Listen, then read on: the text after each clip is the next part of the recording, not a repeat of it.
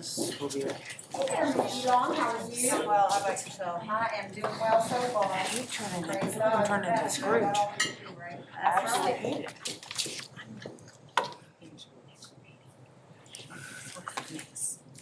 I finished decorating because I said if it's not up there, I'm not going now. You got some chocolate?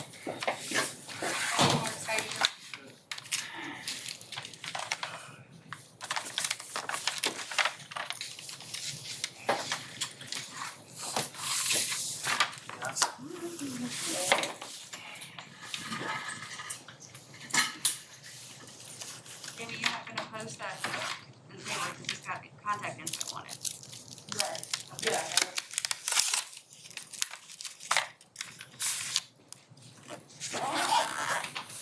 Oh, you Miss Diana. And chocolate always helps. That fixes everything, Thank you. at least for me. Right, I mean, and if it doesn't for you, then, you know, they're just weird people. My husband is one of those, though.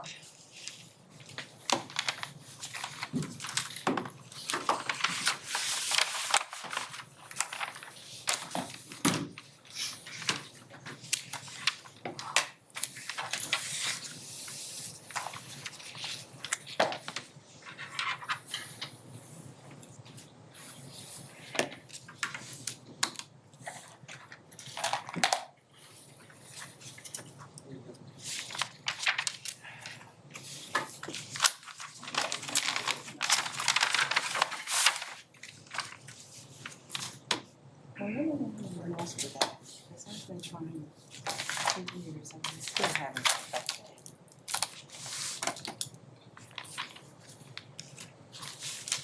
Maybe more, tomorrow, Monday. I've just been telling them to do it and then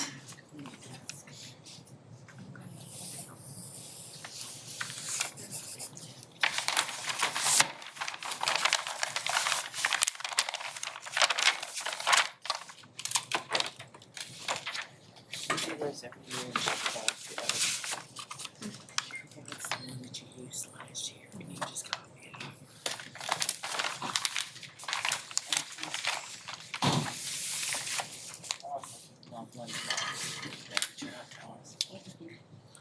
Am I in the wrong place? No. Oh, I just sat down, so I don't know. I just like to make sure. Waiting for Diana to play a trick on me. How's your daughter doing? She's doing great. Thank you for asking. She is doing really good. How about Kevin Thomas? We're working through it. Disease is, you know, he's just compromised, so. Yeah. But he's got a good attitude and he's just had some tough things to do and nothing he can do about it. He's trying to stay healthy and all that. So hard, especially with the case counts going up. Yeah. And he, you know, he's just had some weird reactions, blood pressure, just, you know, his dropped to the floor and, yeah, like high fevers and, Is it or just? well, he's tested him and he's tested negative. I'm good. So they think it's just, you know, from dialysis. But, you know, every once in a while, your body just kind of just hasn't done with this for a while. So it just kind of goes crazy.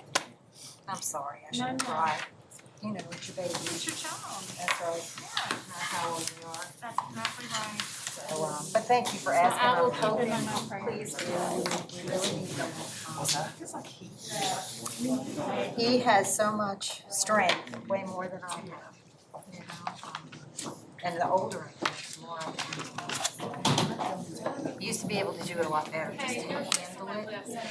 But now I'm always like going to a bad place really quickly. And George is really helpful because she'll give me a dog slap and say, yeah, come on, you know, we don't have, you know, that's not great, but it's not awful. So Exactly, that's hysterical. he's amazing. I mean, he keeps fighting back and fighting back. I don't know how he But I guess you have no choice, you just have to. Just have to dig in and, yeah. Well, I will keep you guys in my prayers. Thank you so much. Holidays and everything. Thank you. Let me know if I could do anything. Just prayers that to get through this. He goes, you know, he goes in these periods, and I really think it honestly is your body is saying, I'm tired, gotta sleep. Oh, good. You just have to react to it. Get my computer coming on here. But it's just hard, but I'm glad to hear your daughter's doing okay. Yes, she is. She's bounced back and finishing up school. So well. Good.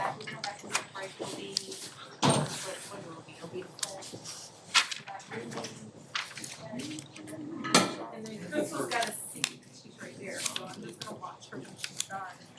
Good start. Right up your alley. It is, okay, it's But also keep them orderly and. like, sit in the car and get a top. Hello. How's it going? Look at you with candy canes. Yeah. Tis the season.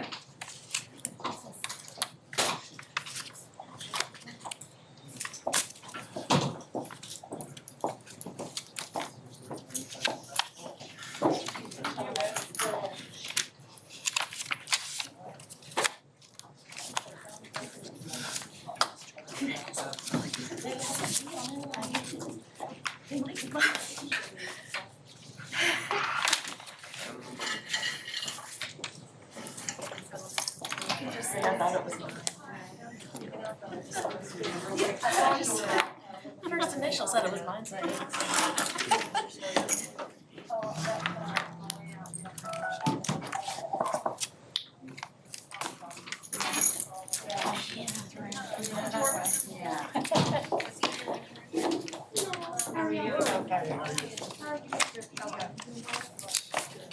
How's your daughter? She's back on her feet and back doing school and How are you holding on? I'm good. The caregivers deserve a star in their crown. She is a little bit independent and, you know, they wouldn't let me in the hospital with her because she's 19. And so finally when we got to Richmond, they let me in, but she just kind of did her thing and she was awesome. So, yeah. But thank you for But asking. I'm glad things are going better. I appreciate it.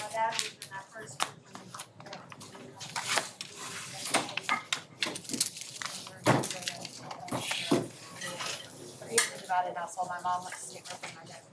I went to high school in North Carolina, so I don't know, but this is what I have now, it's really a lot longer every year.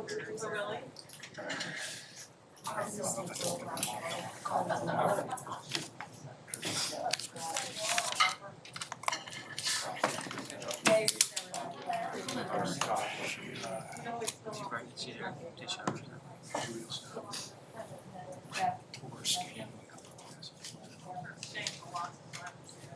Yeah, you'd be surprised, I haven't seen that much, so.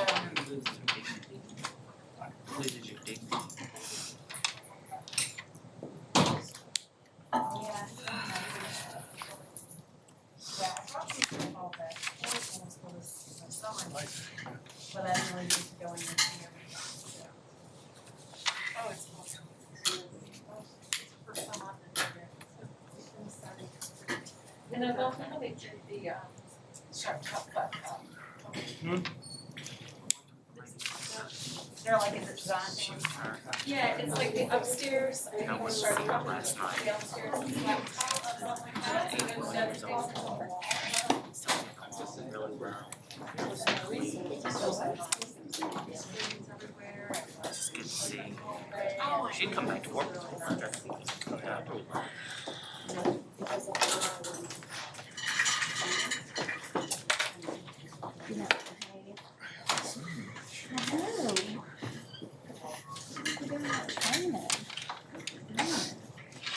The training's to be done for life.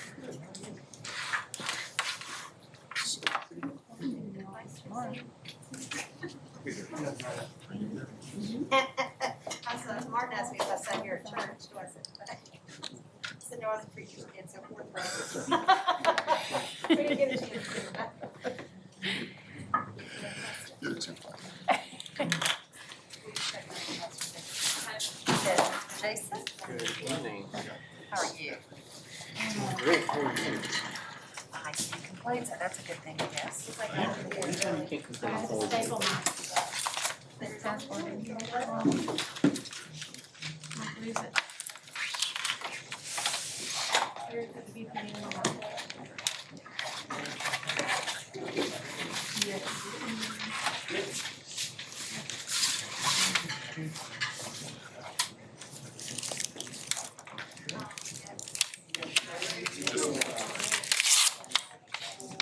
That's dinner.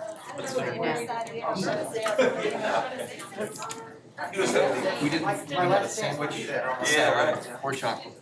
I'll go with I chocolate took the anytime, chocolate. yeah, absolutely. So Dr. Connor. At the same place I am? Hi, how are you? I'm gonna call today, I'll just toss some of fingers on it.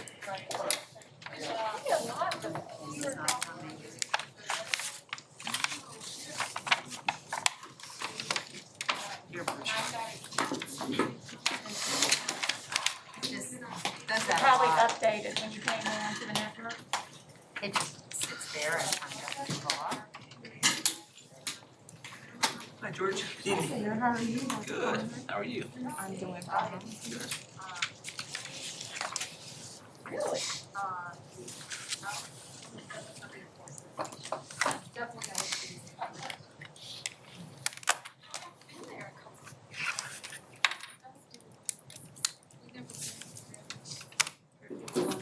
I know of at least 5 students and 2 staff and 2 classes.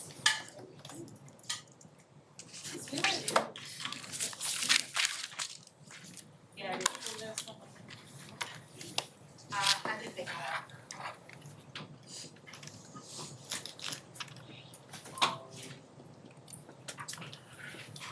What you guys do today? Yep, I'm gonna work on the access program. He keeps all the Only use this here. Okay. With so much time turned on and done now. Okay. Yeah, I don't, my bag. Was the VA gave helpful? Yeah, all of these, yeah, I can't remember if You're not working on that. Okay. I have my agenda and everything, so it's not a huge thing, but, okay, I'll wait out if it doesn't work. Pages in either one. I don't like to read. I didn't know if I was gonna mess up other things, but I figured he could think through all that stuff.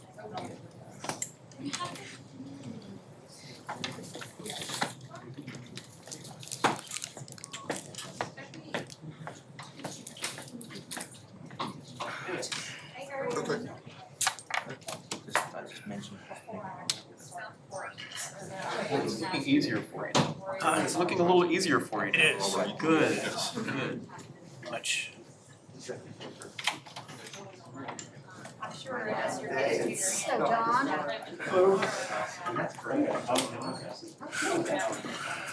I know, right? John, how are you?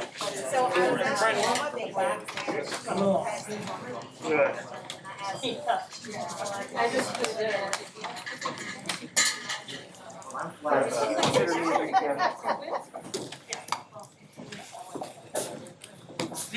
How's it going? You doing all right? Hey, how are you? Hanging in there, how are you doing?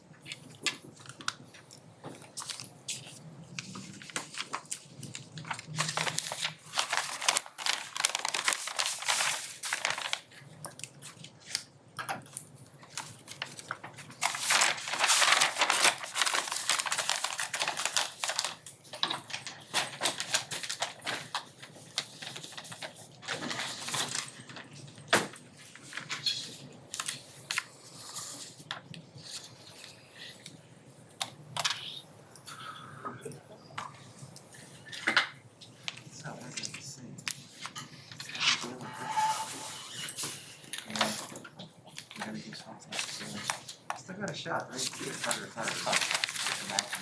Well, we didn't help you guys. We lost to Washington.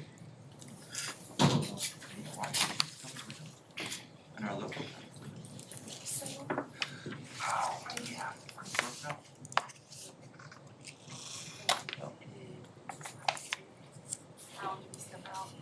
He's big. He is big. He's a big frame. Did he play quarterback in this? He's a beast. He really was. Is it Logan Thomas? Is that his name? Yeah. Oh my goodness. And like, where did he play at Tech? Was he quarterback at Tech? It's too close, people might think it's mine. And then he went to another position Bring for the something more neutral NFL. next time. Heinz Ward for the Steelers was quarterback in college. Oh, really? And he was like the best wide receiver ever. He, I didn't watch the game, I saw there was one, actually took a snap. Oh, really? Played it. I didn't play it. Got good hands. Call the December 10th, 2020 regular meeting of Bedford County School Board to order. Ms. Johnson, please call the roll. Delaney? Here. Mrs. Kirby? Here. Mrs. Hairston? Here. Dr. Hicks? Here. Mr. Hill? Here. Mr. Johnson? Here. Dr. Mealy? Here. Mr. Chairman, you have a quorum. Thank you, Madam. Do I have a motion to approve the agenda? So moved. A motion by Ms. Kirby. Do I have a second? Second. Second by Ms. Hairston. Discussion? Mr. Chairman, Yes. since the participation in winter sports was discussed at the November 12th meeting, I would like to move that we add it as an action item to tonight's agenda. Say that again.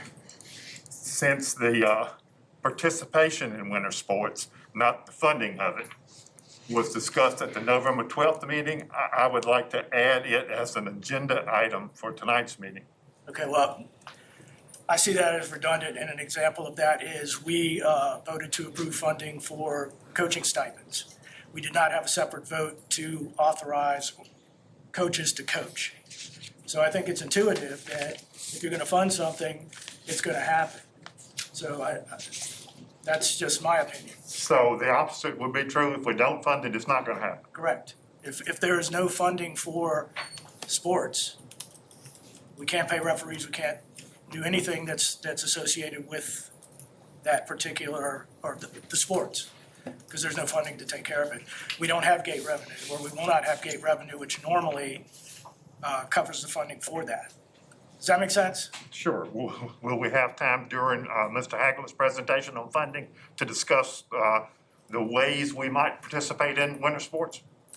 The ways in terms of, Of whether we use the metrics or whether we allow spectators or which level sports we want to happen? well, we can discuss all of that during, as part of the, we can do the motion, we do the second, we do the discussion. And we can certainly discuss anything around the funding of school sports. But when we take the vote, we're just gonna be voting on the funding. We're not gonna be voting on how they will happen should we fund them. That's what I would like to have as part of the agenda tonight. Okay, does anybody, Ms. Kirby? Well, once we do that, and I see what you're saying as far as redundancy, could we, at that point, once we have our discussion, make a motion to amend the initial motion and still keep it as one vote? Well, what we could do is we could figure out, as part of the discussion of funding of sports, do we want to fund them all? Do we want to fund some of them? That certainly could be part of the discussion.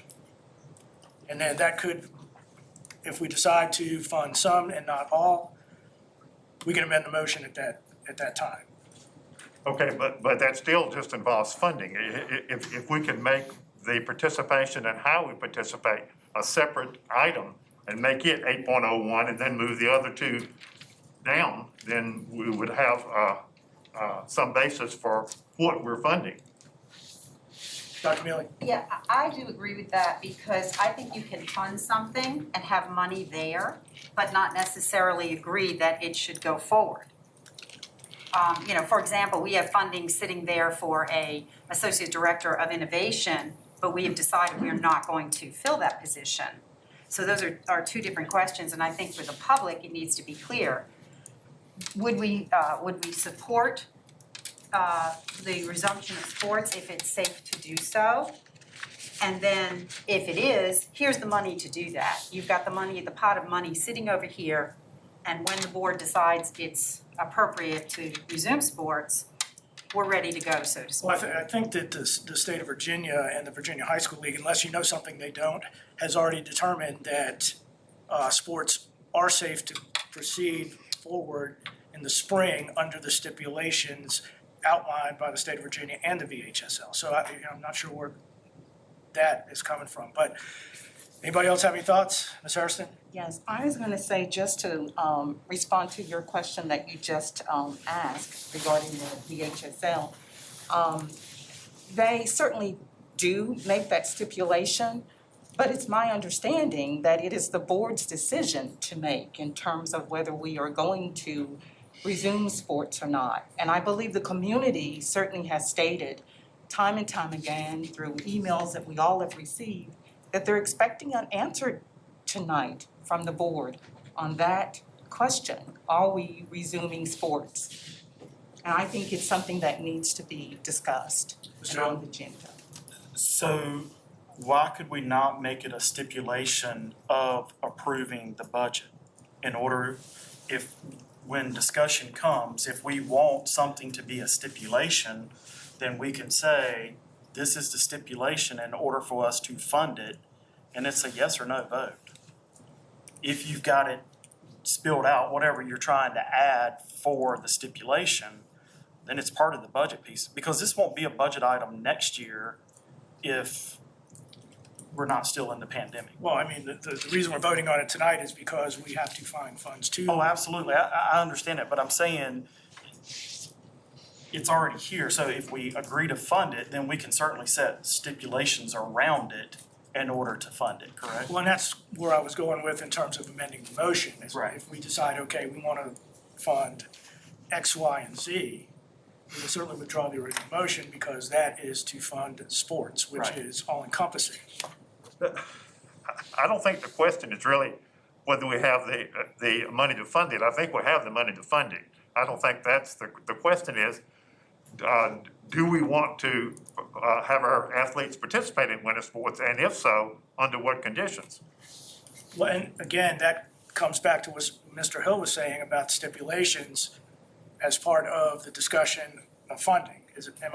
That's what I'm saying, is we can put stipulations around the funding. Why fund it if you're not gonna allow it to happen? So if you're going to approve the funding, then you can set the stipulations to say, in order for us to fund it, these stipulations have to be followed for, and you can say winter sports, fall sports, spring, whatever, however you want to do it. So your stipulations are tied to the funding of the sports. I'm sure. It may be helpful or it may not be, but when Ms. Kirby and Ms. Johnson and I talked about this, we deliberately put item 7.02, which is Dr. Francis' update on VHSL, which will review this point, the guidelines that have been set by the competitive districts, Blue Ridge and Seminole. And I believe it was our thought, the three of us, to everyone's point, that some of these issues would probably come forward in that discussion. So I think the agenda is okay the way it is. If you reserve the right, to Dr. Hicks's point, to perhaps take some action at that point and amend your agenda at that point, or it may be a moot point, because if you're fine with the way everything is, then you can move directly to the funding piece. But if there are some concerns about the way these districts have laid out competition, then you'd have that opportunity to discuss that, and that was our intent, correct, Mrs. Kirby? Correct. So I think. All right, I'm fine with that then. Ms. Johnson? You have any input? No, I'm good. Okay. All right, we got a motion, we got a second. I have one other thing. Yes, Dr. Mealy. I was wondering, could we move the budget process consideration from matters of the board to an informational item? Because it is a great deal of information there. And because we're entering the budget process, I'd like to be able to talk to the board about that and see if we want to consider any of that at our January meeting. Okay, run that by me again. Okay, so we have budget process considerations Yes. under 1001. Can we move that to an informational item? Well, we're gonna cover it regardless. I mean, Okay, I'm not sure so what's to be gained by doing that. just because it was my understanding that something has to be identified as informational before you can take any action on it. So are we good with that? If we are, I'm okay. Well, the bottom line is, any discussion on how we present the budget, how we do the budget, is gonna require input from the incoming superintendent, which means that they need to be part of that discussion. So for us to take action on it before receiving the new superintendent's input, I think is premature. So I think the way it sits right now is good. I think, Okay, so I'm just asking, so in January, if, I wanted to make a motion regarding, do we want to do these certain things? Because it's not, really does not have anything to do with the actual spreadsheets of the budget at all. okay, It but has- again, as I said, I think that the new superintendent will need to should have input on how we do the budget. I don't think that we should make that. We as a board should make that decision prior to bringing the new superintendent into that discussion. No, I mean, have you looked at what I Yes? put out there? Okay, so even like doing something really simple, you feel is, Again, Dr. Mealy, what do you all think? I personally believe that we need to involve the new superintendent in any kind of decision relating to the budget. suppose our new superintendent though doesn't get here until June. Then we can revisit it. Okay, I think it's premature. Okay, I just respectfully, I disagree with that. Okay, well, we have respectfully agreed to disagree. Anyone else? Motion and second. All those in favor, please signify by saying aye. Aye. Opposed? The agenda is accepted as written for the time being. 2022 budget input from board members. We'll go around the room. Let's keep it to 3 minutes. This is really just informational bullet type items so that we can communicate amongst ourselves on what our budget priorities are for the upcoming year. Dr. Mealy? Yes, I will need 3 minutes. I would like to see us, of course, always have salaries for all employees at the forefront of what we do with regard to the budget. So that would be my first thing. The second thing is that I would like to see behavioral health staff, increase our behavioral health staff to include an associate director position with that. And my third is the identification of priorities in the CIP that we can complete during this budget cycle. That's it? Mr. Johnson? Dr. Mealy set the bar now, so clock is running. I went back and forth over step increases and COLAs, and I really like COLAs as well, since that captures everyone at all ends of the pay scale. But I would not be opposed to another step increase or unfreezing a step if the money is there for that. I would also like us to look at compensation for paras, and if we are competitive in that, and if we could be able to increase that pay, because I know our paras are working hard and doing a lot of important work. I would like to see us look at the mental health plan that we approved recently and see how much more of that we could implement in the upcoming budget year. And this is one of my favorites right here, but the personalized learning grants. I've seen the teachers that have benefited across the district from being able to get those grants and do innovative things in their classrooms, and I would like to see us maintain that funding in the upcoming budget. Thank you. Dr. All Hayes? right, my priorities are for 21-22 are employee compensation and adequate staffing. As far as compensation, my first choice would be the regular salary scale step increase, plus at least one salary step restoration, plus a COLA. I think the COLA is important because it would benefit first-year teachers and top-of-the-scale teachers, where the other two would not. If not enough money, for that. My second choice on compensation would be a regular step increase in COLA. And if that's not possible, then if we could only do one, then the regular step increase would be, what I would choose. I would also like to see no increase in health insurance premiums if our self-insurance fund is in good enough shape to handle that. As far as staffing, I think this will depend a lot on whether we continue with some type of virtual instruction, even if we are back in school 5 days a week. And just to accommodate that possibility, I would suggest staffing at the same level that we currently have. That's all. Ms. Garvey? There are a lot of priorities, of course, but the ones I thought of the other night, I would like to see a higher pay grade all around for paraprofessionals, secretaries, custodial staff, maintenance staff, cafeteria workers and bus drivers. I would like to see the steps go beyond 30 years or some way, when somebody maxes out at 30 years to still make them eligible for steps, whether they have to go to another column or however that's done. I would like to see the step increases to go up to 3%, and then also a restoration of the COLA. And during all this talk of sports and funding, somewhere along the lines it was mentioned that what we give to the schools for their sports program has not increased in years. So I'd like to see an increase to that. And something I've asked for, what is this, 5 years now? To have a outside maintenance crew, a mowing crew for each zone. Have one for Stanton River zone to handle all the Stanton River schools, Forest and Liberty.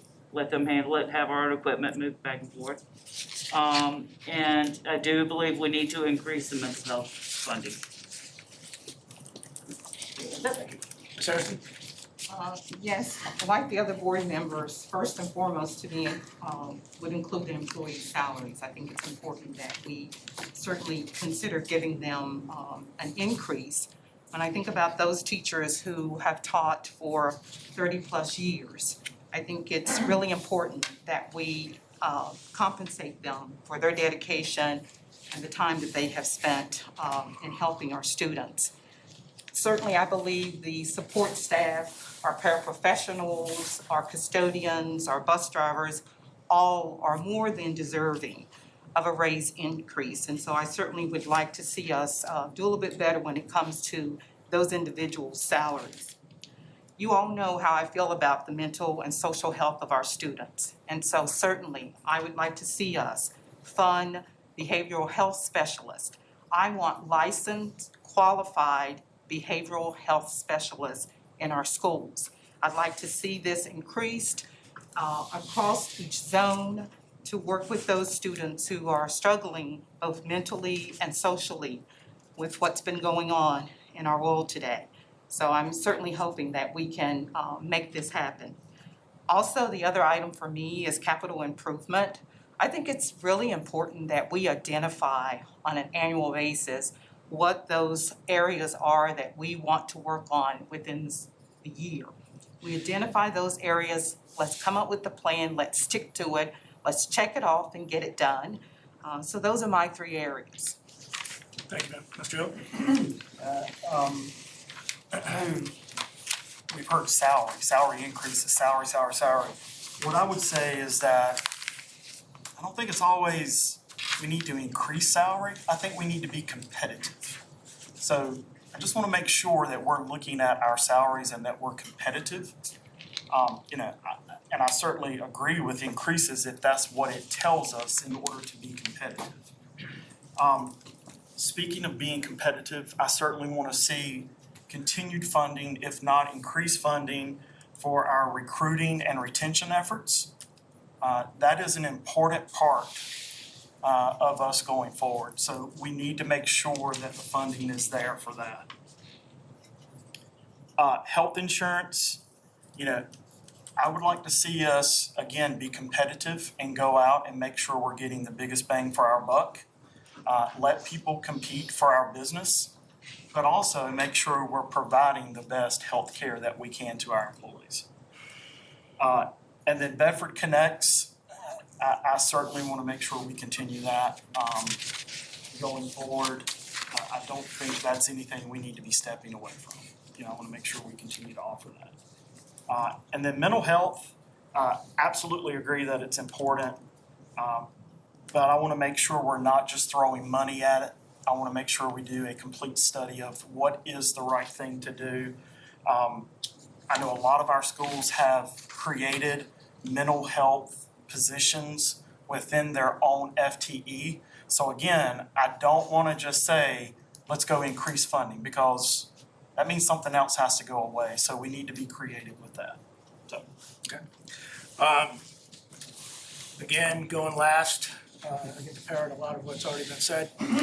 Employee comp at all levels, I'm talking from custodians all the way up to, and I think our most longest serving teachers we need to do better by them in terms of their compensation, because they're not getting the benefits of step increases. I mean, they're topped out. We need to do something for them. Adequate staffing, we need to make sure we've got the correct numbers of folks. We need to make sure that we have top quality folks. That goes into the recruiting and retention. And the mental health, yes, especially with the social isolation that we're dealing with lockdowns and the lack of socialization that many of our students are experiencing right now. We need to provide adequate social, emotional outlets for them. That may look like counselors, that may look like sports, that may look like theater, that may look like chorus. So we need to take a holistic approach to the mental health aspect, not just look at the counselors, but look at it holistically. So that's all I've got.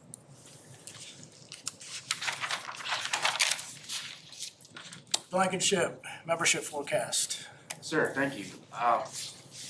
Much like everything else in 2020, this report looks a little bit different and feels a little bit different. We are seeing a decrease in membership, and the second attachment actually is from the state, and this is nothing that the whole state's not seeing. I mean, they're down over 38,000 students in the state.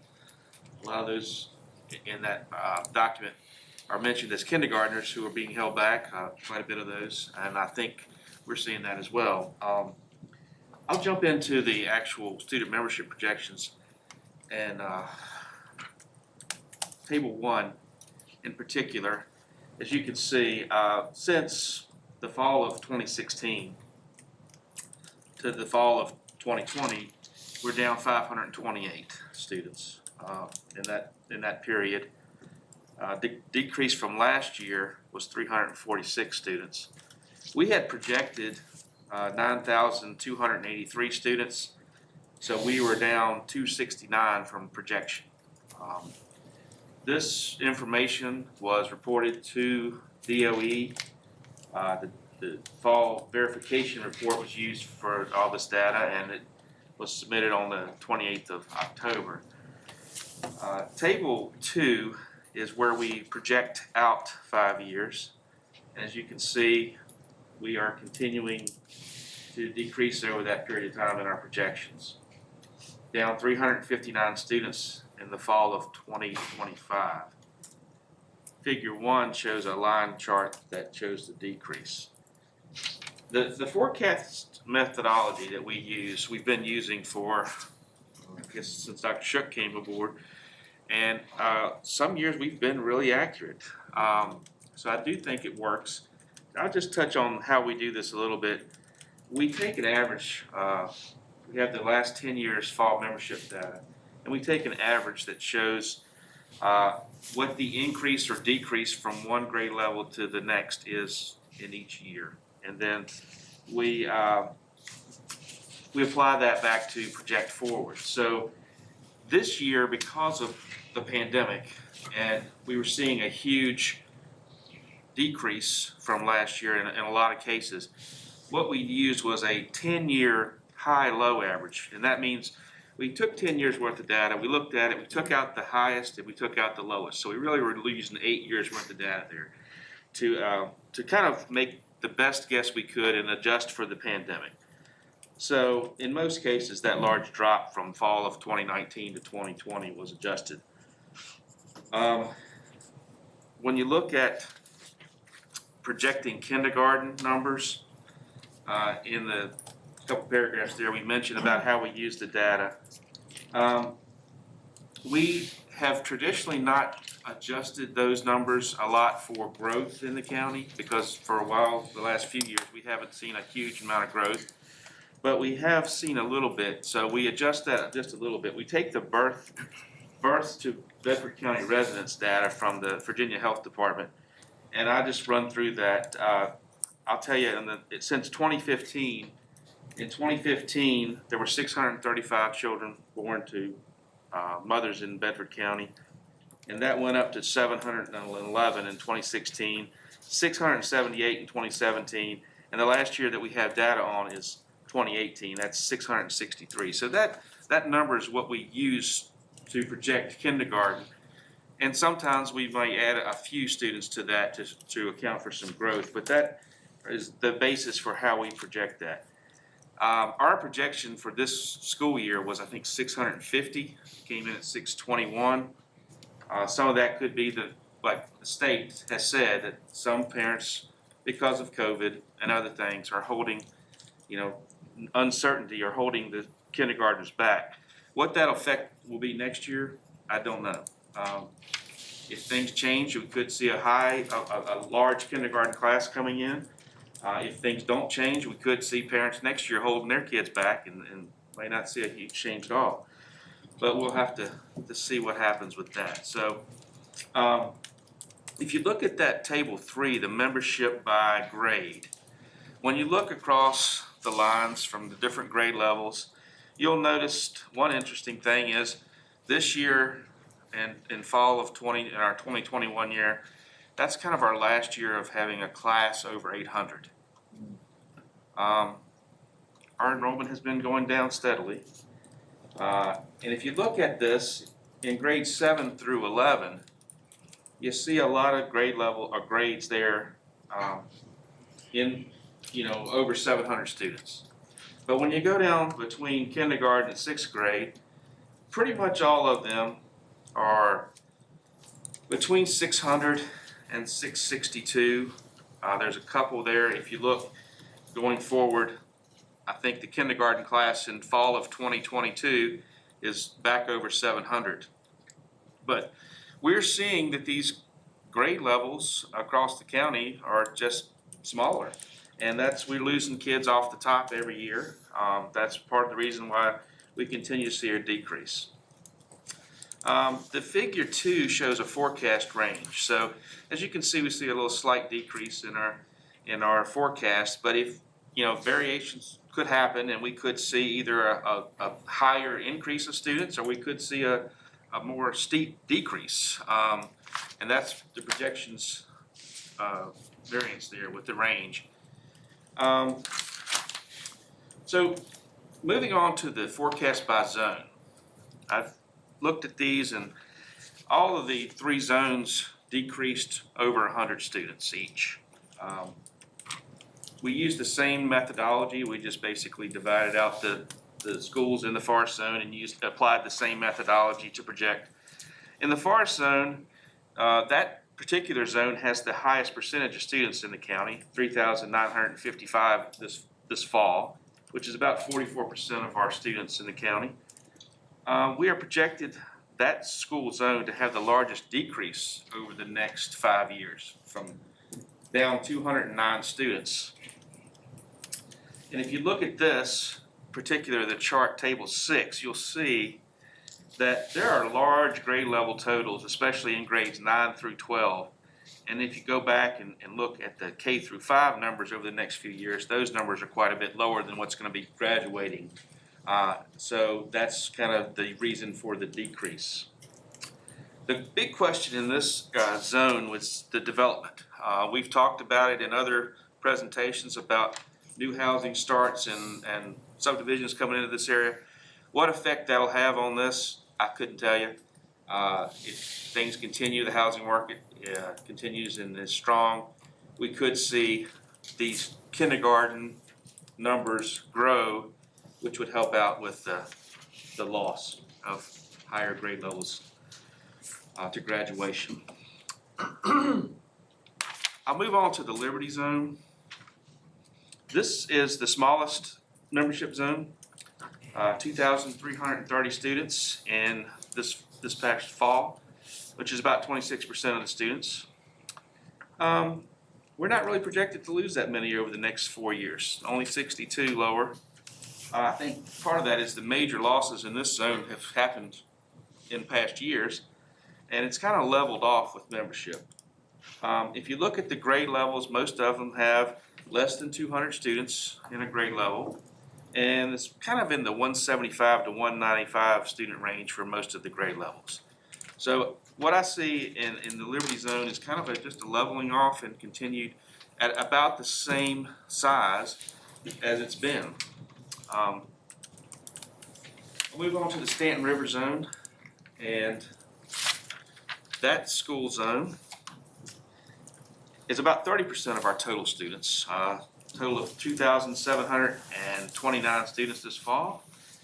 It's projected to continue to decrease over the next 5 years. If you look at 2016, 2017 in Table 10, that we had over 3,000 students in the zone.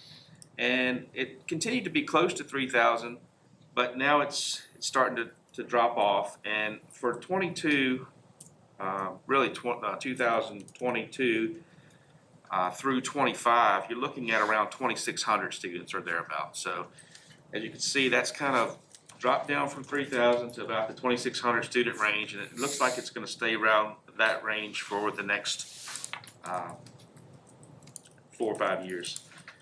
Now, usually at this point, I would say a 1-year forecast for the schools. I would present to you each school and the number we expect by grade level for next year.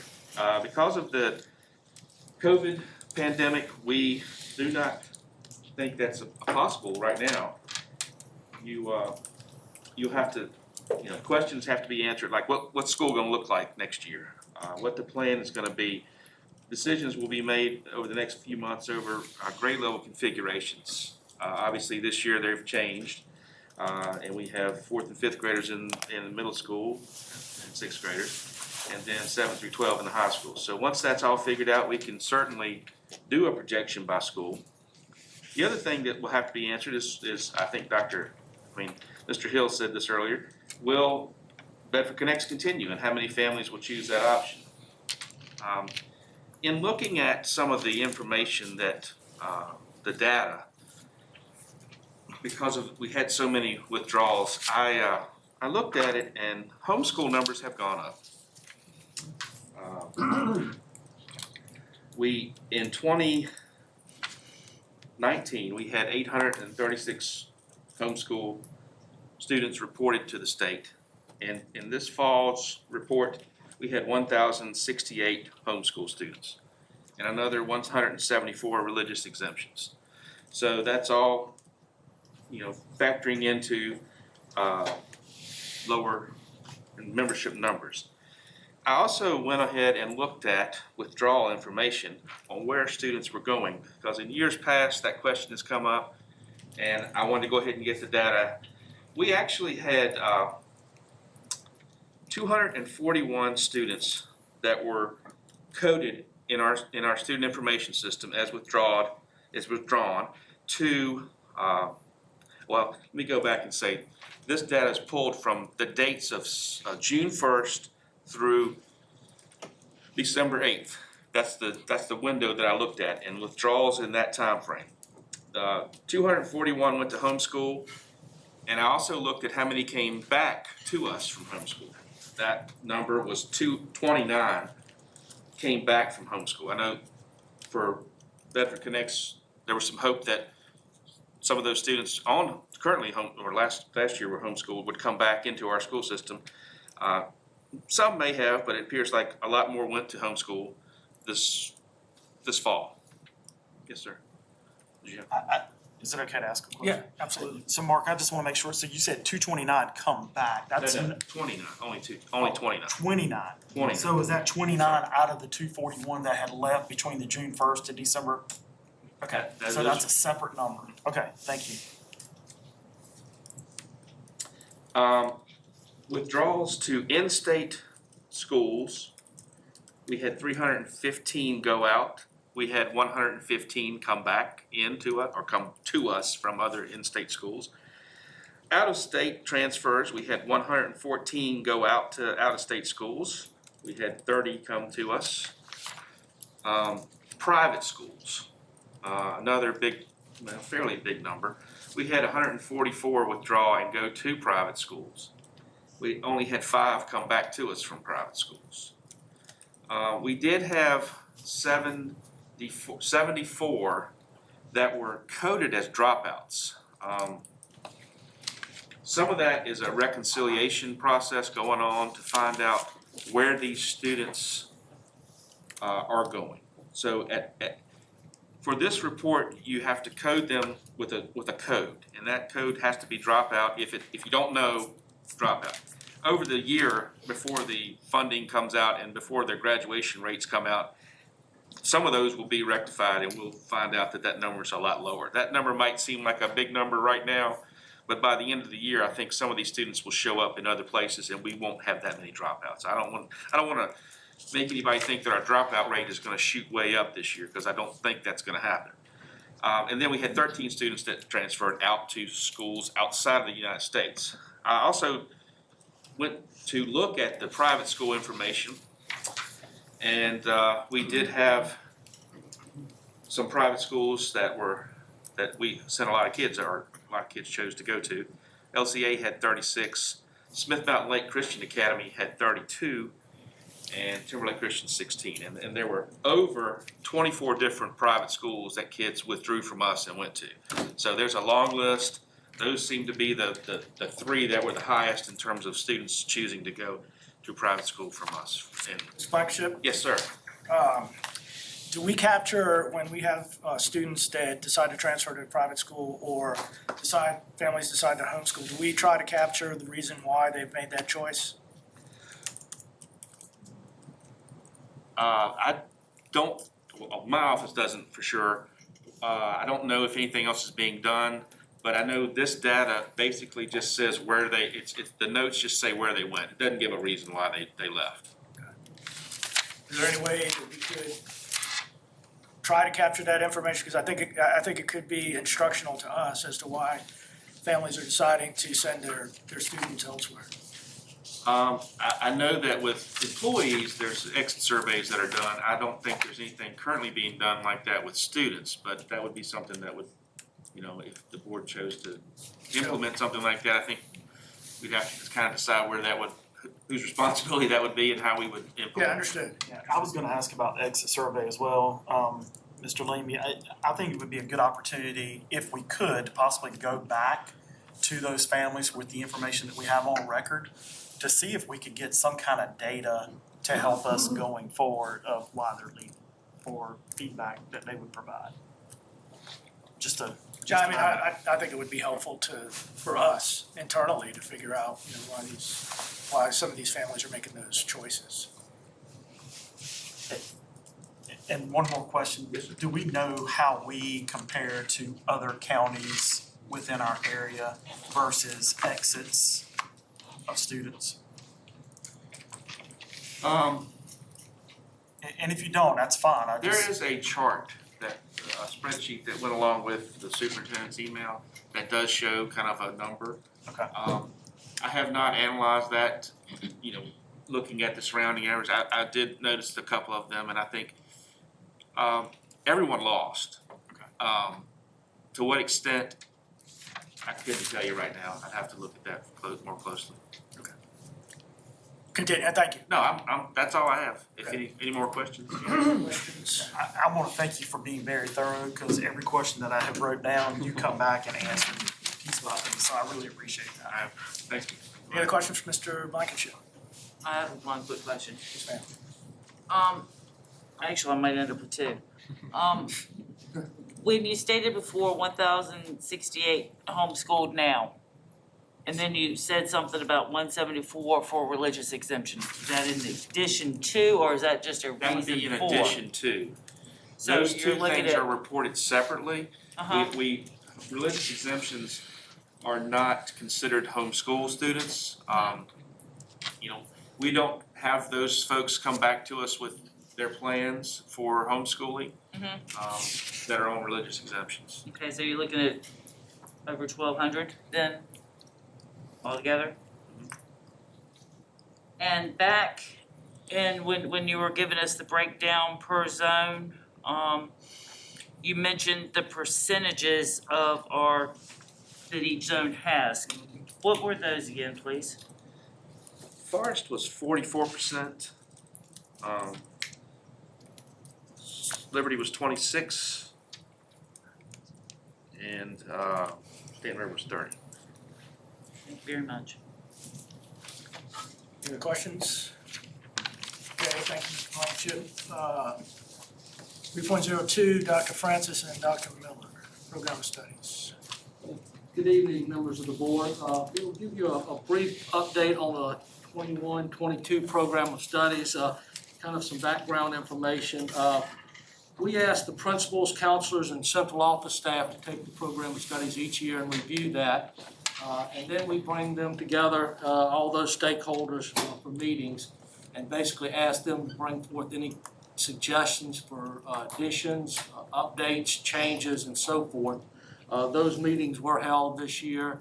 And then what we do is we send out a updated draft of those changes to the principals to have them review to make sure that we've captured all of the updates or changes and so forth to the Program of Studies, things that they bring forth to us. And then, as I said, we get that typically out by the beginning of January for the principals and the schools to use for scheduling. I will let Dr. Miller kind of update you on the elementary portion of the Program of Studies. I will then go through anything on the middle school, high school portion. All right, so good evening. Regarding the elementary program of studies, we had personnel from all three zones come in. It was basically decided that the current program of studies is meeting the needs of our elementary students. So although there were some minor grammatical and formatting corrections, but there were no big changes to the programming. Currently, we do have Head Start as part of the program of studies. This year, they were not in our schools due to the COVID situation and some funding with LNCAG, but we left them in there hoping to continue that partnership for the 21-22 school year. Right. I'll be happy to give an update on the middle and high school. We did attach some updates to three of the big areas. New courses. We added 4 new courses this year for a variety of reasons. And as I said, we have the principals bring that forward because they have to ensure that they have staff to teach the courses and so forth. So the introduction of culinary arts was really a program to expand our culinary art program at Susan Gibson, and feel like we can add more students and touch more students that way. The biotechnology and the greenhouse plant production courses are another, pathway in agriculture. You have an animal pathway, and this is more of a plant pathway. So that allows students to take a different pathway, and staffing is available for that. And the technical theater stagecraft 2, by adding that second year, we can make it a sequential elective. So many students, if you took Theater 1 and Theater 2, that's a sequential elective. We did not have that option for stagecraft, so by adding this, that will meet the requirement for students having a sequential elective. So stagecraft now can meet that as well. So some updates and revisions. We now have college chemistry at one of our campuses, and so we added a course description of that dual enrollment chemistry class. We also added a description of the dual enrollment U.S. government course. A significant change to the African American history course, that's based on the revisions of the DOE. And one of the things that we talked about in our meetings was really principals getting that word out, that this is a new course and it's got some really, I guess, cutting edge things that are involved in it with the modules and some of those type of things. So that's something that will be shared with students as well before they register for courses. We did add Algebra 1 Part 1 and Part 2 course descriptions. We'd reference students can take those courses and you break it up into 2 parts, but we did not have course descriptions.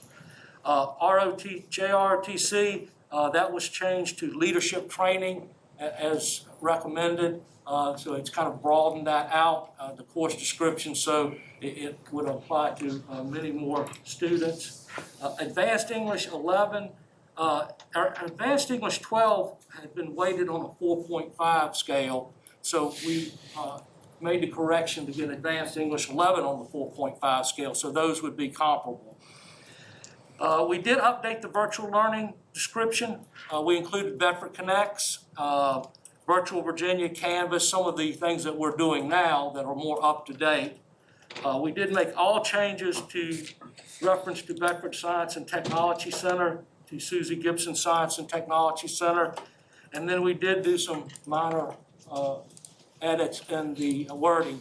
Example, any place that referred to a guidance counselor, we changed that to school counselors. So we received a lot of input from schools and so forth about any of those wording, minor wording edits that we would need to do. Dr. Francis, just one question for you regarding the course update on the African American history. I know that the BDOE had offered some professional learning and training for teachers with this new update, and I'm just wondering if our teachers have had an opportunity to participate. Yeah, we shared that. We anticipation that we knew this was going to happen. I think one of our teachers, I believe, Mr. Long, did maybe work with that as far as at the state level possibly. So we sent out the updates which provided professional learning opportunities for teachers in that area. So anticipation that we would be teaching this course next year. And as I said, we feel like we need to advertise that, get the word out to the students so that they know that option is available. But as for teachers, how many would you say have participated in? That would probably be a Dr. Calvert. They track that, but you know, typically you would have one teacher at each of the high schools that would teach that course. Can Dr. Calvert, do you have that I do information? not have the names in front of me. I believe we had one at each high school, but I'd have to check on that. One at each high school? I believe so. I'm not positive, like, as far as the names or anything, but I can check. Okay, I would appreciate it, thank you. No problem. Mr. Johnson. Thank you, sir. I have 2 questions.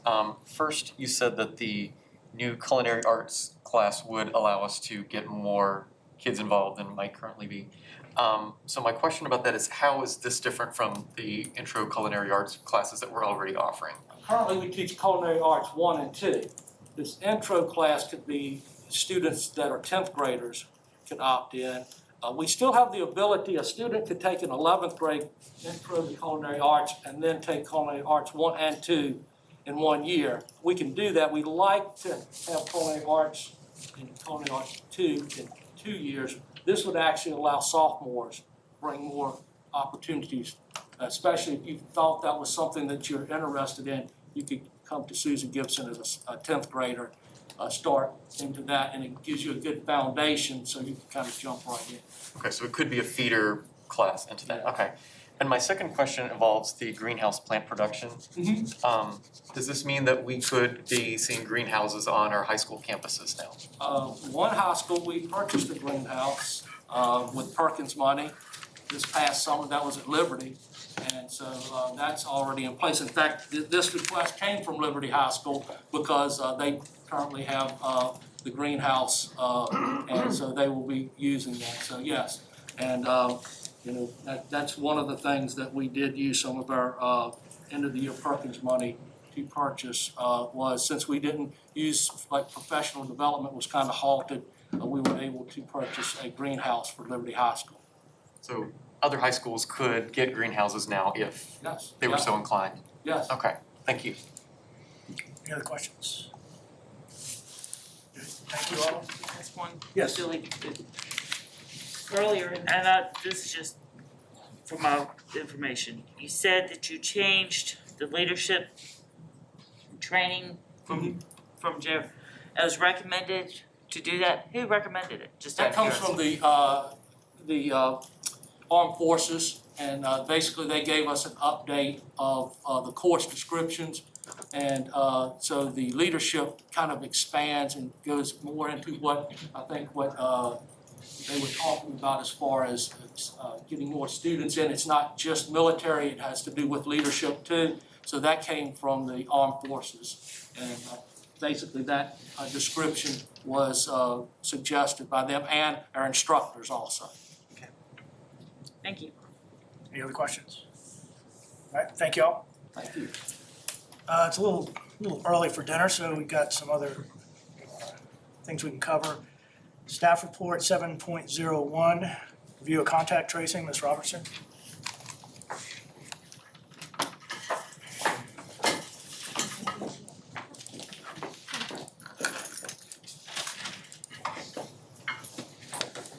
Good evening, everybody.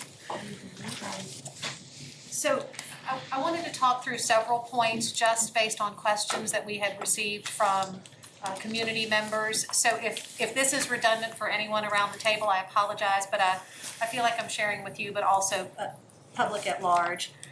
I want to talk a little bit about just the contact tracing process in general, clarify the distinction between how we post what is a community versus school transmission, information about HIPAA and protections and the privacy rule, clarify when we make school quarantines, and then share some data about the process with you. So as you know, our school nurses right now are working to provide contact tracing. They were all trained and work daily through our liaison, Mrs. Patricia Knox, to communicate with the Virginia Department of Health Epidemiology Department. When we received notification of a positive, and I will tell you my first point of celebration with this process is that we know about our positives. We're not hearing from Virginia Department of Health. We are hearing from families or staff immediately upon that notification, so we're able to act very quickly and we don't have any lag in communication time. So from the point of time that one of our designated health professionals receives a verification of a COVID positive test, they immediately begin that contact tracing process. Now, obviously, if that is a child, that contact tracing is going to be coordinating delicate questions with teachers to identify activities of the classroom, to review schedule, to review case rosters without disclosing names of the individual student. If it is an adult, we engage in the contact tracing process with the adult. If it's a child, we also include the parent in the contact tracing process. So in identifying that contact tracing, an individual who is tested positive and identified for isolation is going to be asked the date and the nature of symptoms in terms of onset, when they receive their test result, if they've had any community travel or participation in events through community or work, so that we can also identify if we need to do additional contact tracing outside of the school environment. To identify family configuration and requirements during isolation. And what we mean by that is nurses will talk with an individual about, do you share sleeping quarters, sharing bathrooms, things that would guide individuals to understand the impact in their immediate living engagement. We discuss physical distancing during the time, 48 hours prior to your initial symptoms. Were you in close contact with anyone, meaning less than 6 feet for cumulatively more than 15 minutes, and that is with or without face coverings, to gather as much information as we can. Then during that isolation, our nurses are also providing periodic check-ins to the individual that would be in isolation. And during the conversation, contact tracers are trained in very specific language, which is your discussions are confidential and private, your name will not be shared with those that you have indicated you've been in contact with. We will only notify the individual of the nature of the exposure and provide information for their recommended quarantine. Okay, so then we begin notification of quarantine. Once we've handled the isolation and contact tracing, we provide notification of quarantine. As I'm sure you are aware, we did receive the same updated guidance with regard to quarantine. So we are following the VDH and CDC guidelines that 14 days is always desirable. However, if an individual is symptom-free for 10 days, they could return to activities, or 7 days with a negative test. And I want to be clear that that is a viral test, not a rapid test. That's they can return 7 days with that viral test, as long as that test was 5 days after the exposure. So we share that information with families as requested. But one of the important aspects of our quarantine is that, again, we have a nurse providing that health consultation. We are advising them about which symptoms to watch for. And that's especially critical because the further we go into this pandemic, we're realizing that children present with a very different profile of symptoms than adults. So they customize that discussion based on their targeted recipient. They give directions for health monitoring, symptom assessment, and also identify in the quarantine period is that individual who's under quarantine living in a household with anyone that has increased risk due to health conditions. So they have discussions about how to mitigate even living within the home under quarantine. And then if it's a staff member, they would also discuss the duration of, our staff discuss the duration of quarantine, but with staff, they give them the HR guidance on how to access the necessary information. So that's a brief overview of the process. I'll move now into that, something that I have received some questions on, and I think it's important to clarify, that community versus school transmission. I think I want to be clear in that many of us, if we have been exposed, couldn't identify where that happened, or there's not always a clear answer. But in working with the VDH epidemiologist, indicating a community versus school transmission is really a point of understanding the contact tracing process. So if I tested positive and I identified Mr. Hagler as a close contact, and he became positive, that would be a school transmission because contact tracing has identified we were a clear point of contact. If I test positive and I identify Mr. Hagler as a close contact and he never is identified as positive, but Dr. Francis is identified positive 3 days later. If either Dr. Francis nor I have indicated that we've had any close contact, that would still be considered a school transmission, a community transmission, even though we might work in the same school. So I think it's important for everyone to understand that we are not implying there's no way an individual acquired something from school or otherwise. That is a direct guidance from VDH and their epidemiology profiling that we have to be able to make a specific contact when we indicate a clear transmission point. My next point to clarify is just disclosure. I know people are frustrated sometimes when they feel we are not disclosing information that they feel is required. But I think it is important to understand that even when we are working with contact tracing to notify close contacts, if I was the positive and I identified Mr. Hagler, he would not know that that name came from me. He would only be told that he had had an exposure, not an exposure to Beth Robertson. So we never disclose the name or specific details of the individual. And now, I have the right to tell whomever I want, but we don't have that right as an employee institution. I think often when we're thinking about HIPAA, individuals assume we're speaking of medical records. There are two prongs to HIPAA. There is the privacy rule, and then there is the security rule. The security rule is really about records and those things and who we can disclose record information to. The privacy rule really goes down to even those details of how a doctor's office conducts itself in a waiting room, that you can't provide any information that would disclose health information about an individual. So for instance, if a nurse came to the door and said, Mrs. Robertson, they're ready for you in cardiology, she has disclosed information about me. Or even if she looks at me and says, cardiology is waiting for your EEG, EKG, she has now disclosed something about me, even if she doesn't use my name in the waiting room. So part of what I want to communicate to our public community and respectfully to the board is to understand that it's not just our nurses that are operating under HIPAA provisions as healthcare professionals. The moment we as an organization started to bill Medicaid for provision of services, our organization became a HIPAA-governed organization because we are transacting records electronically with a third party. So all of that then brings us under those HIPAA guidelines. So I do hear that it is frustrating sometimes that communities feel that we are not disclosing as much information. However, we are disclosing as much information as we can to keep people safe and to do the work that we're doing and adhering to both the professional standards of our health professionals who are licensed by the Board of Health Professions and not Board of Education, but also with those HIPAA standards. My next point was just to clarify for you, because I think I have received questions. When do we make decisions about closing schools?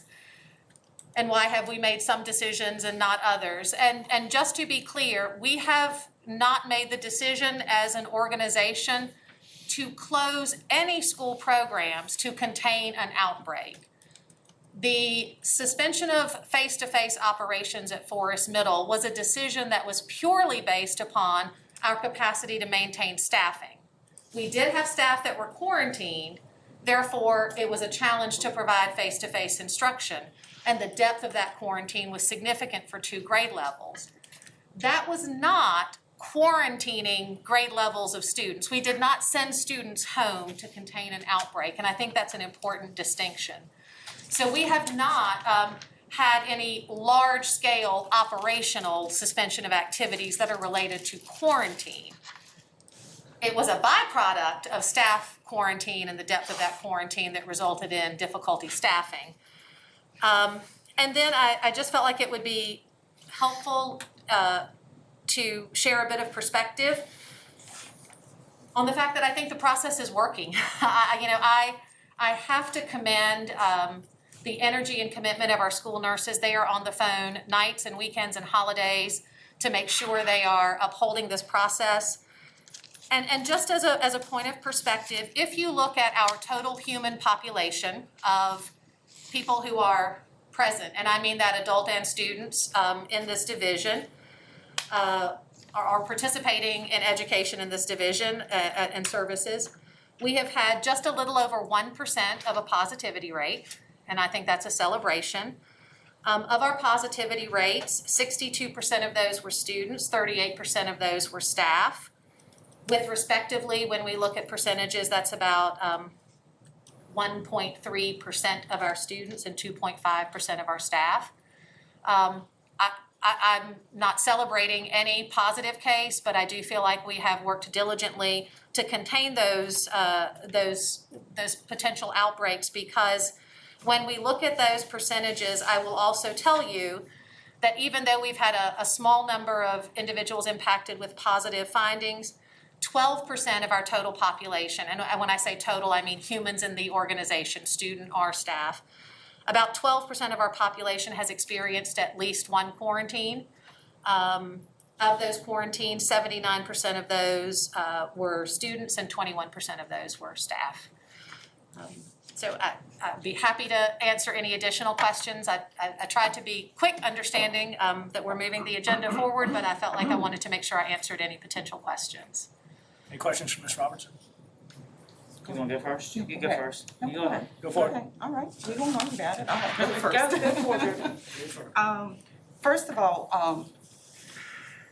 I just want to commend the nurses and Mrs. Robertson for all the work that they have done and that you and your team have done as well. So my question, in looking at this week's information that's on the website already regarding the number of positive cases that we've had this week, and correct me if I'm wrong, but it looks like that we've had a total already as of December the 9th of 19 positive cases. Am I correct on that?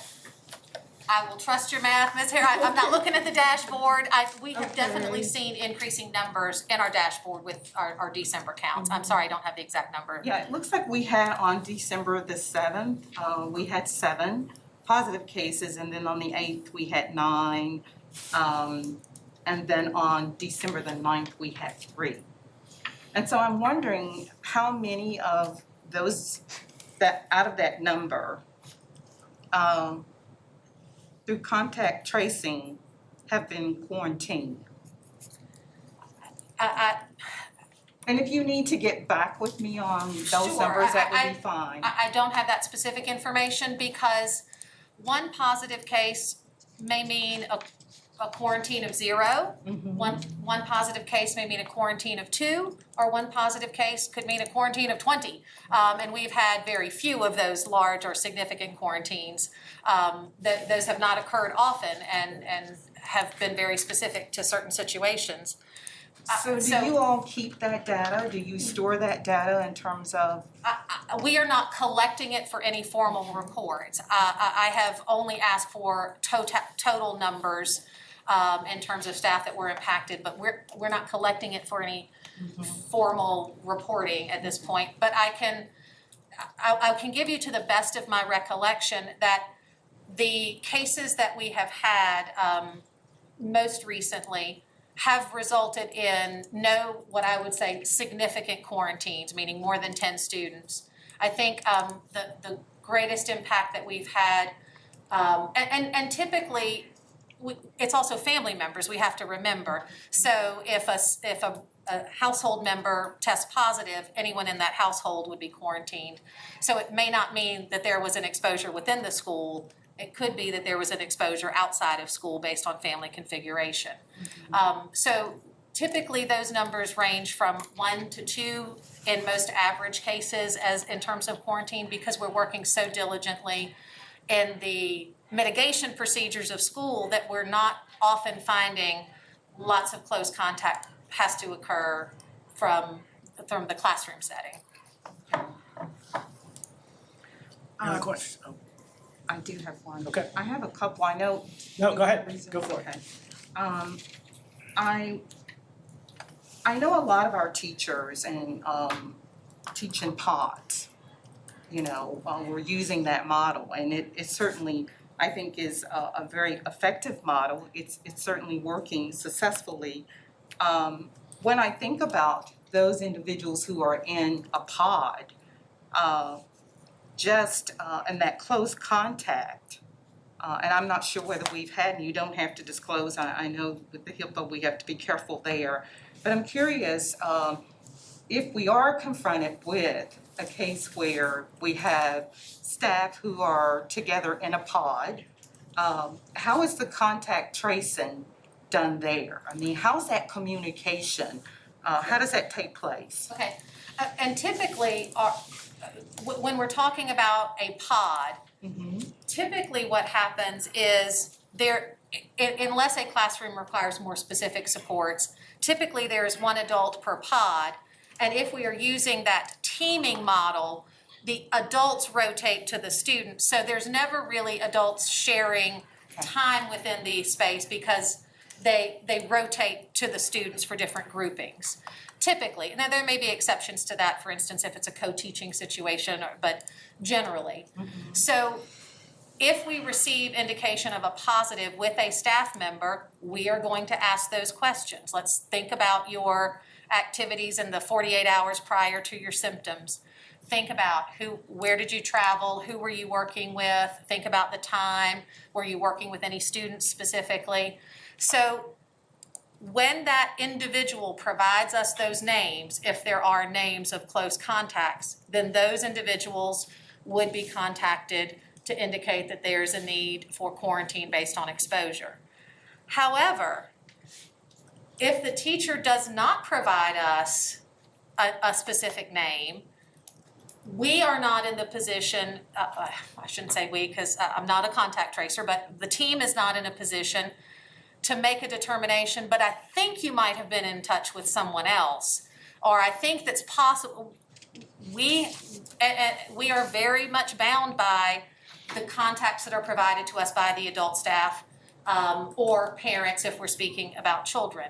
I will say, we were very diligent in reminders with administrators and an LTP communication that for this very reason, it's absolutely critical that teachers maintain an awareness of their daily schedule. They maintain an awareness of who they interact with, keep rosters if they're working with any students individually or small group, that it's absolutely critical that when they're interacting with their staff mates, they try to limit those interactions in terms of time of exposure, making sure we increase distance. And we also provided reminders on, if you are sharing a workspace, everyone has a responsibility to clean in front of and behind themselves. We have stocked supplies. I know we routinely make that a habit.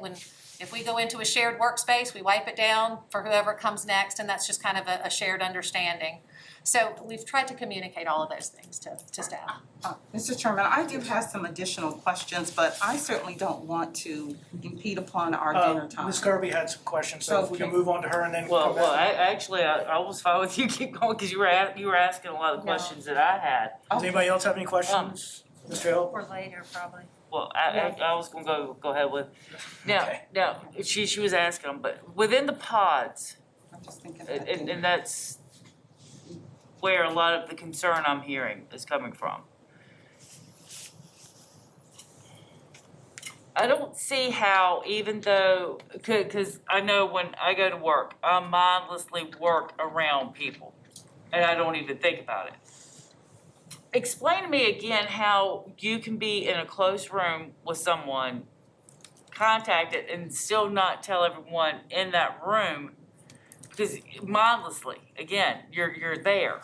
And I would think that they would need to be identified as, or told as well, to be warned. Well, if they have not been within 6 feet of distance cumulatively 15 minutes in that period, then they're not considered a close contact or exposed. So if we were to leave this evening, you and I, even though we were occupying the same space, would not be considered a close contact because of the physical distance between us, even though we were together in the space for more than 15 minutes. So we look at duration of time together as well as physical distancing. And then, of course, we would examine if there are any other concerns, like was the mask use inconsistent, or was it worn consistently during that time? Because even if we had communication that it was greater than 6 feet and it wasn't 15 minutes, if there was a contact that was shorter where maybe face coverings weren't used, the contact tracer may indicate that that's an exposure, and that's an in-the-moment kind of discernment. I can't speak to a hard and fast rule because they're gathering information. But it really is qualifying that duration of time. And again, in terms of being in the same space, we've given very clear guidance that materials aren't to be shared. You are to clean behind or clean before or behind. So, we're in work situations, even here, where we're sharing space, but it's not simply being physically in the same space. It's within that distance barrier that comes into play, the less than 6 feet of distance. But what if you have, I'm sorry, I'm Ms. sorry. Harrison. But, okay, you're in this same pod, and I understand that you're providing the tools necessary to sanitize pencils, staplers, whatever. But of course, rush of the day, that's not, but again, you're back in this same pod, and you have 2 people now that have contracted it. And the second person wasn't notified that they could have potentially been exposed, so they contracted it. And then it keeps going around this pod. So why isn't that considered an inside transmission? Because it's evident. Well, candidly, we've had situations that involve pods and many other situations that we haven't seen that same type of spread.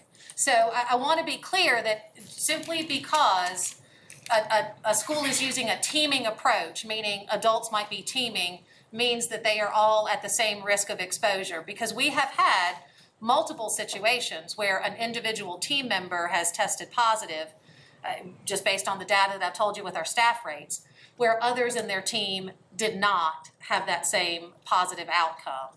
So it's not simply being in a team. And I do want to say, as I said earlier, if I as a team member identified Mr. Hagler as a close contact, but I felt strongly that I wanted my other teammates to know, I can tell them that. An individual can disclose their protected health information to any extent they choose. But if they choose not to do that, I think it's very clear the standard that's been set for us as a health provider at that point. Any questions, Ms. Kirk? I'm getting there. All right, well, can I come back to you? Yeah, yes, please. So, Ms. Robertson, if teachers have to go in quarantine, and we may have covered this, so I apologize if we have. If we, not just teachers, but staff, Yes, sir. if we have to send them to quarantine, how are they paid? I'll let, I could, Family First cares, but I'll let Dr. Connor respond to that. Yes, if they're quarantined, first of all, the medical professional determines the duration of the absence for the employee, okay? When the employee returns, there is federal dollars, the Family First Coronavirus Act. They can actually apply for up to 10 days of paid leave. So they fill out that paperwork when they return, because oftentimes we anticipate a return on a certain date, but it's not always that exact date. So when they return, they fill that out. So what we do is actually those individuals put in sick time when they're out. And then upon return, they fill out the paperwork's approved, and we return those days to the employee. So they're generally not losing any compensation during that time. Okay. So they're having to file for sick time. Well, they're just putting in the system as I'm out sick today. Okay. But then there's a document for them to fill out. Is it easy to fill out? Yes. Time consuming? Okay, so. Very okay. All right, good deal. And, excuse me, and everyone is aware that they are to do this? They're very aware based on, we do get a lot of, yeah. Well, It's on our website that we have discussed it and made it available, yes ma'am. Okay, and if I'm not mistaken, then that covers up to 14 days, is that correct? There are 6 reasons that are related to the Coronavirus Act. 5 of the 6 max out at 10 days. There is one that actually can extend up to 12 weeks. That's reason 5 that deals with a school or a childcare that's closed due to COVID-related issues. I think just generally the distinction between that 10-14 is typically you've got weekend time in there that Sure. staff wouldn't be submitting. That answers my question. Ms. Harrison? Just a couple more questions, Mrs. Robertson. You spoke earlier about if a staff member has been tested positive, when they return, they must have another test done. Is it? No. No, okay. No, I'm sorry, the shortening of the quarantine period. Okay, There was a recent announcement that quarantines have historically been that 14-day quarantine period since your exposure to the positive individual. okay. The change to those procedures said, again, it's still recommended 14, but if that were to be a hardship, it could be 10 days if that quarantined individual has remained without symptoms. So I was not in isolation, not a positive person, but a quarantined person, Okay, okay? And a quarantined person could return within 7 days if they had a viral test or a protein-based test after day 5 of exposure. quarantine, Of quarantine. That does not apply to individuals in isolation. okay. Isolation is when you're positive. It's the quarantine when you're just a contact or an exposure. So a positive case, are they required to have it? No, They are not, okay. No, what they do is they work with their contact tracer to identify the first date that symptoms were present. And working with that contact tracer, they will then identify what would be their first eligible date of return. However, as Dr. Connor said, that may not be the date of return if they remained symptomatic or had increasing complications. So the nurses maintain communication with the positive individual to make that determination.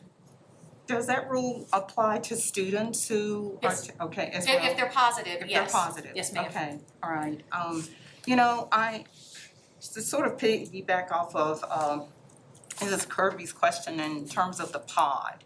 I mean, I certainly have had staff members over the years that have worked very closely together, and certainly in a pod.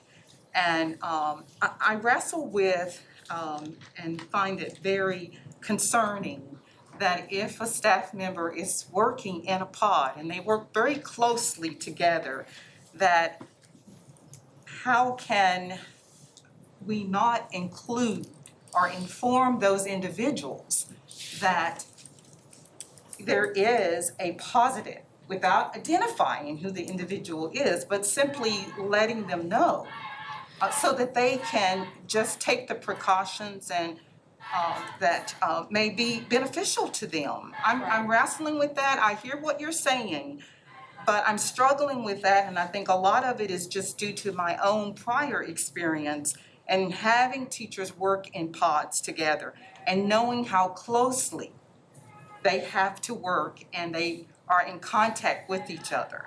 I think every preventative measure that we can take is so crucial here. And for staff members to certainly, boy, okay, we hear them out there. And for every staff member to certainly be very forward with the contact tracers. Absolutely. You know, I think that's crucial too, Yes, as ma'am. well, for them to do that. I said this earlier on when we were talking early about the development of our plan, when you all presented that to us. I still believe strongly that we need to have temperature checks. I think with this increase that we're seeing, yes, you know, we are doing a great job in terms of our mediation and protecting and the cleaning and everything. But I do think that it would be beneficial, even if we just target our teachers and have them have their temperature checks. But I really feel that as a board, we need to really reconsider that piece of just protecting our staff. That temperature checks are very necessary, and I think they're very important. If I may just respond, and a fever is certainly more of an indication for an adult as it relates to symptoms. It is significantly less likely to present in the child. Because we are now at the point where some cumulative data can be collected with positive rates, it's a significantly lower percentage of children that are positive that have ever had indication of fever. So I think that estimate is even less than 50%. So I'm not sure that we would be capturing students in adults. 71% of adults. It's not a clear indication, but it is certainly a much higher percentage. So I think the concerns that we might have that I had communicated earlier just about the logistics of the students certainly could be challenging, and it may not be particularly informative since that's not a common symptom presentation for children with COVID as the current data is saying. Mr. Johnson? Thank you, sir. Ms. Robertson, first, many thanks to the nurses, because I've heard so many stories of the long hours that they're spending contacting individuals, so God bless you, keep up the good work. My question, though, involves the terminology that we're using, because I've heard some confusion within the community as to what constitutes in-school transmission versus out-of-school transmission. So if I understood your example earlier, you and Dr. Francis could have both been in, well, we'll just say this building together. You, God forbid, could have had COVID, and he could also, God forbid, have COVID. But if you were not close together, then that might technically be considered, even though it's community transmission, it may not be transmission in school. So the question that I've heard is there a better way to describe it so that it indicates that, yes, it could be the community, it could have been the school, but we don't definitively know where the transmission occurred? Does that make sense? It does, and Okay. I'll certainly take suggestions. I think part of the reason that it's very important for us in terms of using that school transmission and why we've worked with the VDH epidemiology, and that could be whether you say school or institution or organization, epidemiology wants us to be able to identify an outbreak, and that means when you have multiple transmissions that are traced or tracked within the same location. So I think our team just landed on school because that's what we are. If it were a school transmission, that is information that's triggering outbreak recording for the VDH dashboard. If there's something that we can do to clarify that, I'm open to suggestions, and it's why I wanted to include it tonight, because I know it's unintentionally misleading, but it's important to understand that it's more of a Department of Health distinction working with our team than any effort for us to say this person didn't contract in school. It's that we can't call it a point-to-point transmission. So I guess what I'm asking is there maybe a third option between community transmission and in-school transmission? So, to me, and I think a lot of people that have, reached out with concerns to me about this, community transmission means like, I could have gotten it at Food Lion, I could have gotten it at church, I'm not really sure. School, I got it at school while I was there learning or working or whatever. But is there a middle distinction where, like, if you and Dr. Francis were both in the same school, but we don't definitively know that you gave it to each other, that could kind of capture that gray zone where maybe it was community, maybe it was school, but we don't definitely know where that occurred? I think what you might be describing is kind of an exposure potential, meaning at the time I became positive, there was another known just preceding, so that could be, for lack of a better way, a potential exposure, a school-based potential exposure. And it's not that I don't want to sound uncooperative. The challenge of that, and I'm just being clear, is what we consider that period of exposure would be requiring pretty extensive data tracking on every case that could be time consuming. So what would be considered my live viral period? And was Tony at school, Dr. Francis at school those days? It's gonna require, it would just be additional time. And if that's a preference of the board, certainly we can invest it, but just before Thanksgiving, the evening before, I was busy working on a quarantine situation. And, we have to make sure we're not just going by assumptions of who may have been exposed. There were students that were suspended, there were students that were absent, and so we can't just go by, well, we presume that because we are in the same school that there was that window of exposure that would have created that.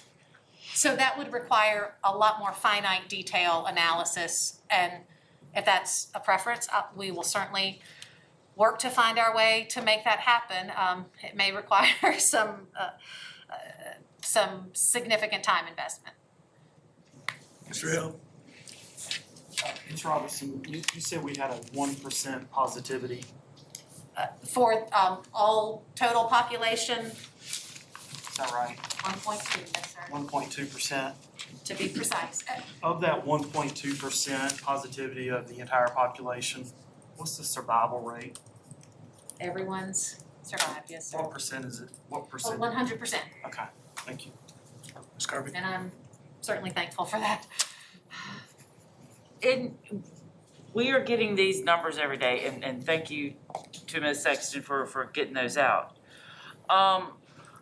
Is there any way, though, that we could have a chart, what I'm picturing is like a chart, with the school and the new cases that were reported, but somehow have a cumulative number that we can see, and maybe even like do all the schools in the Stanton River zone and then give us a cumulative number for Stanton River, to where that could be looked at as a whole. So, I'm asking a clarifying question. So when you, like cumulative meaning? How many cases have been reported in From the first day of- 2020, 2021 school year? Okay, I just wanted to clarify, so not those that might be under active isolation cumulative, but just what's our running Positive total? cases. Could we do that?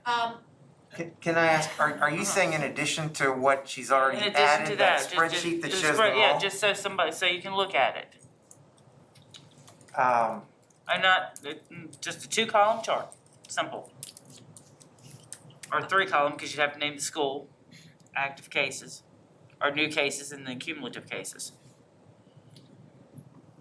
Ms. Kirby, I want to be very careful in doing that because if we think of a child who gets it and their friends happen to find out that they've got it, not that they told it, and then you see these cases uptick at that school, I don't want a child singled out for an increase in cases. And I see where you're going with knowing the data, but I want to be careful if we have to. Putting something like that public is a huge risk of bullying for a particular student. And I'm not saying it would happen, but if a group of students find out this kid has it, and then they start seeing these numbers increase at that school or that zone, God forbid, not saying that they would do it, but if they start harassing this individual student, you've caused this increase, it's your fault. Well, I just want to be careful with how we present numbers and And I see that, but I'm also seeing too, on a transverse, and I know people that I've talked to, they're literally going through the daily reports and they're keeping tallies of the numbers. And I see what you're trying to do every meeting where you're trying to downplay the numbers. And that could also help in the downplay of numbers, that it's not a huge panic thing, but it's also something to make everybody well aware. So I mean, I can see your side as well, but I'm also, this is what I'm trying to get to.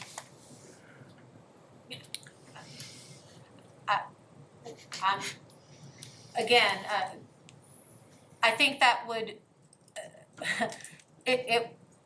we don't have that already assembled, we weren't tracking the information that way. That would require reassembling some of the information. Again, if that is a request that we need to consider, I don't want you to think we have that and just haven't been posting it. We just have not tracked the Yeah, information. and I know you don't have it. Yeah. I'm just wondering, is it something that would be feasible to do now? Well, if the board determines that's feasible for us to do, we'll certainly do our best to do that. So I want to answer that way and say that respectfully. I would want to have cautions that I wouldn't want the community to make the presumption about the safety of a school based on their numbers of positives, since that may not communicate how those positives were acquired. And so if you had a school that had a higher rate, it could be wrongly concluded that, oh my gosh, school X is not safe, look at their numbers. That may have been, quite candidly, two social activities that resulted in a larger scale of positive spread. And as a result, it was a very contained incident, but it makes that school look like it has a higher representation. So that would be my one caution, because I think certainly as a board, you would recognize that there are going to be differences, but I would not want the public to presume that one school is more or less safe based on that cumulative total. But I'll be happy to try to find a way to compile that if that's the request. Just to kind of piggyback off of Ms. Kirby's request here, when we look at the reports that are, the information that's given to us, that's on the website, and also as board members, we're getting that information. I think it's pretty clear. It identifies the number and the location. And so I would be of the belief in the stance that, you know, that's adequate information. I would be cautious in creating and putting that kind of information out there. I would be concerned about students and faculty as well. I don't see an upside to it. I think it could potentially create more panic than we really need. I agree. Then can I ask just one more question? And I promise I'll leave this alone. I've been listening to you now for months. I know. I don't mean that bad, I mean that as a good thing,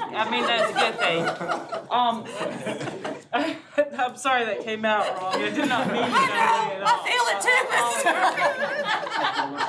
Mr. At least I can provide the comic break for tonight. Would you be totally comfortable sending your kids to school? Absolutely. 100%. I believe the work that we're doing in Bedford is exceptional work. I stand behind it. I think our staff and our staff, whether we're talking teachers, custodians, nutrition, nurses, I think we are all working diligently to ensure a quality educational program to our students. And we cannot presume to eliminate the presence of COVID when we are providing a service to the public. But I think we have done an outstanding job in ensuring that our students are safe. When we have had positive cases, they have been contained, and I would not hesitate to have my child participate in Bedford County Public Schools. Do we have any final questions for Ms. Robertson before we break for dinner? Later, Second, later, I can ask them later. well, ask them now. Well, it'll come under Dr. Francis's report. Okay, fantastic. No other questions? Okay, go ahead and break for dinner.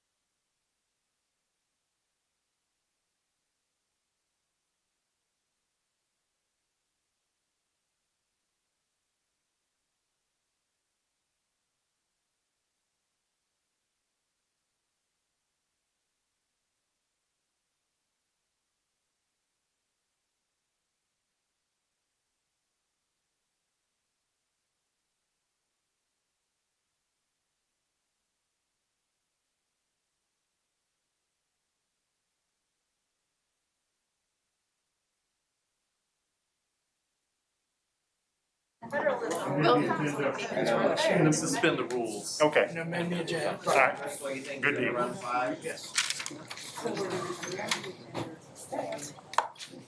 That, okay. Well, no, Now, Vote on. that needs to be added, that needs to be added.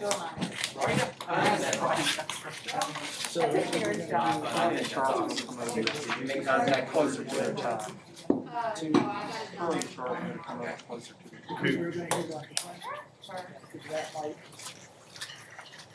You're an observer. determine how we're gonna participate in this.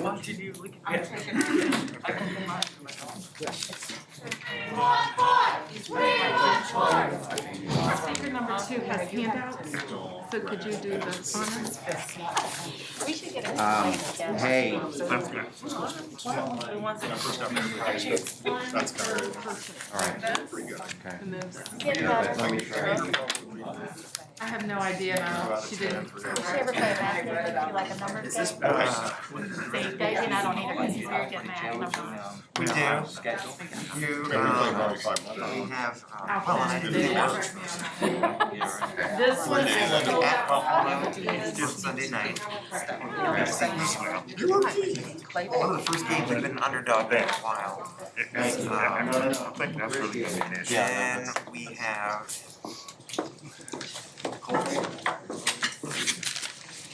And then we have Cincinnati, which is the easiest game left on our schedule, and then we finish against them. Oh, yeah. Maybe I've got Cleveland and Cincinnati. They always give you a division game, I think, in your last one. So. But three of the four are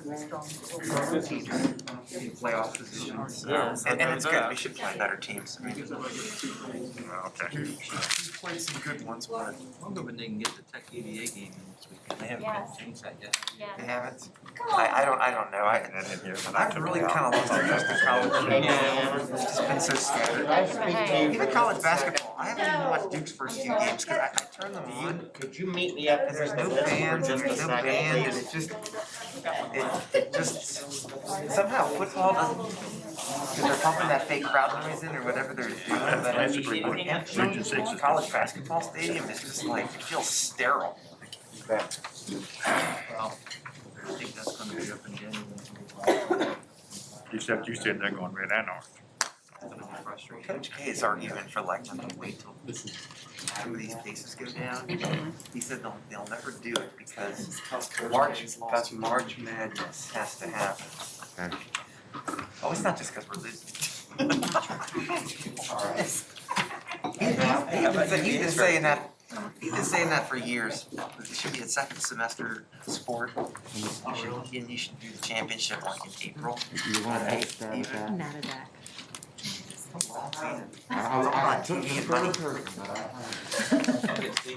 They just played the first game, right?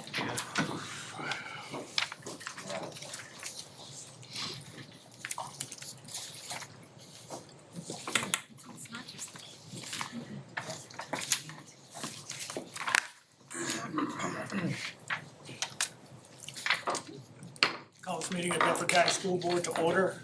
Please stand if you're able and join me in the pledge of allegiance. Pledge allegiance to the flag of the United States of America and to the republic for which it stands, one nation, under God, indivisible, with liberty and justice for all.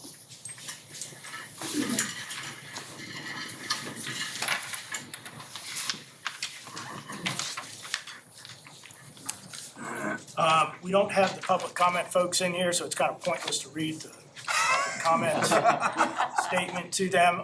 Ms. Johnson, I'm under the impression that they understand the rules and timing and all of that stuff. So we'll do the usual timing with Mr. Edwards and Dr. Show.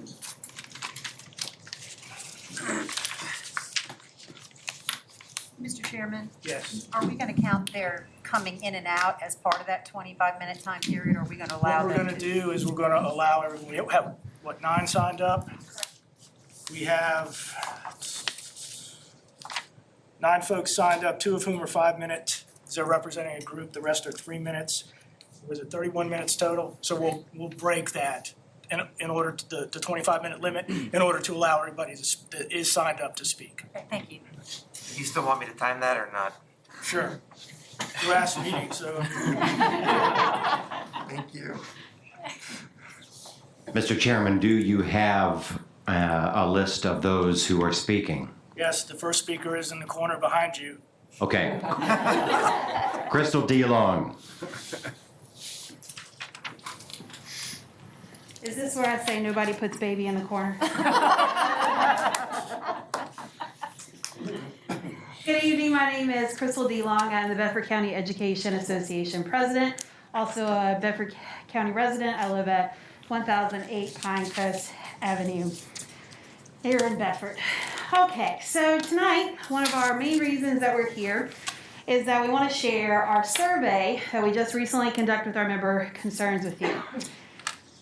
There, we had a 63% response rate. I am also going to send an email with all of this information to you so you can have copies of this. We had a good representation, it's a representative sample of our school zones and also our levels of instruction from elementary up into high school. So our top concerns for members should be no surprise since I heard it was every single one of your top concerns as well, and that is salary. COLA by far was the largest request because we broke down salary and asked staff to tell us what specifically they wanted. By far it was COLA, cost of living adjustment, and then to finish the decompression. If you watch the scale, we've had this like it was, I believe it started with maybe 4 to 8, and then it was like 6 to 9, and then it's now 7 to 12. It just keeps moving up. This poor little one group, they just can't seem to get decompressed. 102 of our members ranked that as one of their top 3 concerns, so by far, top concern. So interestingly enough, the second concern is employee morale. It moved up to number 2 this year, and I mean, I have a lot of theories, but I think I remember Mr. Leaney talking about this last year, that this is something that we may want to look into, and I think that it is definitely because it becomes an increasing concern. Health insurance, the affordability is the biggest issue, and that was the top concern. Other concerns were class size. So for example, there was a few people who ranked that as like their number 1 issue, but that wasn't most people's number 1 issue. Only 13 people marked increased mental health support. That had come up in several meetings, so I thought it was an important one to ask as one of their top 3 concerns. And keeping staffing level at their current levels with no job cuts is also in those top concerns. That is matches up with the Superintendent Advisory Committee. I don't want to steal any thunder from what might report about that later, but that's something that's seen across the county. Health insurance, the big issue is the most people have the HSA plan, and you have to pay everything out of pocket until you meet your deductible. We do get $1,000 towards that $3,000 deductible from the board, but it comes monthly and $83.33. To give you a real life example, I'm going to use myself. I am type 2 diabetic. It is genetic. I've tried diet. I've tried everything. I'm on my 3rd type of medicine. I take a weekly shot. It costs me for 1 month $810.40. That is with our pharmacy plan. So within 4 months, I meet our deductible plan every year. And so as you can imagine, that is a lot out of pocket when I'm only getting $83 contributing to that. I am not the only one in that situation. That's just one kind of personal example. So one of the major reasons that we conducted the survey was because members kept coming to us telling us that they were concerned about staying in person with the number of COVID increased cases in Bedford County and with people traveling over the holidays. So of our people surveyed, 56.7% said yes, that they would support closing school through the holidays, including like after January, that 2 weeks after January for in-person learning and to move to move to remote learning. 15.8% said maybe.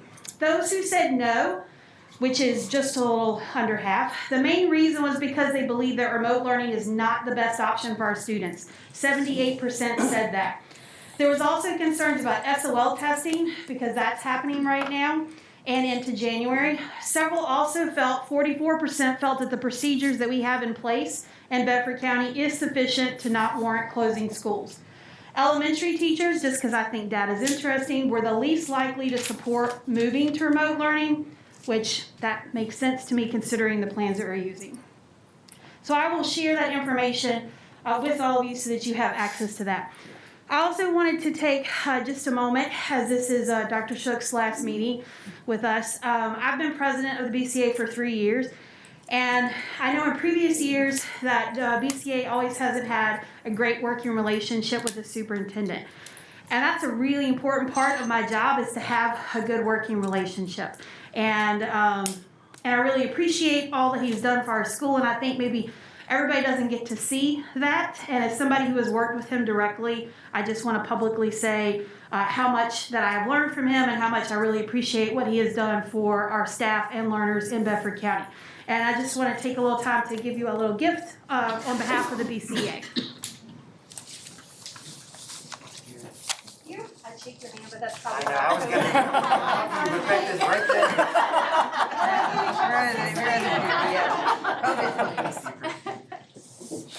Thank you all so much for your time, and I really do appreciate your service on the board and all the wonderful questions that I love being in the audience and getting to hear these great questions that you're asking and what you're doing for our staff and your concern for our students. Thank you.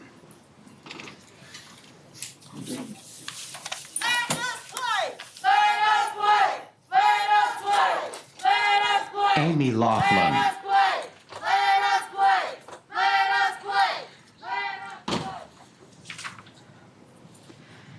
Good evening, ladies and gentlemen. My name is Amy Laughlin. I'm here on behalf of Liberty High School PTSA. I'm Vice President. I live at 622 Mountain Avenue, Town of Bedford, Voting District 6. I'm a proud mother of a senior honor roll student athlete at Liberty High School.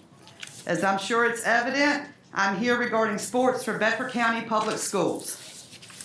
I don't have to tell you all that how things turned upside down last March when schools abruptly shut and so many lifetime memorable moments were not allowed for our children. Our governor stepped in and shut our schools down, and since March we have followed his guidance for ways of handling this pandemic. However, if you will recall, back in March when everything had shut down and we were asked to isolate at home, one thing Governor Northam kept telling everyone was to get exercise, either by walking or some other form of physical activity at home.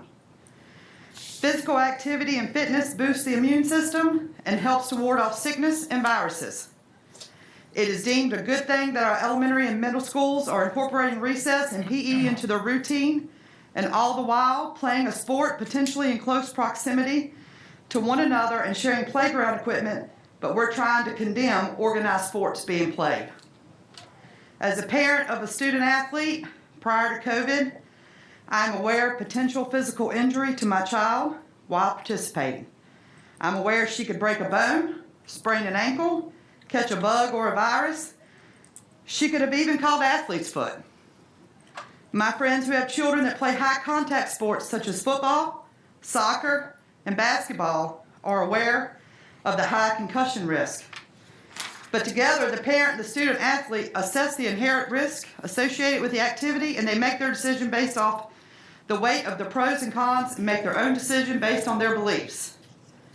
The same concept with COVID. The VHSL has given sports the go-ahead with strict protocols to follow for COVID safety, broken down per sport. Is there a risk for exposure? Sure. But there's risk for exposure by going to Walmart or even going to church. Will the family of the student athlete add it to their list of mitigating factors that come into play determining the benefit or detriment participation in sports? Sure, they will. But the catch is that it'll be their choice as a family and should not be dictated by the beliefs of this board. As a school division, you have given the families the option to choose what is best for them by giving them the option of an at-home learning through Bedford Connects or in-person learning by attending schools. Why can't we have choices for our student athletes? On August 13th, 2020, this board voted to pay the coaches their full stipends. The vote passed 6-1 with Dr. Hicks being the only one who opposed. You were fully supportive of sports just a few months ago. Now here we are wondering if we'll get to compete. What happened? What changed? Just a side note, how can we have theater and band practices and not be in potential dangers of the virus? The theater is alive and well in Bedford County, touted one school board member. We're allowing theater performance at county high schools. Making a decision to not allow sports is a discriminatory action. We knew the reported COVID cases would rise when we were forced inside, among others. You knew this when you voted back in August. The importance of sports or extracurricular activities is not to be undermined. According to an article entitled How High School Sports Can Impact Graduation Rates, which I had left here to be passed out, it cited in the opening paragraph that according to the National Federation of State High School Associations, students who engage in high school athletics outperform non-athletes in an academic setting. A 2012 study found that high school athletes have higher GPAs, score higher on standardized testing, and have a lower rate of absenteeism. The same article goes on to say that another factor that appears to have a positive impact on how student athletes perform in a classroom setting is a heightened focus on physical health and nutrition. With the positive effects as these, there is no doubt we need to fully support sports for the young people who wish to participate. For nearly a year, I have watched your meetings, and I have heard a consistent argument for the record of mental health specialists and services for our children. There have been news reports on how COVID is affecting the mental health of our youth. Studies show exercise release endorphins and hormones that help battle depression and can provide the mental stimulation some students need. According to an article published by the Harvard Health Publishing updated March 25th, 2019, exercise is an all-natural treatment to fight depression. Exercise is as effective as some drugs in some cases. I understand that the vote tonight is not about whether or not sports will be allowed, but about whether or not this board will fund sports so they can be played. There is no doubt of the overwhelming benefits of sports and physical activity. The choice of the risk should be up to those who will actually be participating, not according to your fears or concerns. Ladies and gentlemen, I implore you to make this right decision and fund these programs for our students. As stated earlier, you have already committed to paying coaches their full stipends, and now you're asked to fund an additional $60,000 to pay officials and provide transportation. And quite honestly, I'm surprised it's that small of an amount. Why not go ahead and support your earlier decision and follow through with this? These kids need a sense of purpose and normalcy in their lives. The groundwork is laid to follow through with sports. Now it's time to build the program. You laid it. Let's build it. I challenge each of you to hold true to your earlier decision of supporting sports. We, the taxpayers, are trusting you to be good stewards of the money and not letting your earlier decision of funding stipends be a moot point and your actions tonight not be out of your own fear of the virus. Thank you for your time and attention. Thank you, ma'am.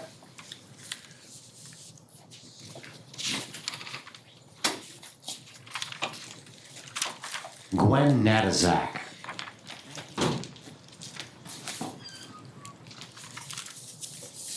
Good evening, Mr. Chairman, members of the school board, Dr. Shook. Bedford County Public Schools model that allows children in our buildings 5 days a week, pre-K through 6th grade, with learning coaches and flexibility for 7th through 12th grade is exemplary and essential for our special education learners. Our schools are predominantly safe because we promote our strategies to limit the spread of a respiratory virus. Wearing a mask, watching our distance, and avoiding crowds. As a healthcare professional and contact tracer, I urge you to delay the starting of sports in Bedford County Public Schools while this COVID-19 pandemic is raging for the safety of our students, teachers, staff, families, and community. Missing out on sports is surely an immeasurable loss for our athletes and their supportive families. There are many other students missing out on other activities of their choice too. These are stressful days for our teachers, who are concerned of their students and their families' health and potential for quarantine, for our teachers and staff with health conditions that put them at risk, with fear of becoming ill or bringing illness home to their families.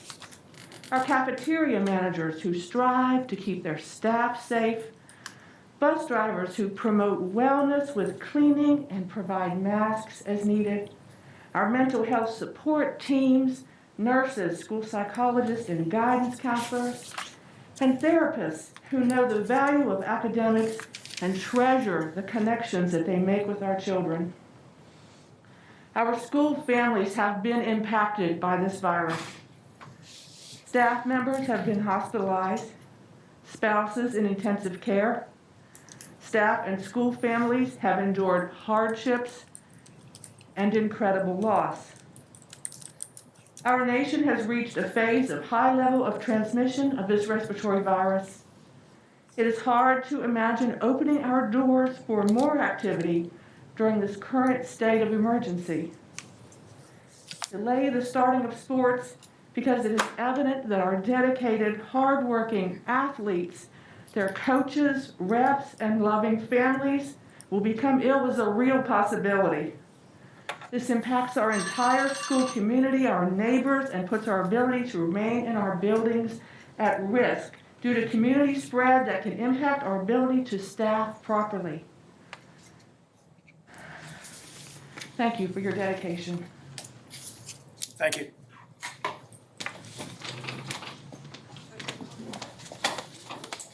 Camilla Purse.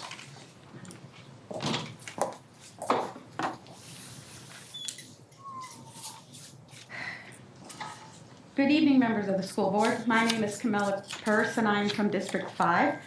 I'm standing here as a healthcare provider as well as a concerned citizen of Bedford County. I would like to share some data with you tonight. You should have a copy of a graph of positivity rates for Bedford County and our localities. The BDA's website has the Virginia State positivity rate, which is the number of positive cases divided by the total number of COVID tests done, at 11.1% as of today, December 10th. As you can see on the graph, Bedford County is above the state average at 12, and with the exception of just 2 counties, the remaining 5 surrounding counties range between 11.4 and 18.1%.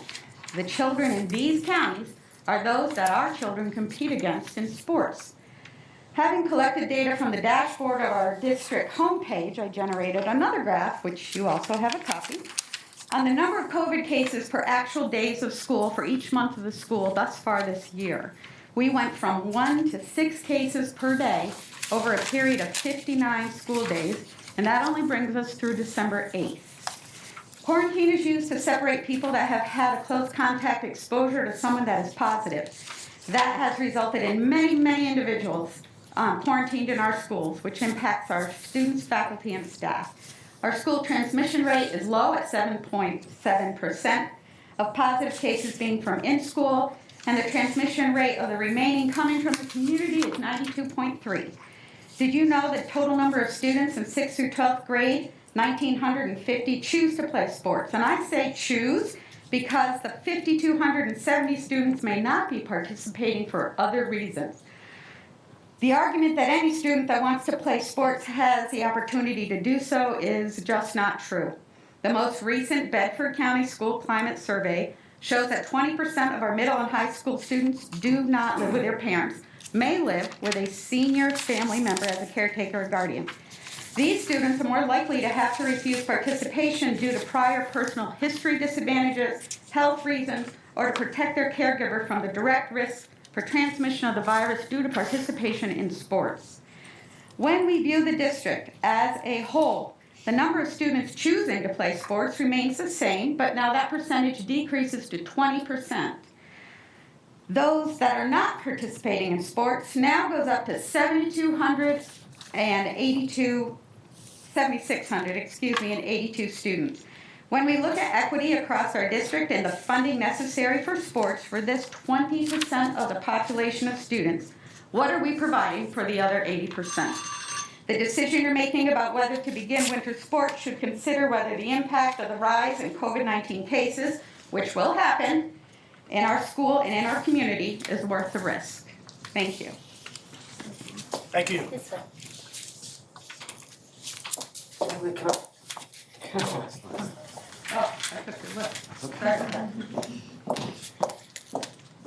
Jessica Hafer. Mr. Chairman, members of the board, good evening and thank you for this opportunity to speak. My name is Jessica Hafer and I'm here tonight as a parent of a BCPS student and a licensed registered nurse. I myself attended elementary, middle, and high school in Bedford and I participated in marching band in high school. This community, the students, and the staff have a special place in my heart and I'm here tonight to advocate for the safety of all those that I care about. I'm very concerned about the possible return of sports. As a nurse and a parent, I certainly see safety concerns for students, staff, coaches, families, and spectators. But as a nurse and a parent, I also appreciate and understand the importance of sports and other organized extracurricular activities. We're entering flu season now. Our COVID numbers are rising significantly in this area and our hospitals are beginning to show the strain. Our community is also showing signs of strain from the sheer number of people who have already had to be quarantined. Many are quoting a study done by the University of Wisconsin that reports proof that sports don't spread COVID-19. But let me show you the flaws of this study. It was conducted for just 28 days. It only accounts for practices and games to see any contribution to spread, and we all know that sports involve many other interactions. It also looks mostly at outdoor sports, and half of them were non-contact sports. Basing the decision to play indoor close-contact sports on this study would be misguided at best. I'm concerned that we follow strict mitigation strategies during the academic day but don't seem as concerned about close contact sports. What message are we sending to our staff and students? My request tonight would be that you choose just to wait. Let's get through the holiday season, let people return from their visiting and traveling and see if our COVID numbers decrease in this area. Let's work through transitioning over 600 students back into in-person learning before trying to take on sports. Thank you. Thank you. Amanda Taylor. Good evening. My name is Amanda Taylor. I'm a healthcare provider and a parent of children attending BCPS. 2 kids at JF and 1 at Bedford Elementary. This whole process has put a lot of thought and attention to student athletes. There's a mentality of you're either for us or against us that has infiltrated the discussion. And we are all in this together. And we want what's best for all, not against anyone. I was a student athlete. I played soccer and did sideline and competition cheerleading. I know I would have been devastated if I couldn't have participated in the season. But those are feelings, and feelings are not logic. Our current situation is much worse now than when we closed school and canceled sports this past spring. Many students missed out then too. I'd like to ask you to consider some children that have not had a voice in these discussions. Our special education students that are not able to participate in other club activities, and those that are not able to participate in sports. Our county provides special education services for hundreds of children. Many of these students also receive services such as physical, speech, and occupational therapies. The hardship on these parents can be significant during uncertain times. If schools are shut down due to increased cases, a parent with a child who may have special needs may juggle remote learning sessions as well as service sessions in addition to any needs their child may have. Please do not let the privilege of playing sports trump a child's right to learn in their best possible environment. For many children in the special education classroom, their weakened immune systems could mean life or death when exposed to COVID-19. Additionally, all of the children in elementary schools can be impacted by your decision. There were droves of these children returning from remote learning when the first few weeks of school because it was simply too much a burden for their parents. Many of these children cannot navigate computers on their own, especially the complicated learning platforms involved in remote learning. My child did remote learning on the elementary level, and I can assure you it was complicated. If our community continues this upward trend of cases, which is bound to happen, then it is probable that these students will be forced to go back to remote learning as well. This has the potential to affect hundreds of families across the district, financially, socially, and mentally. We are not asking that sports be eliminated, just that you wait. Give it 2 months, reevaluate in February. Thank you for your time. Thank you.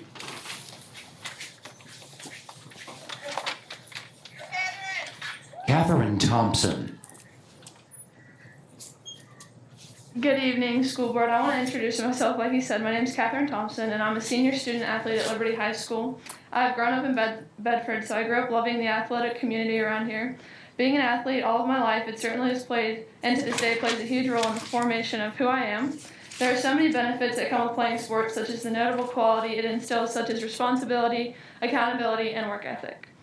The amount of life lessons I've learned solely through being an athlete is innumerable. Student athletes are also some of the most successful academically because it gives them the incentive to do well since they are held to a higher academic standard. Perhaps another great thing about sports is that it promotes good mental health. During this time, mental health for many students has hit an all-time low. For me personally, I've dealt with anxiety all of my life. Being able to escape all of my worries and put my energy into something so enjoyable and rewarding, such as sports, helps greatly. While I know there are many risks, the age group in question is not high risk for contracting, being hospitalized, nor dying from coronavirus. Recorded by the CDC, currently 8.3% of cases nationwide are attributed to 5 to 17-year-olds. Of those cases, 0.1% have resulted in death. This equates to 114 deaths total. According to the Virginia Department of Health, in Central Virginia, there have been approximately 8,300 cases. 1,255 of those cases were ages 0 to 19, which is obviously skewed since that accounts for some college-age kids as well. However, of those 1,255, there have been 0 deaths reported. Though I'm an adolescent, I'm still very aware of the virus and the many risks associated with it. Not only for myself, but for my family, friends, and community as well. In this pandemic, playing sports raises many issues, but there are certainly ways to prevent the further spread of COVID-19 and take precautions that would allow sports to still be played. One way would be have the athletic directors of the Seminole District use standardized health procedures for athletes, coaches, and officials, such as temperature monitoring, using hand sanitizer and masks during play, and even signing a form certifying the lack of COVID symptoms. I understand some of the major concerns are regarding sanitization, transportation, and finances, and I've thought of some of those possible solutions, but I only have 3 minutes, so the risk of playing sports should and will be assumed by the families of each athlete. If a family decides they can't risk the health of their loved ones, that is their decision. If a child contracts COVID, the liability falls back to the family since it was their choice. Ultimately, these moments will never come again. For myself, this is my last year playing, and I would hate to be robbed of any more because we all know this year has been crazy. I believe there are many states, 43 actually, successfully doing this already, facing these same challenges, but have found ways to make this happen for their students. I cannot stress how important this is to me and so many in our community and how many ways they help the well-being of adolescents. Thank you for your time and consideration. Thank you.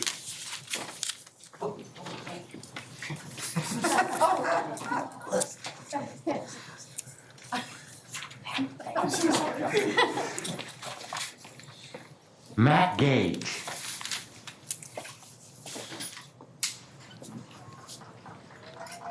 Good evening.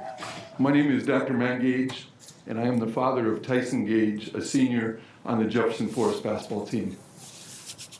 I am also an educator, certified licensed athletic trainer, and a researcher. I earned a PhD in physical medicine and rehabilitation. Please know, this does not make me an expert in COVID, but what it does do is it educated me on how to read, interpret, analyze, and disseminate medical research. We'll try the glasses one more time. I have also consulted with COVID researchers prior to this meeting to assure you the accuracy of the data that I have provided to you guys is accurate.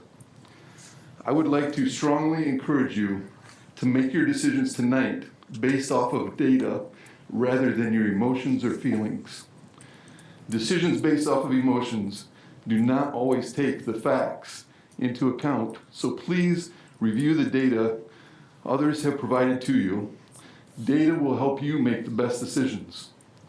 You did a great job using data to determine if in-person learning was the best choice for our students. I ask that you do the same thing tonight. So let's take a look at the data that I sent to all of you this morning. I'll give you guys time to get it up in front of you. Clock's ticking, sir. Just be mindful of that. Cases in Virginia, and even in our area, are increasing. okay? But here's what you need to know. Hospitalizations and deaths in our area due to COVID are declining. Thus, the most important thing that you need to know is we need to focus on those two things, all right? And as I said before, our area is one of the safest in Virginia based off of the data. CDC, the experts in the US on disease control, have published back in September that there's a 99.5% survival rate for those between the ages of 0 and 69. Those 70 years and older have a survival rate of 95%. The CDC just recently, in the last 2 weeks, recommended a reduction in the length of quarantine time. And did you know that 44 other states participated in fall sports? Only 6 states chose to not do that, and Virginia was one of them. I want to encourage you to use the data you have been provided to vote yes to have sports in Bedford County. This will send a consistent message to parents and students. If you vote no to sports, then I believe you need to vote no to all extracurricular activities, including band, drama, etc. I think we need to support all of our extracurricular activities now more than ever because our students need it. Even our governor today did not say no to sports. Please continue to be the model school district in this area by voting yes tonight. Thank you for your time. Thank you.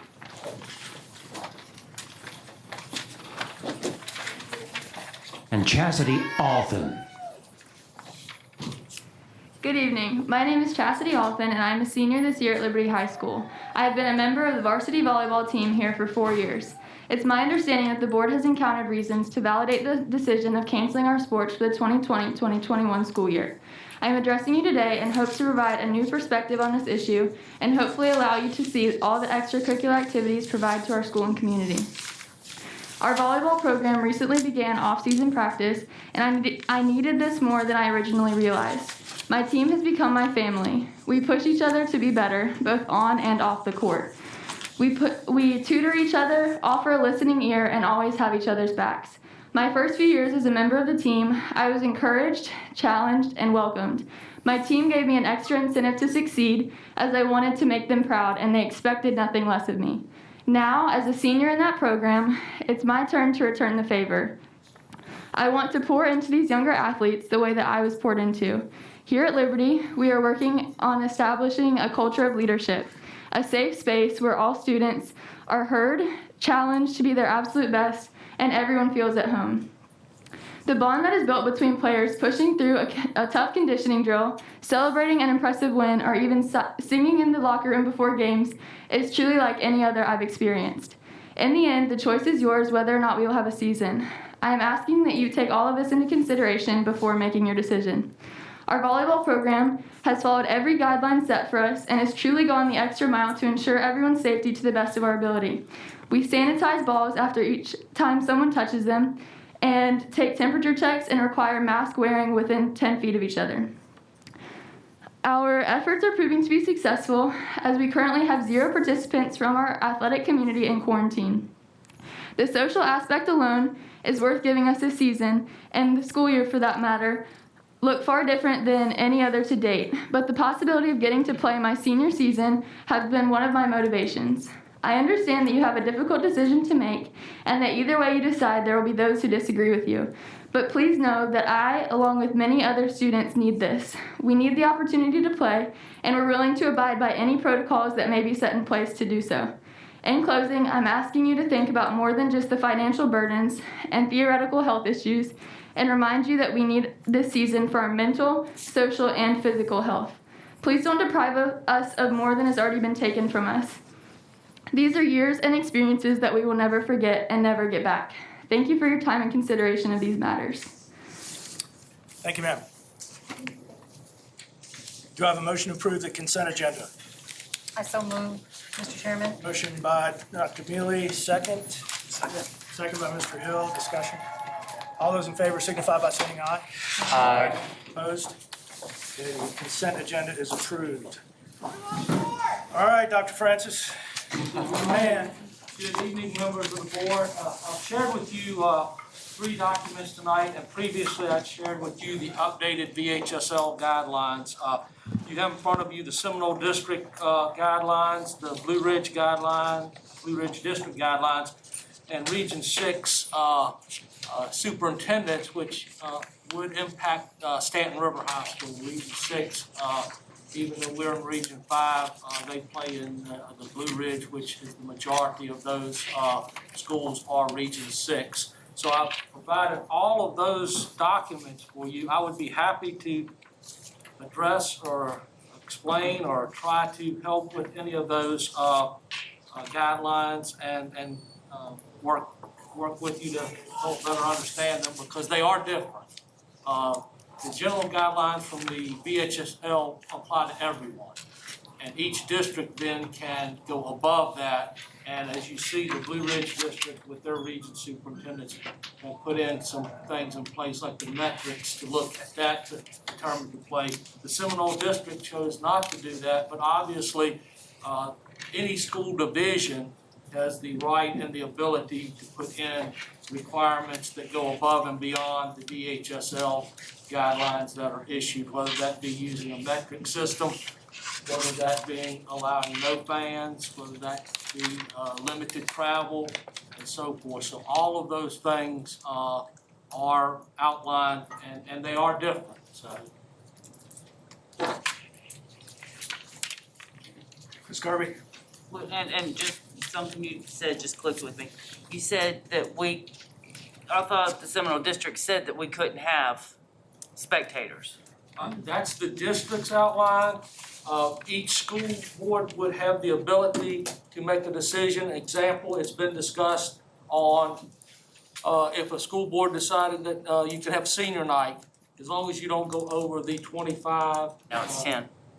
Or 10, where it is now. So if you didn't go over the 10, then you could have, if you want to do multiple nights of play, where one night it's one senior can bring their family, the next night another senior could. Now, cheerleaders do count in as spectators. So that is a change when we went from 25 to 10. Most cheer squads are probably 10 or more. Yeah. So it may be a situation where they would have to work with that. But even though a district may have decided no spectators, that does not keep a school division from allowing, as long as they meet the VHSL guidelines, the number of spectators, say for a senior night, as long as it stays within the VHSL guidelines and the governor's guidelines. Dr. Mealy? Yes, I have several questions for a couple of people.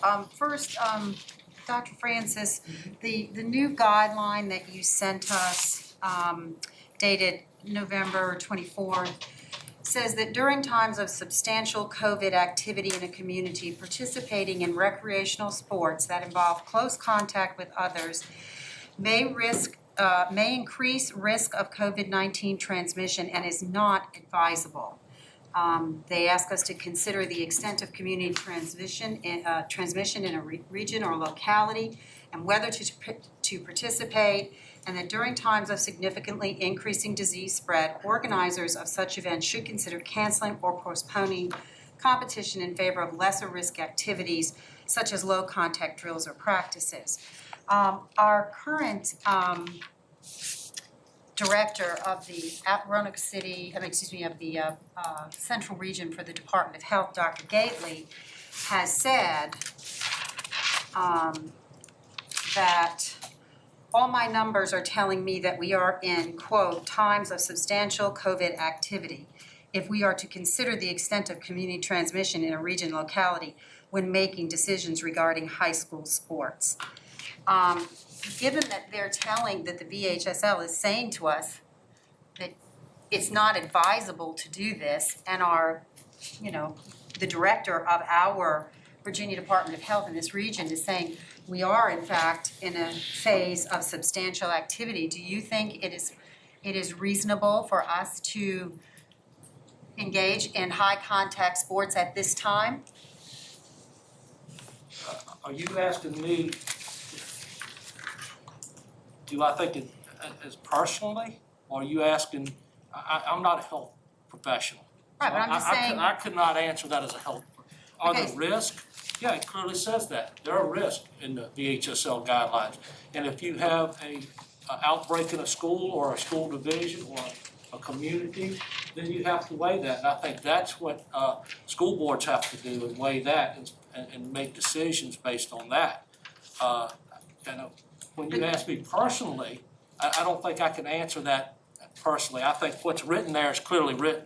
Okay, And so you would agree then that they're telling us it's not advisable to play at this time? I think they're saying you should consider that when you're determining whether to play, because it also says about canceling or postponing competition. So what I think they're meaning with, if you have a significant outbreak and you have games this week, you should look to probably move those down the calendar so that you maybe have a chance to play when it's not COVID's not as active.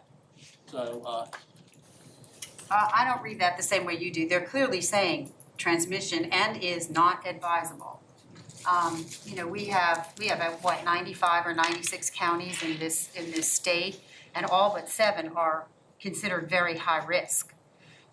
So I'm just saying, based on what we're reading here and the fact that we are identified as in the highest risk category, would you say that what they're telling us is it's not advisable to play at this time? well, I wasn't at the VHSL meeting to discuss it with them, so I would go back to what it's written there. Well, Dr. Mealy, I think it's unfair to try and pin him down on an answer that he doesn't have the background. that's fine, Mr. Chairman. I'm gonna go to Ms. Robertson, if we could. At the last meeting, you indicated your concern with regard to the rising community transmission rates, especially since we were entering the cold and flu season, I believe you said, and that you were following the data with community transmission and positivity rates. Do you remain concerned about these data? And then if you could tell me what you're seeing within these data. Yes, I do remain concerned. And part of what I have accumulated, and I'm referencing a very small window of time. I'm gonna speak from November 20 to December 4. And when we're talking about PCR, percent positivity rates in testing, those have not shown significant jumps. They've typically shown small increases as we've entered this flu season. However, recognizing that we have a period of time that involved increased community engagement with the Thanksgiving holiday between November 20 and December 1, all of our surrounding areas showed an increase in transmission, an increase in percent positivity rates with testing, which would include transmission, that were pretty significant in jumps. Amherst, an increase in 5.6%, Campbell 4.6, Franklin 3.5, Lynchburg 3.2, Bedford was at 2%, Bedford was at a smaller percent of increase than those others. So at 1.2%, when I said 2%, 1.2% to be accurate. So part of what I recognize is these are the communities where we're traveling if we are engaged in sports. So we are seeing a higher rate of community transmission across the region as we're looking at those percent positivities, and we're seeing pretty significant spikes in relation to whether that be season or whether that be the timing of the holidays. We are seeing significant spikes.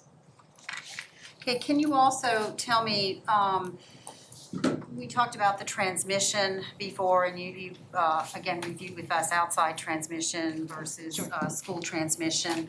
And I want to be clear that I'm not asking you about any family or student or school or anything with this question. But do you see anything that identifies a trend of where our cases are coming from? For instance, are they coming from family gatherings or sporting events or, other types of gatherings that, overnight stays at someone's house, something like that? Yes,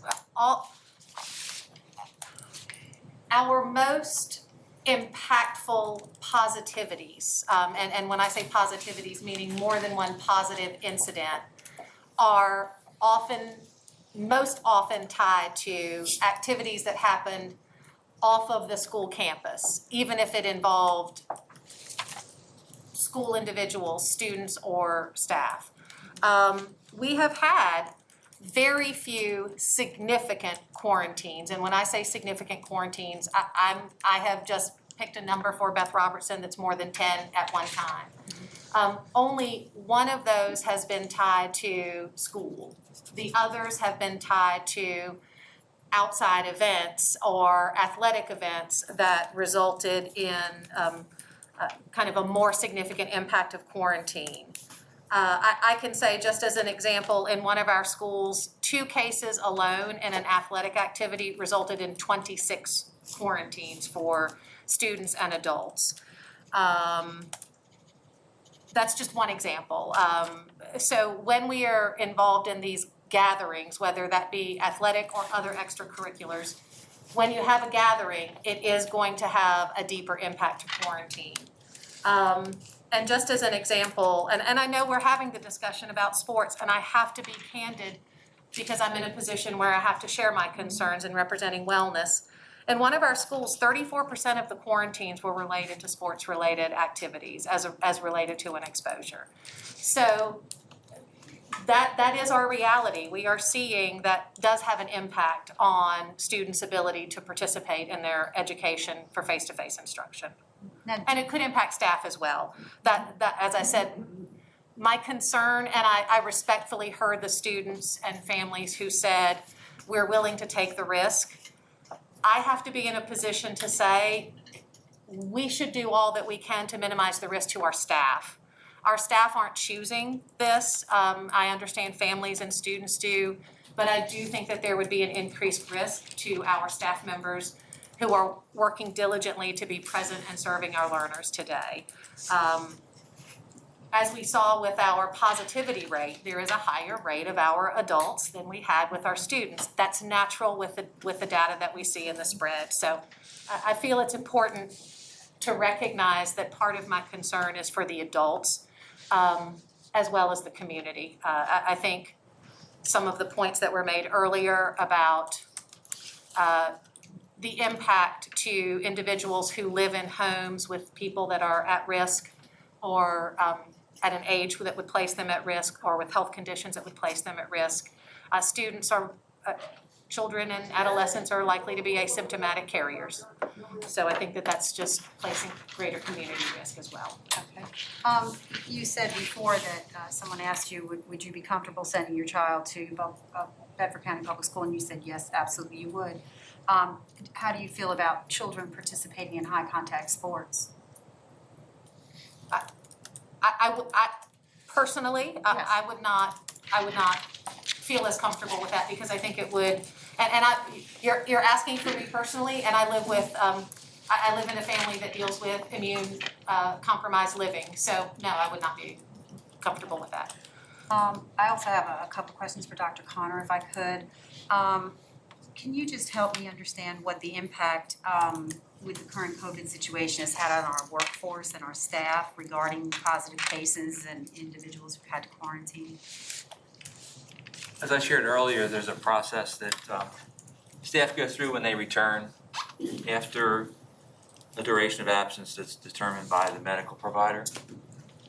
So I guess the numbers I would give you would relate to those individuals that have filled out the paperwork that we talked about and requested paid leave. So that's where these numbers would come from.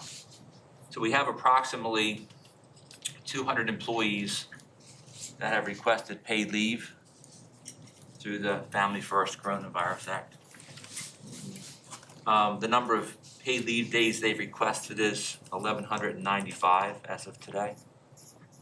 And the number of days that have been approved have been 1,169. So that would be the impact, so 1,169 work days where an individual, whether they were a bus driver or a paraprofessional or any category of individual, was not in place on a given day to invest in our learning. Now, and because we've had that high absenteeism rate, where do we stand with regard to the availability of subs? And I'm talking about availability versus also the subs we already have in our system. It has been a challenge. It's a challenge as I speak to my colleagues in the region to find substitutes, and we've been very creative in trying to grow our substitute base and so forth. We have advertised it Indeed. We've done online informational sessions literally over the past couple months with hundreds of individuals joining these informational sessions. We currently have 294 current subs. This year, since the start of the year, we've added 109, so 109 of those are new individuals. We generally, again, these are rough numbers, but approximately 60 to 65 subs on a given day are required. And we have a typical fill rate between 50 and 60%. So depending on how those absences fall out, then don't always fall in nice packages. But when could be up to 25 or 30 on a given day. If they were spread out nicely, any absences is sometimes a challenge under the circumstances to fill, but if they happen to fall in one place and they're unfilled, it could create a hardship. But that gives you a sense of the impact that we're experiencing. What are we doing when we have that impact of 50 or 60% fill rate? What are we placing people in classrooms that would not ordinarily be in a classroom and may not be certified in that subject area? And I'm picking this, and I hope nobody gets upset. Like, we might have to pull a guidance counselor who may be certified, say, in elementary education, but doesn't typically teach math, 5th grade math. Are we having to do things like that? Right, individual schools are making those decisions. Those principals and leaders in those schools are making decisions on how on a daily basis to manage that particular absence and utilizing the resources that they have flexibility with to meet those needs. And are they reporting that they're having to do something like that, or has that not been a problem? We hear periodically that it's certainly very challenging for them under the circumstances, yes.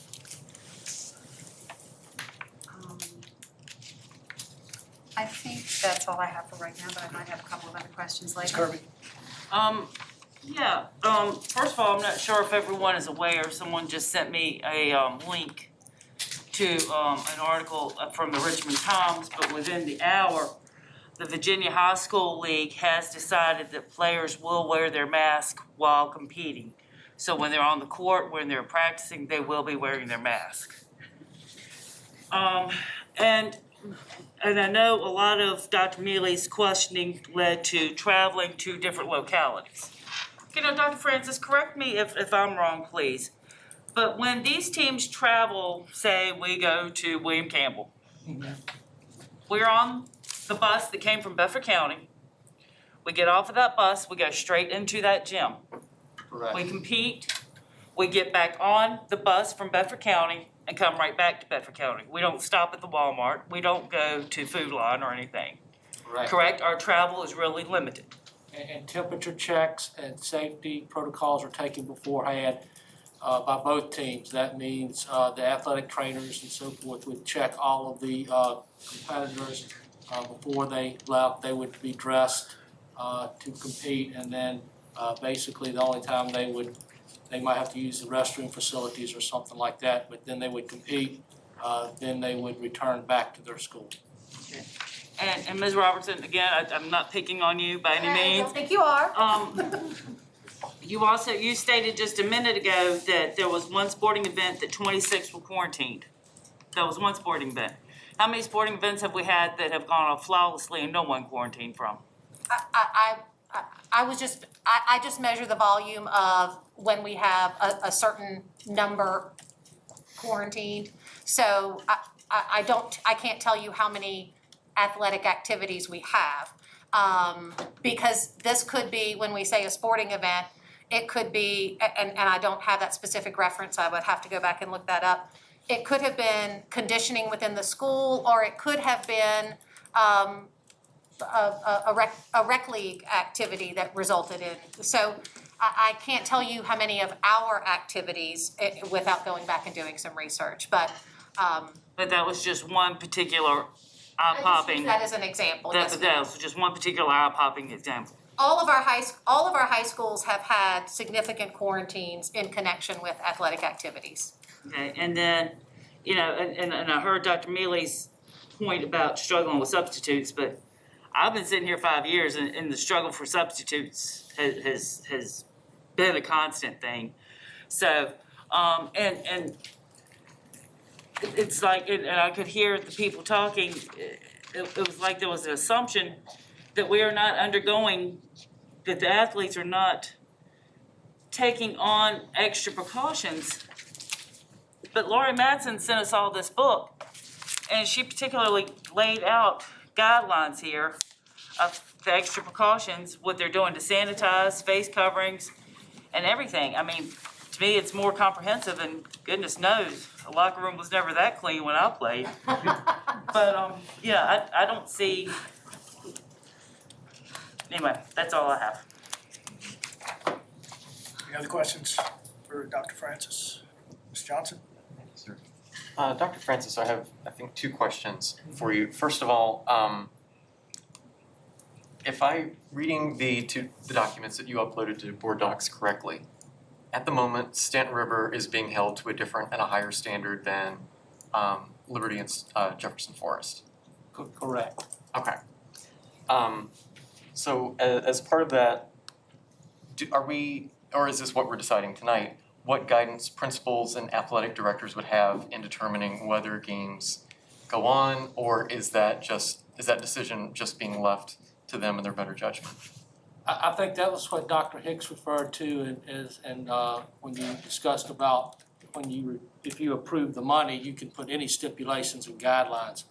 I know there's been conversation that if Stanton River were to lose a significant number of games, that the Seminole District has agreed to help schedule them, and they could possibly get up to 8 games in with Seminole District teams. Because, as you said, the Region 6, with using the health metrics of not playing if you're in the red or orange, would definitely put Stanton River at a different, threshold to play, and probably limit the number of games that they could play. But as I said, the Seminole was aware of that, and with the close proximity here in Bedford County, they agreed to look at, even if they had to redo their schedule, of possibly allowing Stanton River to get maybe up to 8 games with them. But once again, that's as long as everyone is able to compete, because just because you have games scheduled, even in the Seminole plan, if any student athlete has COVID, then that team doesn't play that week. So there could be postponements and so forth. So on any of these, as you've seen at the college level and even the professional level, so that the guidelines there, as Ms. Robinson said, if you had one student on a team that's positive, you may have to quarantine a number of those students and student athletes, and then you would not be able to. So under the Blue Ridge District guidelines, though, that would not even be possible before January 18th. So basically, a month of the season would have already been lost before any possible extra games could be picked up. Possibly, yes. Yes, because what they want to do in the Blue Ridge is if they have to move games at the beginning, they want to have at least try to get them in. Now, if it gets to that date and they have any after that, then yes, then that would be when Stanton River could then end up maybe competing against some of the Seminole District teams. and at least getting some games in. Okay, so Stanton River could potentially lose an entire month of their season while our other county schools are playing, assuming all stay healthy. Yes, they could, yes. Okay, thank you. I got a question, Dr. Francis, referring to the provision, the passage that Dr. Mealy read earlier. The way I interpreted that, and was that divisions could approve a season for their sports teams, but also reserve the right to say, hey, we're not comfortable with this. We need to relook as far as individual games or individual sports and so forth. Is that a reasonable interpretation of that? That's how I interpret it. As I said, I was not there when the executive committee approved it, but that's the way I interpreted it, that it was basically saying if you're gonna play, then you also have to look at if you need to postpone, move, and I think like the Blue Ridge District put that kind of in place and plans for having to move games if they have an outbreak or something like that. But as I said, that's the way I interpreted it, but that doesn't mean, I think they're also saying it's up to the local school boards to make this decision. But it's not necessarily suggestive that divisions just wholeheartedly cancel their seasons. Is that I would not think that. They put this guideline out, 14 for divisions to go by and use to provide what they believe is a safer environment for student athletes to participate. But I think they always left it, school divisions can make decisions to put stricter but they can't go below this, but they can put stricter guidelines in. What are our competitor schools doing? Right now in Region 6, which is the Blue Ridge schools, other than Stanton River, they're using the health metrics. And that's outlined by that joint athletic letter.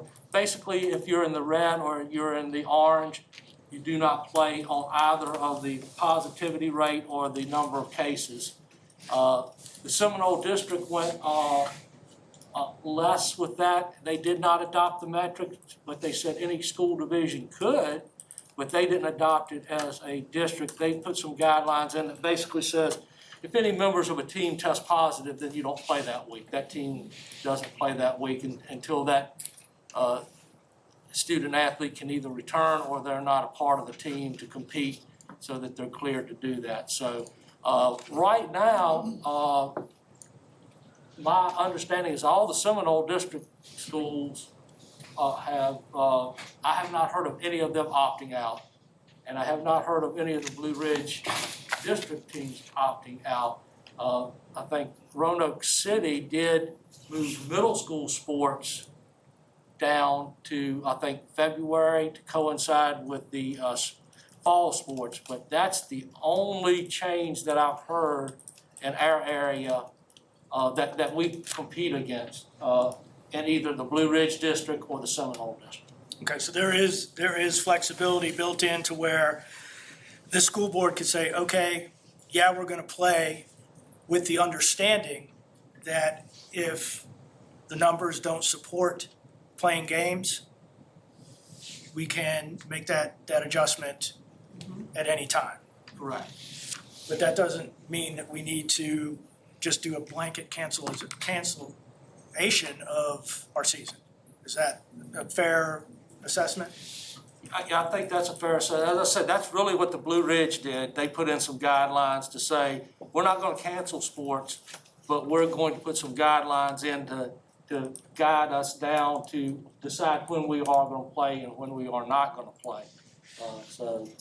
Yes, I think that's fair. So. Mr. Hill? Ms. Robertson? Yes, sir. You don't sound excited. I've had a lot of questions tonight. I'm okay. I'm sorry. She's been talking at us for months. She wants to go home. What is 1% of our total population? What is the number? Our total student or student The and? data you presented earlier, you said 1% tested positive. 151. So 151 out of, what's the total number? I did not write the total number down, and I apologize. Oh, But, over 9,000. well, no, because that was students and staff. That was so of our So total it's the students and staff. population of our students and staff. Yes, I'm correct? sorry, I didn't write down the number. All right. Do you or anyone on staff know how many student athletes play travel sports? I do not. That would, I would say that's a fairly good number. I mean, I would agree with you. I think especially when you get to certain sports, softball, soccer, basketball, those, a large number of those student athletes do travel or some type of travel. So a large number are playing travel sports, which would be included in a 1% positivity of our student athletes plus our staff, right? So of the percentage of students that are athletes, the percentage of students that are traveling, are athletes for traveling sports, I wouldn't say that was a large percentage. It may be a large percentage of our student athletes. Yeah, that's Okay. my question. Okay. But it would also, they're included in your overall 1%. They're Yes, sir. part of the population. Yes, sir. Yes, sir. Right, okay. So we've got travel sports. Does anybody know how long school sports have been in preseason or practicing?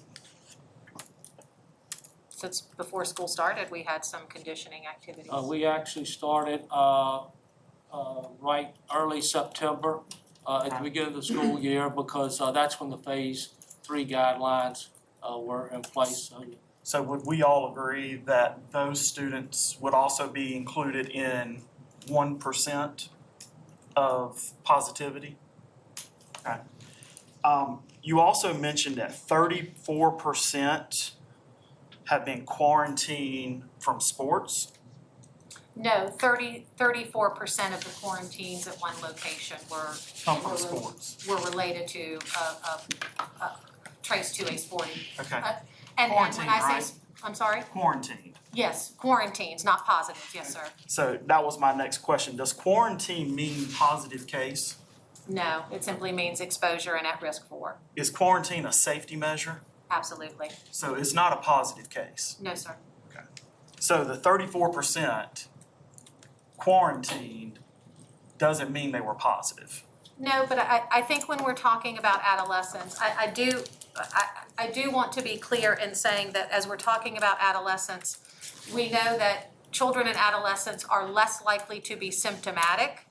So they have been exposed, they're less likely to be symptomatic, and if they were symptomatic, they're less likely to present with the symptoms that are commonly associated. So But it's a safety measure. it is a safety measure. And it's part of the 1%.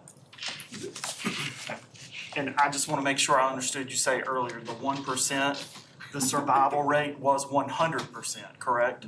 Well, and I'm gonna speak for adult staff now, and I'm not speaking for students because, again, the impact is less significant for children. But surviving and not having any impact as a result of having COVID are two different things. But I didn't ask about impact, I asked about survival rate. Survival rates are 100, impact rate is very different for persistent lung damage. Mr. Connor, you were questioned about the days off. Were those days off due to, do you know what percentage were due to positivity versus quarantine? I don't. I could make a generalization and say a significantly larger number of quarantines, certainly. Okay, so there are a larger numbers quarantined. Significantly. So does quarantine mean positive case? No. Is quarantine a safety measure? Yes. Okay. And then there was also another mention of us having teachers or other staff in the classroom who may not be certified. Heard that, yes. Okay, so do we or do we not currently have teachers in the classroom that are not certified for that grade level?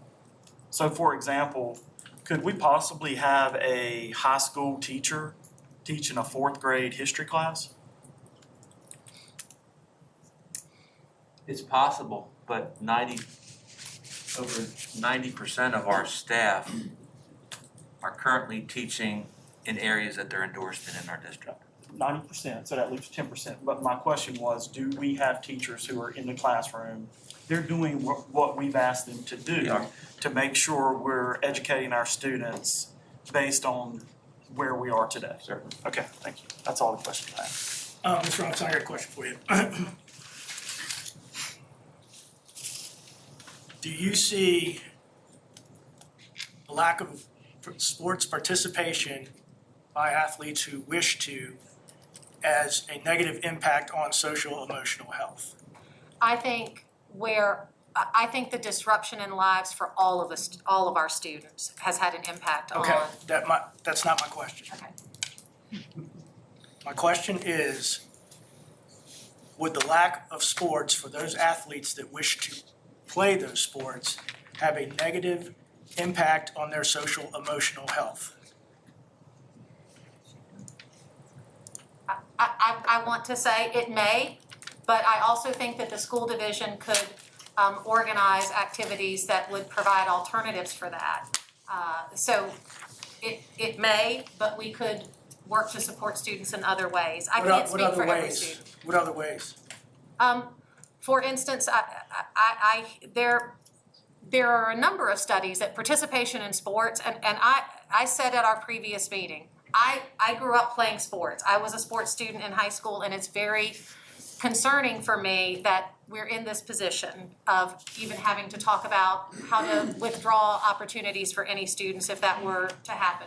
And that's not just with sports, it's all the things that are happening under these restrictions for students. So, sports and mental health have a tie. But Ma'am, is that a yes or is that a no? I can't answer that with a yes or no, but I can answer it with information. Research in connecting sports and wellness for students as it relates to mental health says you often have to analyze what those variables are. Is it the physical activity?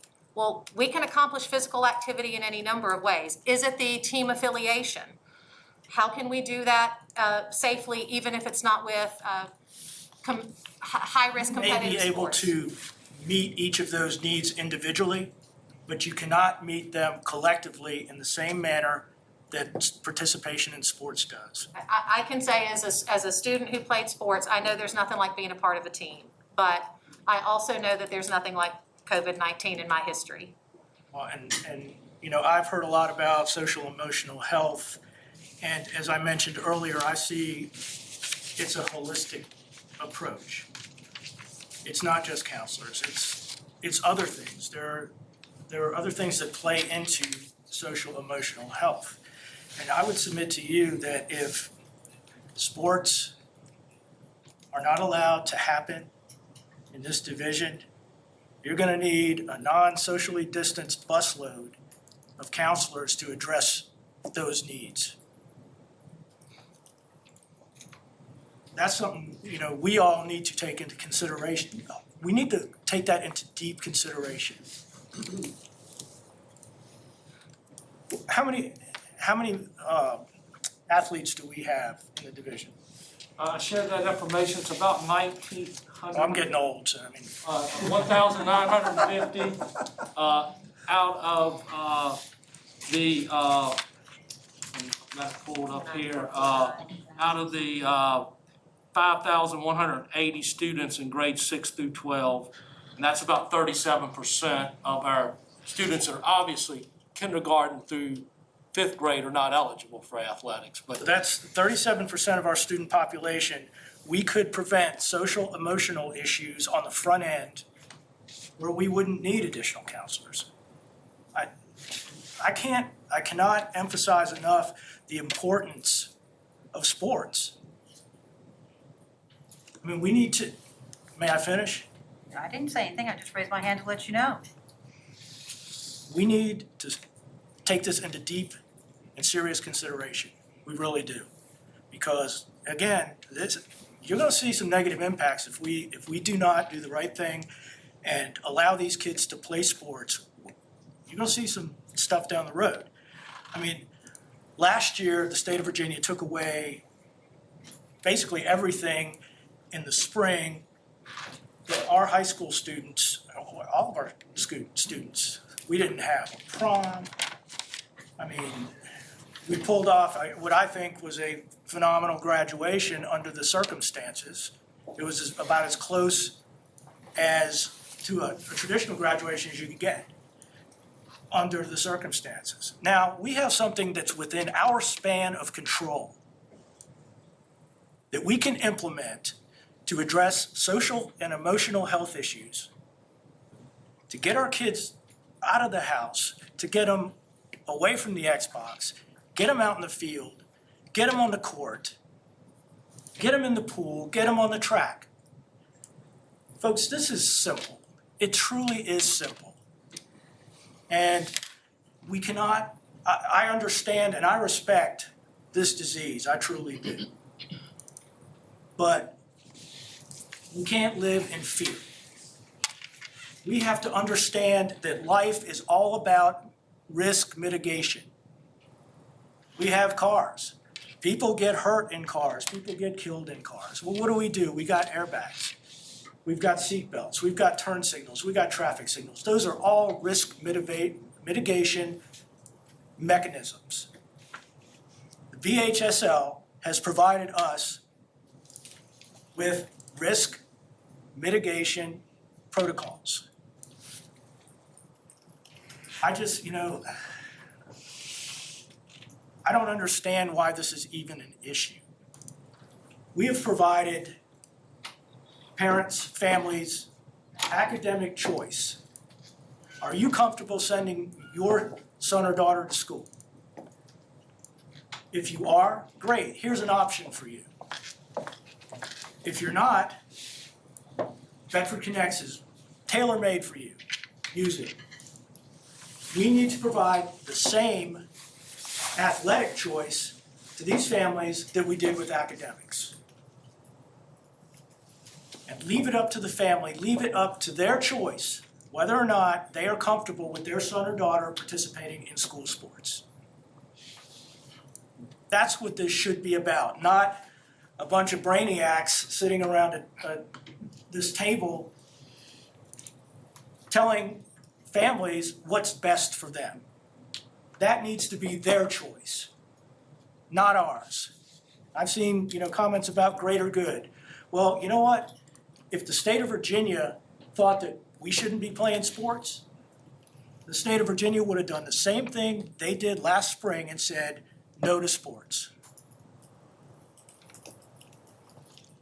Folks, we need to make this happen, and if we don't, shame on us. Shame on us. You're up, Dr. Neal. No, I just would say that, I don't think, at least I'll speak for myself, I'm not saying we should eliminate sports, period, end of discussion. I think it's something that we evaluate on a continuing basis. That's fine. Yeah. Let us.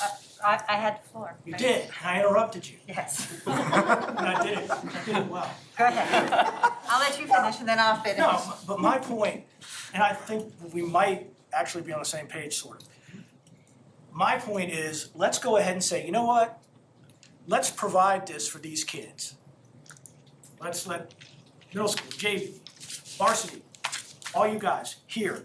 This is the ideal situation, where you get a full season. Then, depending upon the circumstances that present themselves to us, we make adjustments from there. Okay, well, school A is showing a spike. We don't want to play them. Or we'll postpone that. But if we just say no to all sports at all levels, we're taking that option off the table.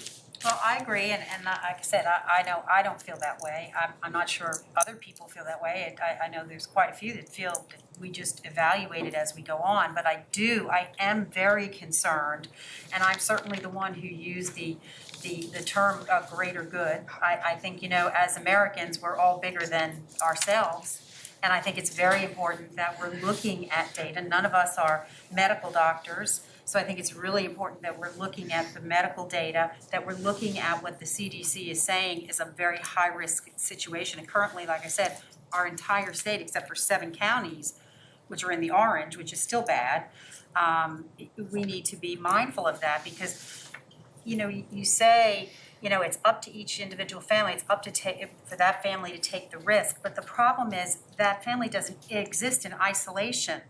If Jason and I are in the same class and my parents say, you know, we're gonna play, you can play, but Jason's parents believe that's too dangerous, then me sitting next to him in a classroom, as Ms. Robertson said, I could be asymptomatic but still shed the virus and infect him. So it's really not. Well, are you suggesting our classroom protocols are not effective then? If I'm saying it sitting puts next to it. Jason?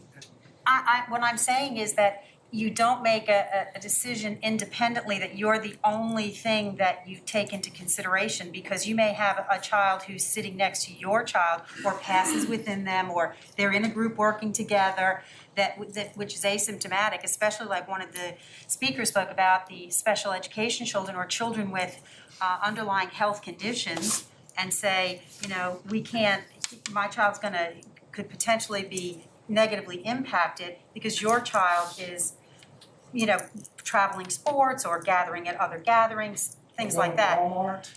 Well, the thing is, you know, I think. Dr. Miller, you have to factor all of these things in. You just can't, I mean. Well, I understand, but what you're saying is that you're focusing in on sports, but there are so many other different things, different activities that people take part in on a daily basis. Going to Walmart, you know, going to a park. You're exposed to people, okay? So to single out sports as the villain, I think is unfair. I'm not saying sports is the villain. I'm saying that's just an added way to add a possibility of increasing this disease and spreading it. I mean, like I said, we have both directors of the Virginia Department of Health. Like, they're reasonably intelligent people. I think they're more than reasonably intelligent, who are saying, don't do this, not at this time. Well, and that's the only thing I want to consider. So I know we disagree, and it's okay. But we're not playing sports at this, competitive sports at this time. If we just do this blanket statement that we're not going to have sports, then again, we've removed the option from the table to make those choices. I agree, but who has said that? I don't think anyone has said that. I'm not saying that. Well, here's something else we need to consider. We need to consider that all sports, all levels. All sports what? I'm sorry? All sports, all levels. We should not be picking and choosing what sports we're going to allow, what levels of sports we're going to allow, because frankly, that's discriminatory. If you're saying, yeah, you can have varsity football, but you can't have JV football, somebody's got to explain to me why one football is okay and the other football is not. So we need to, this needs to be an all or nothing thing. Okay. That's my opinion. Anybody? Yes, sir. I don't have any comment. I'd like to make a motion, please. Say again? I'd like to make a motion. I'd like to move that we suspend the rules to place participation in winter sports on tonight's agenda. Let's talk about, can we fund them first? Okay? Let's do that. Does anybody have any additional questions for Dr. Francis? Actually, Dr. Francis, when did you say the basketball starts? The competition, the games start December 21st. The two sports started this week as far as practice, that was basketball and cheerleading. All the rest of the winter sports start Monday the 14th, but the first play date for basketball is December 21st. And when's the last day of the season? It actually goes into early February for the state championship. So they are gonna have tournaments and championships? Right now, yes, that is, they would still have state championships, semifinals and finals. Okay, thank you. Thank you, Mr. Chairman. Dr. Francis, If you could please find out for us, what, Mrs. Kirby conveyed to us that the VSHL has now determined that mask must be worn by these players. Is there any way that you can find that information out for us? Cause that really concerns me greatly. Well, right here's the Assistant, article from. I Googled it, I think I saw the same thing, and Did Yeah, you? right here's the article from the Richmond Times. I don't believe the statement had come out from VHSL, I think it was maybe leaked, but we did hear today, did we not, that was likely, a few of us were on a call with the state superintendent and the executive director, that it sounded like that was in the works. They wouldn't make it official this afternoon, but it sounded like that was an additional mitigation step that the high school league might be taking. So again, I don't want to speak for them, but it seems like a valid. This article actually has the VHSL seal within the article, skimming it, so. As soon as it's posted, if it's posted tomorrow, I can forward that to the school board members. If it's posted on the VHSL website. Yeah, it wasn't a few minutes ago on their website, Oh, but okay. Well, but it was in that same article. But, well, this is from Richmond Times Gazette, so. Well, that concerns me greatly. I'm just thinking from a medical standpoint here, what's the implication of a basketball player or players wearing a mask for how long? It's been some research that basically that runners and athletes, it's very For a minimal, limited time, is it not? a very minimal impact of wearing a mask for the amount of oxygen and so forth. So that's been some of the research out there, but because people do running right now with masks and so forth, so They're people were outside worried about, running. you know, if it would restrict the amount of oxygen to the brain and so forth, and the research did not come back to show that. Now, this is the first I've heard of. I think I saw some college teams that when they conduct their practices, Yes. their athletes wear like gaiters the whole time. Now, I would have to see what VHSL released. I think it would be very difficult for wrestling unless, now they do make a face mask, and which is different from, say, a gaiter, but it is a strap-on face mask that covers the face. That may be a requirement. I don't think you could wear a gaiter or a regular face mask and wrestle. It would have to be one of the ones that's used, typically if a student athlete has a broken nose or has an injury, they wear that type of mask. But for basketball and for cheerleading and obviously you can't swim. I don't think you can swim in a No, mask. I think that's pretty obvious. But I think for the others, they probably could wear a mask in competition. Again, I would really like to hear from just our nurses. Well, I can Regarding say just, that some of that, as we heard, some of that was communicated early and has now become more official. And I think in fairness, that could have implications for how we operate our totality of school programming, because we have allowed our younger students who are engaging in physical activity during the school day to be free of using their masks during physical activity. Yes. So I would see a parallel implication that if we're saying during periods of physical activity, we need to be using face coverings, that the board would want to consider how that impacts the practices that we've communicated previously. Exactly. Would the VHSL regulate normal physical activity that occurs during the day, or is it limited? No, but So I would just want the. I'm not following. No, I think what I was saying is, I think we would want to, that's exactly what I would say. We have not had that same standard for physical activity because it was against medical advisement during periods of physical activity. So if we're doing that differently, communication about that standard is what I'm saying needs to be clear, because we have not held our students that aren't in a VHSL activity to put on a face covering. So I think that communication needs to be made clear. I understand, Ms. Robertson, I think you're right about that. It does need to be made clear, and it is concerning. To me, from a sports perspective, it's still the parent and the kid's choice if they want to participate. This is true. So But, and I will tell you, just to what you're saying, of course, I'm wearing this just for Christmas, but when I wear the gaiters, it is a world of difference in being able to breathe. Yeah, I know, they're a little lighter, they're not medically, recommended, are they? They are certainly more comfortable, but I don't want us to go down that path in terms of discussing masks, but absolutely, I think we need to certainly move things along and move towards a decision here. Are there any other questions for Dr. Francis? Okay, thank you. Thank you for being grilled. And you, Ms. Robertson, as well. Do I have a motion to approve funding for sports activities during the 2021 season? Mr. Chairman, I'd like to move that we suspend the rules to place participation.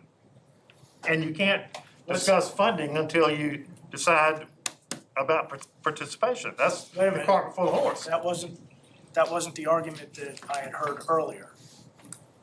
We need to fund, Dr. Mealy made the point that we fund things that we don't necessarily participate in. So we're gonna vote to participate or not, and then we'll fund it later?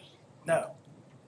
Let's go ahead and vote on the funding as it's on the agenda, then we can amend the agenda to address your motion. All right. Do I have a motion to approve funding for sports activities during the 2021 season? So moved.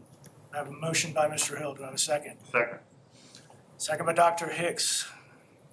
Discussion. Does anybody have any questions of Mr. Hagler? I'm just gonna make sure I understand. So this is funding based on, we're going to implement or talk about implementing some restrictions with regard to the funding. Is that correct? We're gonna address that. Okay. Any questions of Mr. Hagler? Okay. All those in favor signify by saying aye. Aye. Opposed? Okay. Sports activities for the 2020 season are funded. All right. Now, I would like to move that we suspend the rules to place participation in winter sports on tonight's agenda. Motion by Dr. Hicks to suspend the rules and place participation in winter sports on the agenda. Do I have a second? Second. So I have 2 seconds. I have Okay. Dr. Harrison is Mueller. fine? Discussion.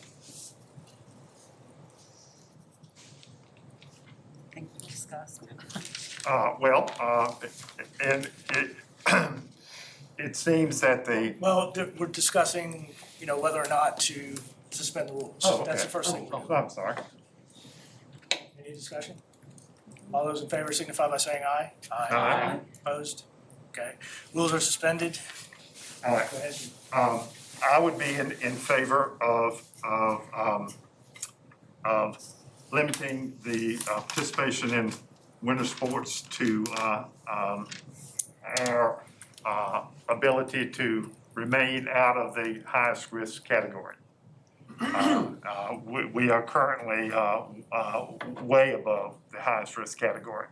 The highest risk category for positivity being above 10%, and we are at 12.6%.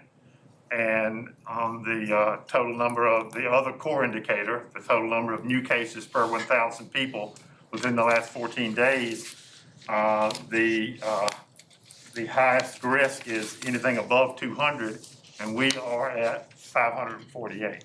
Okay. Well, let me run this by you. In order for us to stipulate something, we need to have something to stipulate. We need to have a season against which to apply these stipulations. So I think what we need to discuss here is, we talked about it a little bit, but are we gonna even have a season? And if we do have a season, what are the parameters under which that season's gonna operate? We've gotta have a season in order to apply the parameters, am I wrong? So. I think we should have a season. I think we should have a season, but A I think season for all levels, all sports, correct? yes, I think so. Well, I'm not sure about the all levels. I really think junior varsity and varsity, yes, but middle school, that's a risk, well, if you look at it at risk versus reward, there are significantly more rewards for JV and varsity than for middle school. And I don't know that the rewards are worth the risk at the middle school level. But why shouldn't that be a parent's decision? And I personally, I see that as discriminatory. And Well, let's. You're telling. For years and years, we didn't have B-team Okay, sports, well, and we only had them in now this we sport do. or that sport. Now we do. And so tell me how it is fair, non-discriminatory, to have varsity basketball and JV basketball and tell the middle school kids, well, you know what? Sorry, but maybe next year. That is discriminatory against that age group. That group of students are being discriminated against. I mean, it's cut and dry. There's no gray area there, Doc. I disagree, it's not cut and dried. I think you need to look at it as risk versus reward. There's certainly lots of rewards for kids playing sports. But I think the rewards are higher, particularly at the varsity level, because seniors are playing their last year of sports and some are playing for college scholarships. That weighs in the balance of risk versus reward. That's right, but if you have these kids, you have a fast burner basketball player, middle school, who has potential to reach that level, and you deprive him or her of a year of development, that's discrimination. You are taking that opportunity away from one of our students or a group of our students. We need to let all these kids play. I disagree, but. Well, yes, ma'am. Dr. Francis, may I ask you a question, please? Sure. It is my understanding, I have one in my house that's really looking forward to the middle school volleyball schedule.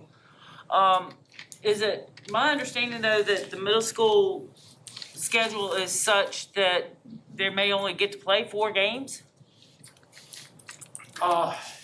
I think a lot of boards are looking right now at whether to have middle school sports or not. Now, the only one that I've heard that has not decided to move the winter middle school is Roanoke City. I think other school, I know, I spoke with Amherst, Campbell County, they're committed to try to have all levels. But it could be, middle school sports already have a reduced number of games just because we don't play as many there. But there could be, if other teams don't participate, you could have a reduction in the number of games for a schedule. So the reduction in games is gonna limit their exposure? Yeah. Of course. Yes, it's fewer games at the middle school just to start with, and then they may be fewer based on if any other divisions decide not to participate at the middle school level. Yes, ma'am. Yeah, if I understood Dr. Hicks, he is saying that we're not, if I understand your proposal, that we're not going to play unless we're in a green or yellow situation.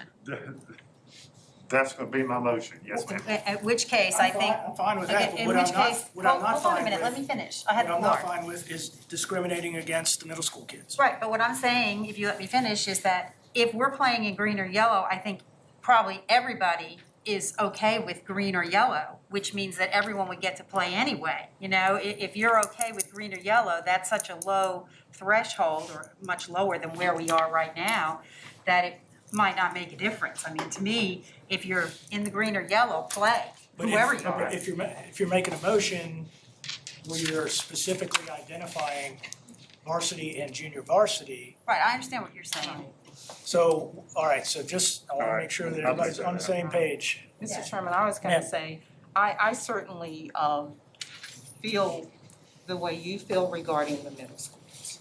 I think it is important that we include our middle schools. If we're gonna do it for the varsity, then certainly we should consider the middle schools as well. But I strongly feel that this metric method is certainly the safe way to go for all of our students. So that's my say. And Mr. Chairman? Kirby. I'm sorry. And I just want clarification, if we go with this metric to where we can only play if we're in green or yellow or the colors, what about practices? Are these kids still allowed to practice? Or will practices have to go on They've hold? been practicing, They've have been they not? practicing. Well, I know, but I mean, are we gonna put a stop to practice? Yeah, I mean, you're not, I mean. Okay, I'm just clarifying, making sure that If I nobody. could, the metric which resembles, sounds like what the Region 6 group came up with is really focused on competitions. Okay. And it focuses on, correct me if I'm wrong, Dr. Francis, the metrics in the home and the away.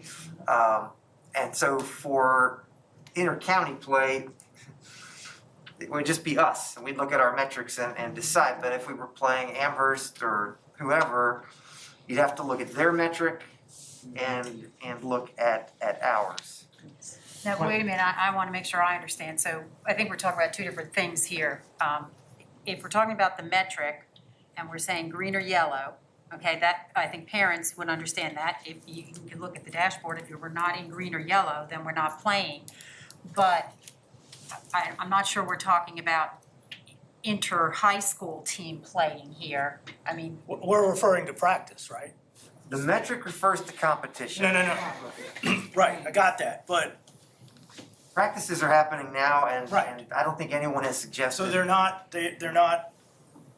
going to be impacted by, I mean, if of course we have a spike in a school and we've got to address that, then we're not gonna have practice.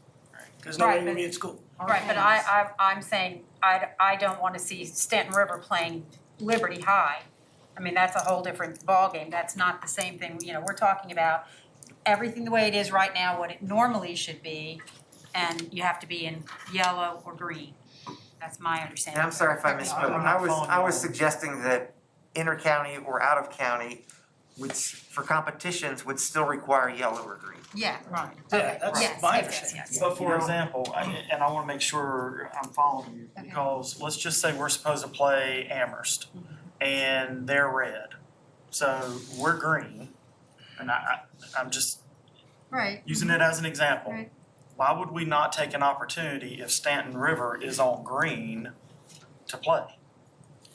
To give those options? I don't see why. Yeah, no, Okay, yes, I wanna make sure, yeah. cause you said something about interaction between Stanton River and Liberty High. Yeah, I'm just saying if we're not at yellow or green, Okay, then we gotcha. wouldn't want to play. Gotcha. Yeah, so the inter-high rule is school. if you're But at red, you don't play. Right, red or orange, you don't play, anything. Okay. If you're at green or yellow, then you play. Okay, so just to make sure that we're all, yes, sir, go ahead. A little clarification, the two plans that came out, the first plan that came out from Salem High School, I believe, was that you don't play if you're in the red. Right. And you had orange, yellow, and green, you would play. The second plan then said you don't play if you're in the red or orange, you only play if you're in the yellow and green. So I guess that needs to be, because that would be something you need to decide on. Is it, because I heard Dr. Hicks, I thought, say in the highest, which is red. Yes. Okay, but now I've heard people say red or orange. I think it should just be So, red. so I think we need to be clear on that. So let me just review the bidding here to make sure that everyone is understanding what everyone else is saying. We will have all sports in Bedford County Public Schools at the varsity, JV, and middle school levels. They will play under any status but red. Is that correct? That's correct. That's correct. Is that where we're at? I'm fine with that. Okay, All right. you're up. Mr. Chairman, I move that we allow winter sports at all levels and that inter-school competition be a game-by-game decision based on the VDOH, CDC, K through 12 school metrics with no spectators. If the two core metrics are in the highest or red category for either the home or the visiting team, then we don't play that game. I have a motion by Dr. Hicks, which I didn't catch all of it, but I think I have a concern. What's your concern? You said winter sports. Right. Winter sports only. And I would think we could discuss fall sports and spring sports when they become available and things may be better, worse, or the same. Why would we not just say, we're approving sports and here's the specifics around if you play or not? That's what Because we're now doing. you're setting these students that are planning to play football and swim and soccer of questionable, do I get to play?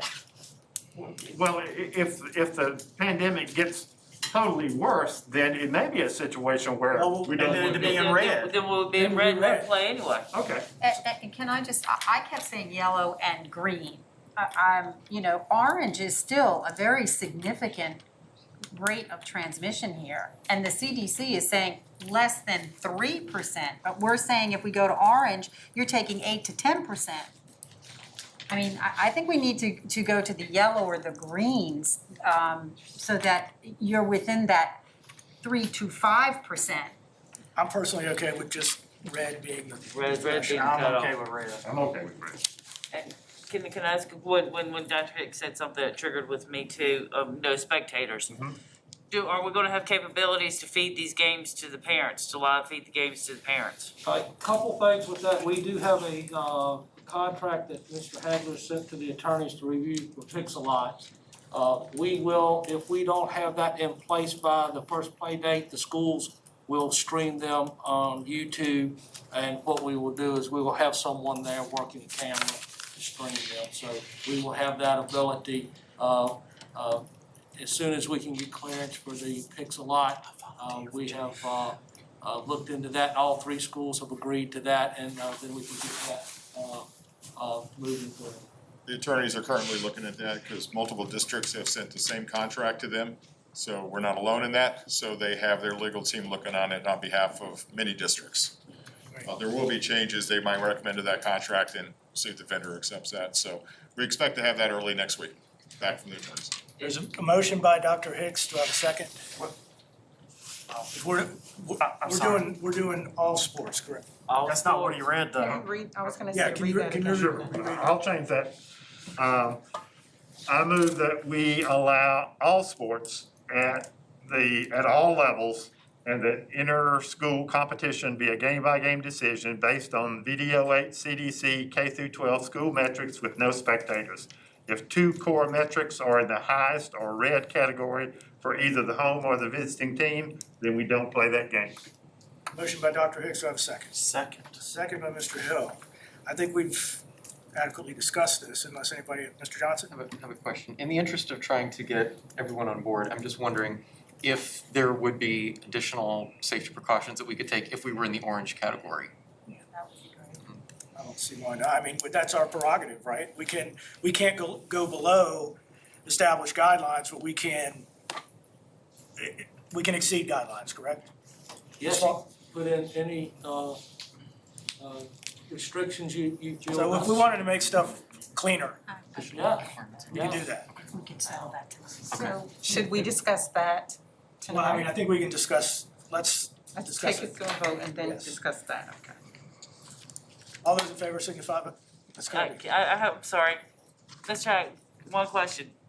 The contract that you sent to the attorneys to review for the live video feed, that's in addition to these numbers that we're looking at here for funding the sports? No cost to the division for that live feed. The contract has an option, Francis, if you can correct me.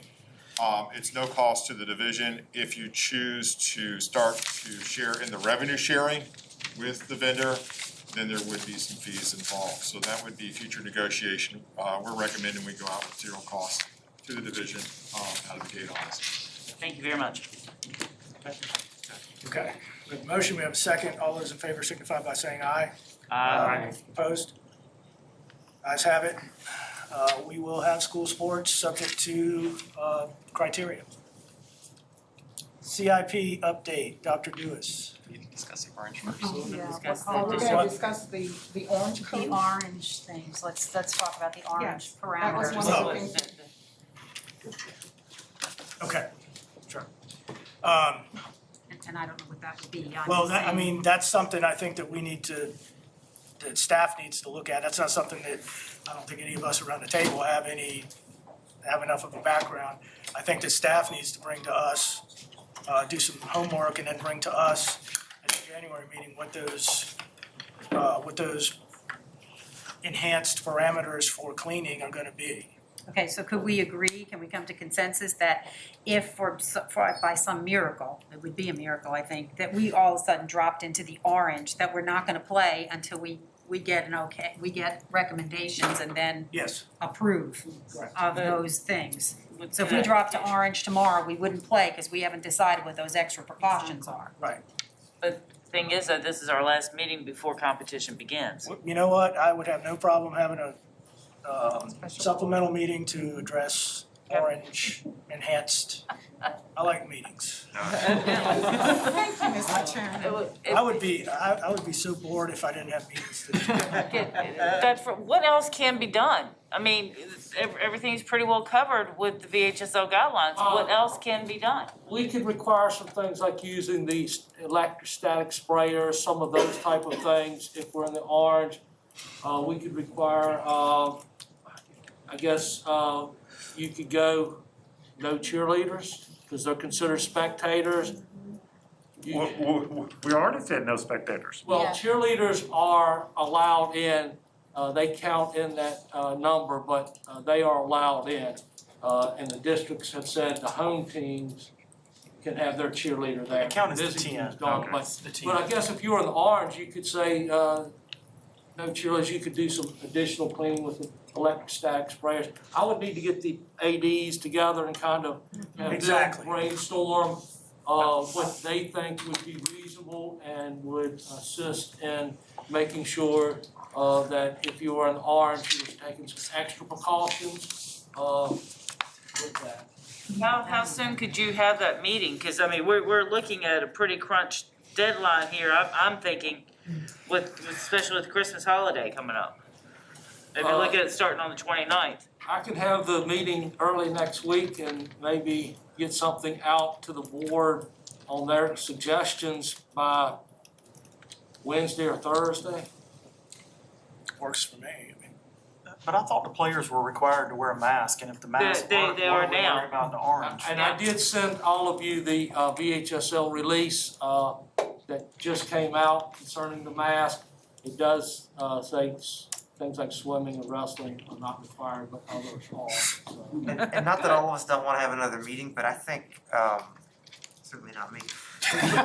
We'll fit it in before you leave. Thank you for that. I think the masks, plus if we're willing to do no spectators in the orange, to me, that goes back to Mr. Johnson's extra precautions. I don't know that it would constitute enough. I'm with Mrs. Kirby. I would hate to see this, now that we've made this decision, this ambiguity, because we're deep red right now. Yes, So in we a few are. weeks, we might still be deep red, but Might if by be. some miracle, we're in the orange, I'd love to see us be able to play some of these games personally, but that's just me. Can we agree to the mask and the sprayer? Is that what you said? Electrostatic sprayer.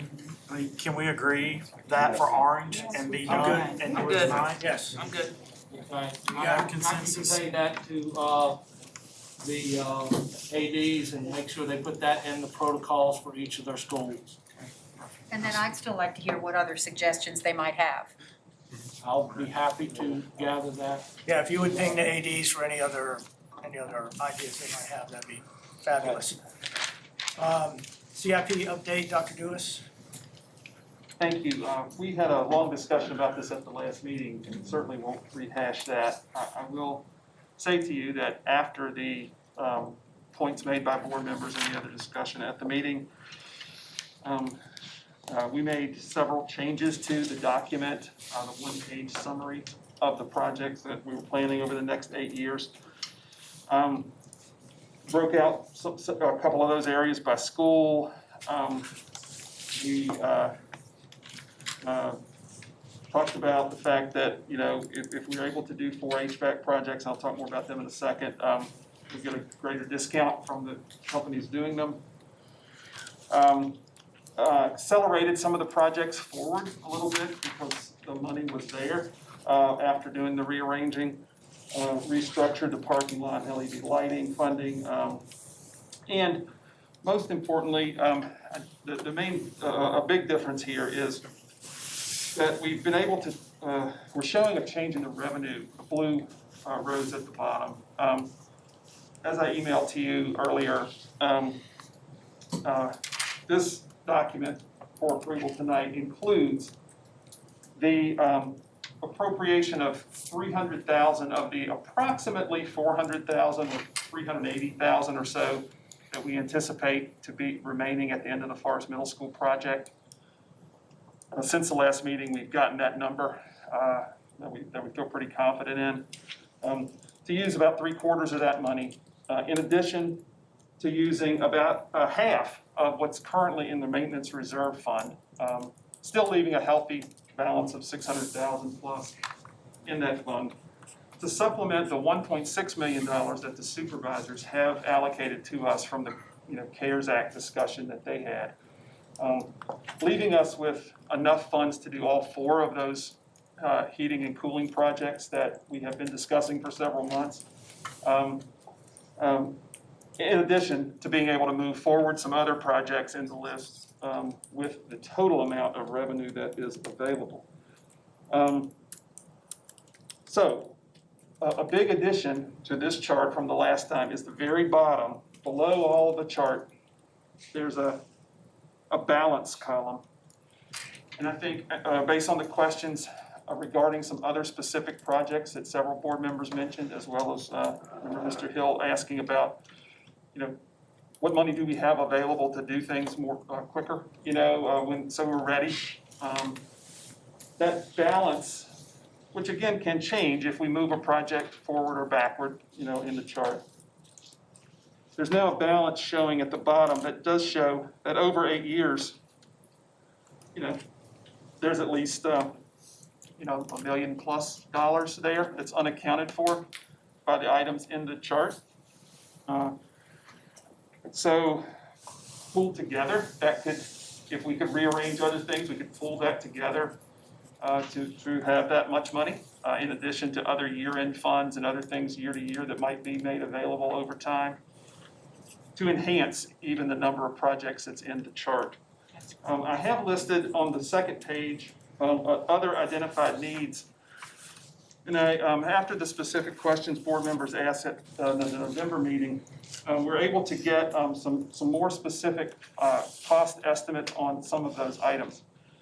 For example, in going back to study the elementary facility study, the actual square footage added to Bedford Primary School, if the gym were to be built there, was about $1.8 million of that total amount.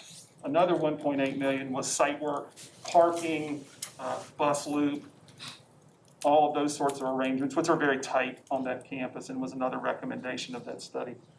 The rest of the money was in other improvements in the building, some of which we've already done, the roof and HVAC system. I got a quote on tennis courts, adding 3 courts at Liberty High School, be an estimate about $300,000 with, hopefully that would include the fencing. They didn't quote the fencing, but I added a little bit to make sure that we had some in the budget for that. USTA has some grants available that can pay up to 50% of projects if we successful in a grant application, and they are opening those back up for 2021. They had suspended them, of course, like so much has been suspended over the last year, but so that cost could be half of that if we were successful there in our planning.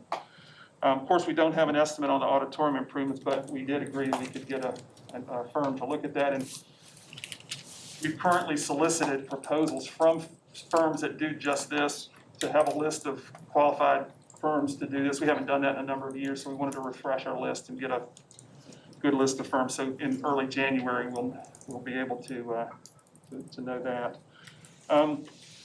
The other numbers have been there in other projects that have been called for either by members of the community or schools or studies that have been done, and that's all there for your review. So, we're asking for approval of this because while we may need to do a little bit of finalizing with the county on the $300,000 of Forest Middle School funding, that we want their, I think we probably need some sort of blessing through that process. I don't know exactly what that would look like. If the school board's committed to that, for those HVAC projects along with the maintenance fund, $600,000. We really could go ahead and begin moving forward on those and have them done next summer, on the soonest time frame that we were hoping for, which I think would be a big victory for those 4 schools. So I'm happy to answer any questions about specifics here that have cropped up since the last meeting, and entertain any other considerations you might have. Any questions, Dr. Lewis? Yes, I would just like the board, I don't know whether we need to do that right now, probably don't, but I know when in either November or December of last year, you all talked about, before Ms. Harrison and I were on the board, you talked about some of these things, and one of the things that was brought up, I think by Mr. Johnson, was the improvements to the Stanton River High School auditorium. And I really think that needs to be like number one here on these other identified needs, because the other 2 high schools have really nice facilities, and Stanton River is really hurting a lot. Liberty's is about the same. Liberty's a mirror copy of Stanton River. So Both need to be on. Liberty's is a little larger, but of course they're within 1 year. Yeah, but we have the exact same seating, and we have the exact same, in fact, we probably even have the same curtains. Yes. But the Less water, Oh, we have the original the water curtains. issue in Stanton River, I think really makes it a whole lot Yes. worse.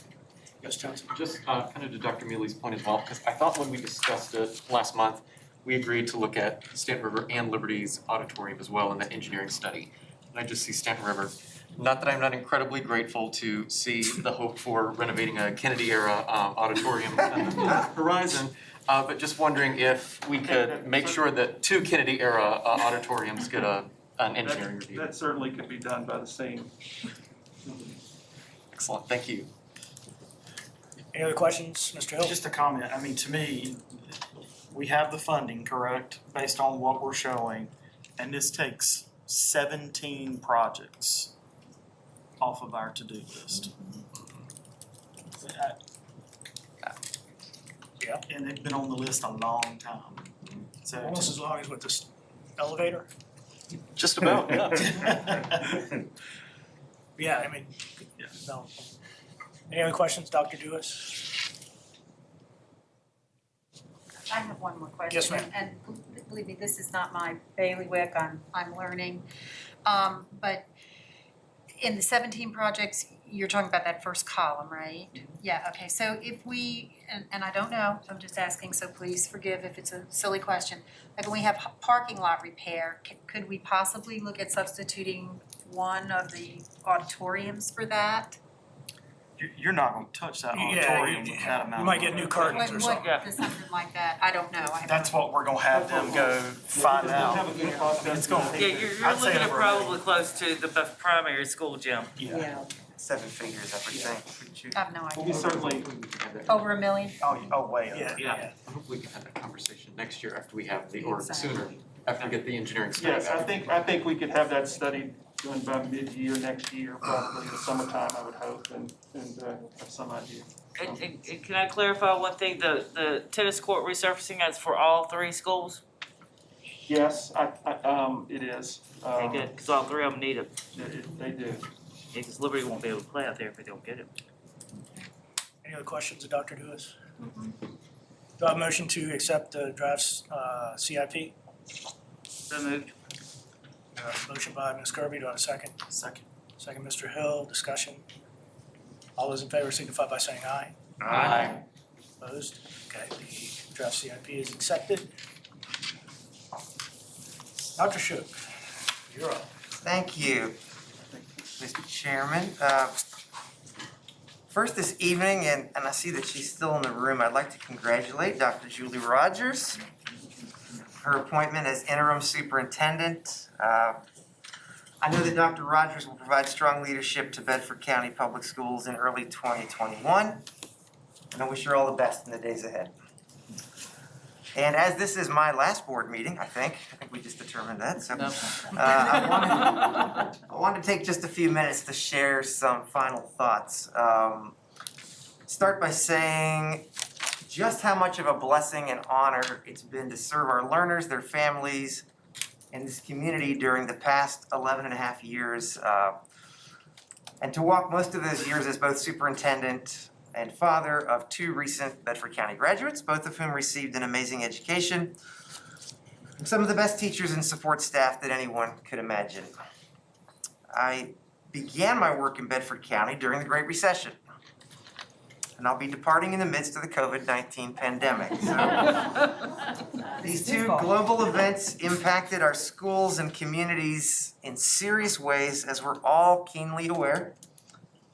But they also demonstrated the dedication and resiliency of our learners, our families, and our employees. You see, as public educators, we have a moral and ethical obligation to empower our learners for future success, no matter what challenges or obstacles may stand in our way. And I'm extremely grateful to have served with so many people, including many present in this room tonight, who've been collectively committed to this most noble of callings. The collaborative culture that we've embraced as a leadership team and as a district is truly remarkable. And I hope that the spirit of teamwork will continue to benefit our young learners in our community in the days and years ahead. Now, at this moment, I actually have great empathy for Academy Award winners who struggle to name and thank every individual who is part of their successful endeavor. And as I just mentioned, our culture in Bedford County Public Schools is very collaborative. So I've been here a very long time.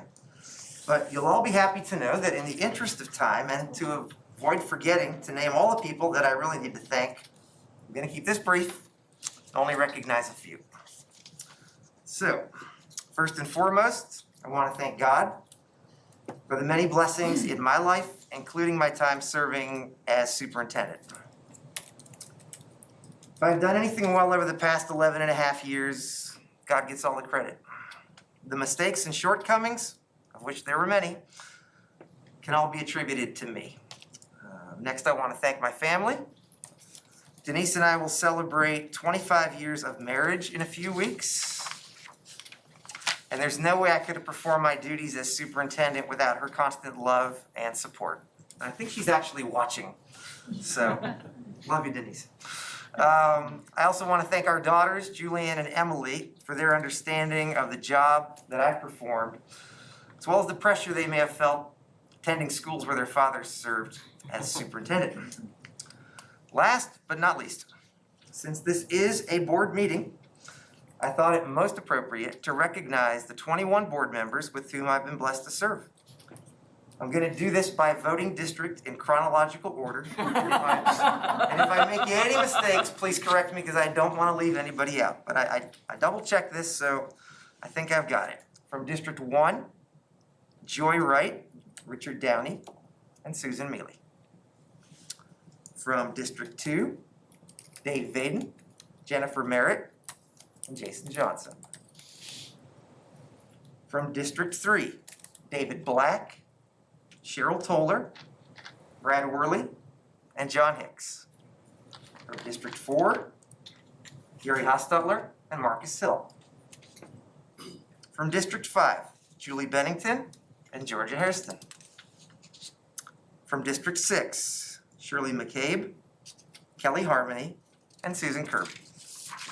From District 7, Debbie Hoback, Kevin Willis, and Martin Leamy. And not to be forgotten, because who could forget her, from Bedford City, Mickey Vanderwerf. As you all know, the work of a school board is often demanding, stressful, often thankless, and complicated. I don't know why anyone in their right mind would choose to serve on a school board. Amen. I will be eternally grateful that the 7 of you and your 14 predecessors made that choice and sacrifice. I leave you tonight with one simple piece of advice, should you choose to consider it, as you lead our district forward in 2021. And it comes from our own strategic plan, and specifically our cultural norms.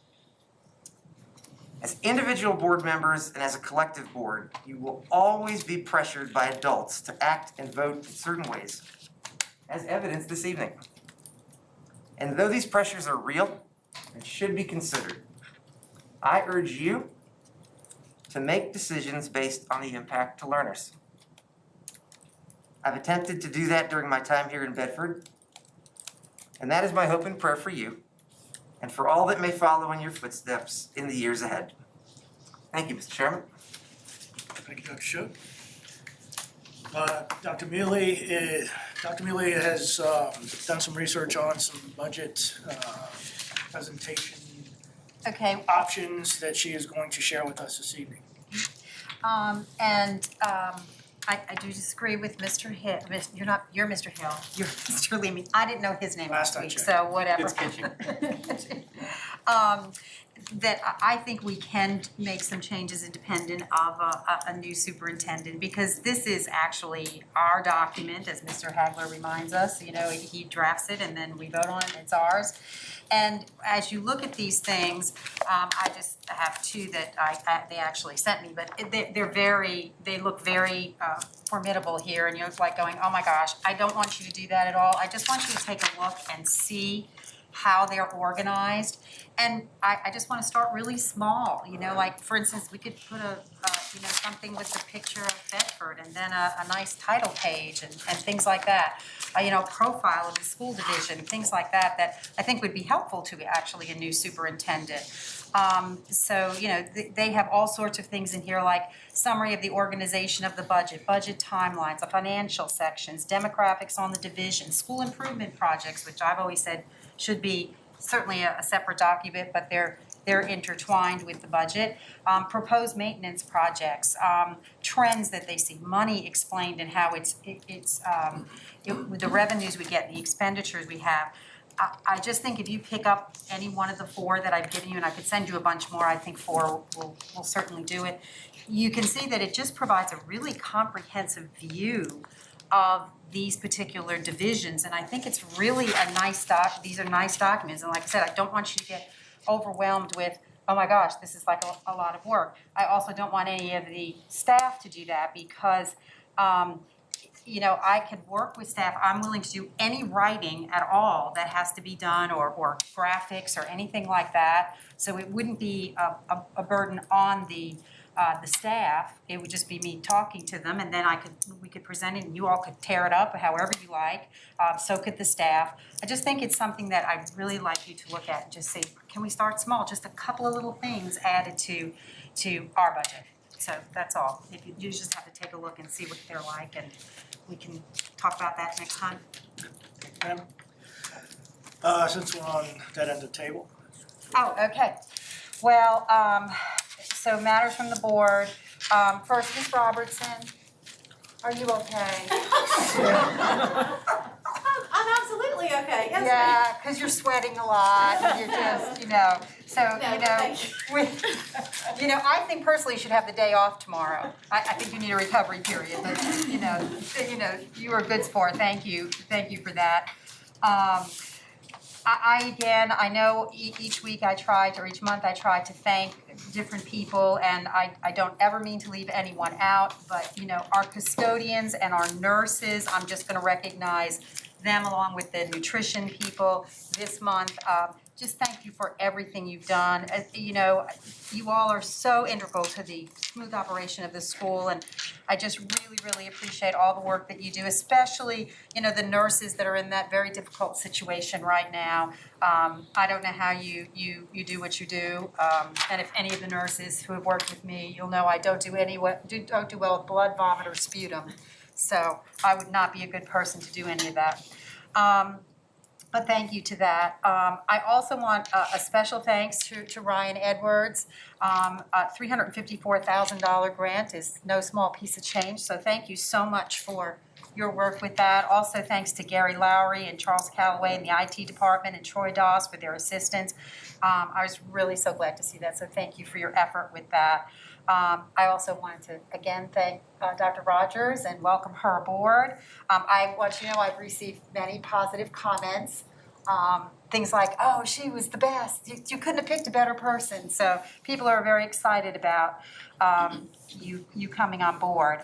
I also wanted to give you just a really quick update. Brad from HYA says that the applications are going well. He says we have a really nice number of applications. And again, he says that we have a good split of gender to choose from. And again, he says we're not getting much in the way of diversity. We don't have a lot of people applying of different ethnic backgrounds. They're coming from Virginia, from Maryland, from Rhode Island.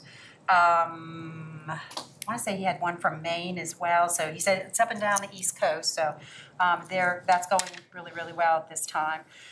I wanted to know if the board was okay, if we could have consensus about, I'd like to just look at, I think it's important for us to look at the grades and see where our kids are functioning. Most divisions are doing that, just kind of like where are we compared to last year at this time? Would you all be okay if we did something like that? You put something together and shoot it out to us, please, ma'am? Who are you talking to me? Yeah. Is he talking to me? I just think it'd be really good for us to look at, and I would really like to see too, like the Bedford Connects versus the in-person, so we can determine, which one is, if one is working better than the other, what can we do? It's not a criticism of any particular model, it's just, we should be looking at that to see what we might be able to do to. Yes. Can we give it, we don't need it tomorrow. Oh, no. So- Yeah, like next month, a staff report, would I that be just want to good? make sure, like a staff report next month or. Yeah. Okay. Yeah, thank you. I just want to make sure She's not doing it tonight when she Yeah. goes home. I need that at 9 o'clock. Thank you so much. Also, I'd like a staff report too on the new, are there two new Title IX regulations? I thought I read that someplace. Are there? Could we just check that, and I just don't know what they are. Yes, I can do that. Okay, thank you. And Dr. Jewis, where are we with the switching out of the tank? Did you determine whether we were gonna do that, switch out on the gas tank or not? We have gotten quotes on the cost of doing that, and tanks alone, not counting the electronics and the labor, are the lowest of the three we had was $23,000. So it was my thought that we would wait a little later in the year to determine how our budget lines are holding up and make that determination. Just because we're not through the winter season yet, and if we need to look at repairing boilers and other things like that, we would want to make sure we were able to do that. But we have been moving forward to getting the cost estimates, and it's not cheap, but it is something that may be within reach if our budget is holding up later in the year. Okay, thank you. Also, I wanted to just speak for a moment to our constituents out there in the public about emails. We've all gotten lots and lots of emails, and I've tried very hard to answer most of them. I am not answering every single one. I will continue to answer some more tomorrow, even though most of the information that you all want is what we did tonight. But I would just ask that if you want me to answer you, that I would need it at least a full day before the issue that you want me to address or to talk about. I was getting emails right up till the time I left to come almost. So if you could just email me at least a full day, I'd be better able to answer you at that point in time. And I think that's it. Mr. Johnson? Yes, theater actually is alive and well, and I enjoyed attending the outdoor, socially distant, COVID-safe production of King Lear at Liberty High School recently, seeing all the precautions that the theater department took, from clear plastic masks for all of the actors to physical distancing, so they were close enough that it looked like maybe they were touching, but they really weren't. I know that took a lot of extra effort for Ms. Cruz and her team to staff that. So, congratulations on an excellent production in very difficult circumstances. And continuing the theater theme, I look forward to attending the very cool Yule at Silo Field at JF on Sunday evening, outdoors. So they always do a great job with that as well. Speaking of cool and outdoors, I attended the reverse parade over the weekend, and I think the real parade was trying to get into Liberty Lake Park. I sat in traffic for 30 minutes But it was great once we got in there and I saw a couple of our student groups, the Liberty High School FFA and Cavalier Theater, representing Bedford County Public Schools very nicely, and it was great to see them as well.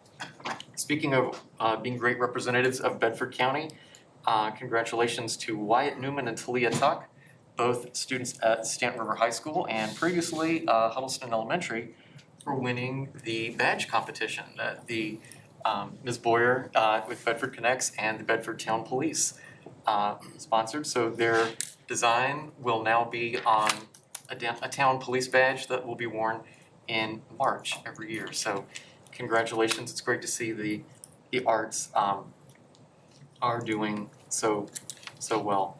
I would like to say, Dr. Shook, thank you for the work that you've done here in Bedford County. As you pointed out, when you come in with the Great Recession and you go out with COVID, there's a lot of work to be done in there, and I think you've really helped to modernize school division. The work that you did on technology, Chromebooks, Google certification, really I think helped give us a little bit of an advantage over some of our neighboring jurisdictions when it came to transitioning to online and kind of non-traditional learning. And so thank you and good luck in Connecticut, where I hear it is even colder than it is here. They get snow. Yeah, they get snow. We did too on Monday. So last thing is just kind of a question for the board. I have been approached about the possibility of seeing if we could have a teacher representative and maybe a parent representative meet with finalists for the superintendent position.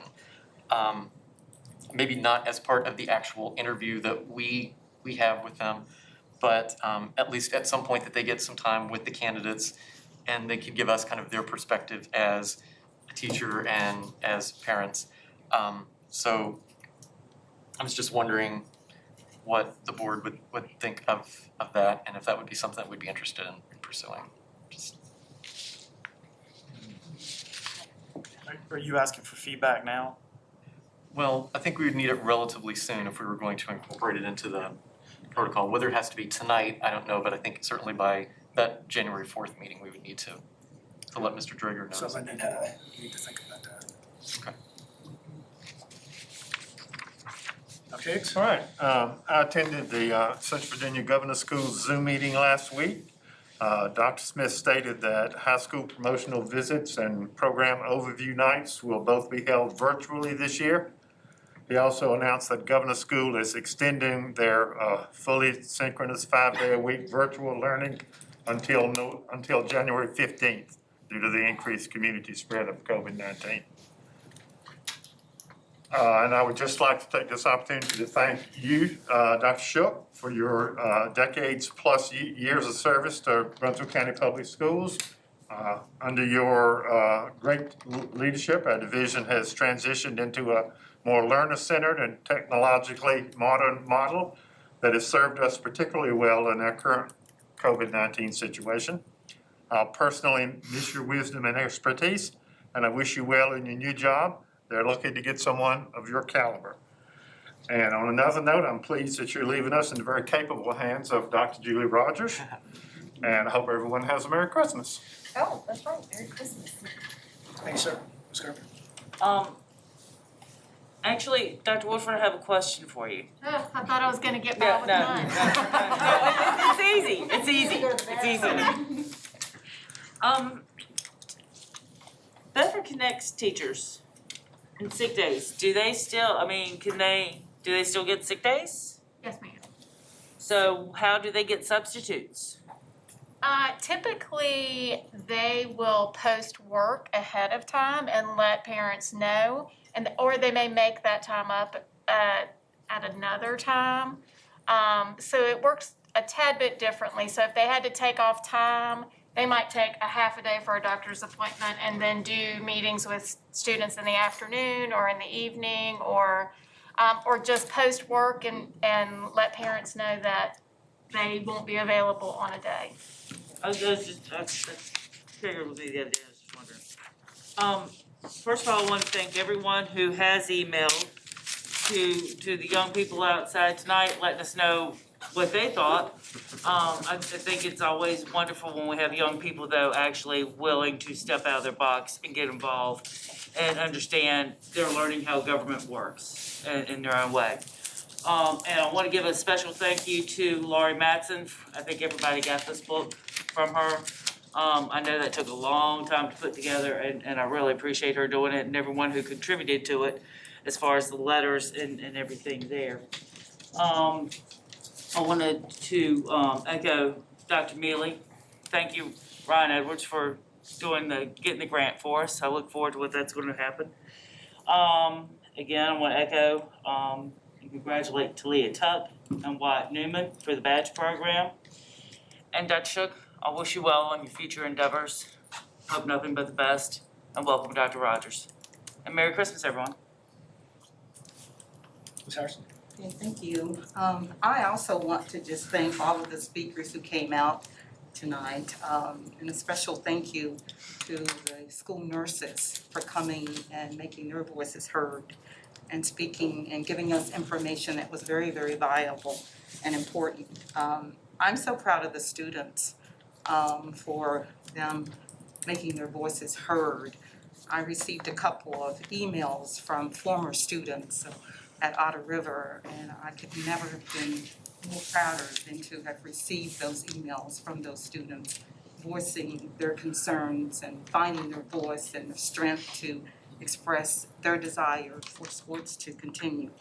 I'm really so very, very proud of us as a board that collectively we made a decision that I strongly believe is in the best interest of our students, and it supports our vision and our mission for them. So I'm just very proud of what we've done here tonight as a team. I also want to extend to Dr. Shook the very best wishes to him and his family on his new position. And I can tell you that Connecticut is very cold. I have relatives there, and it is very cold. We only go in the summer to visit.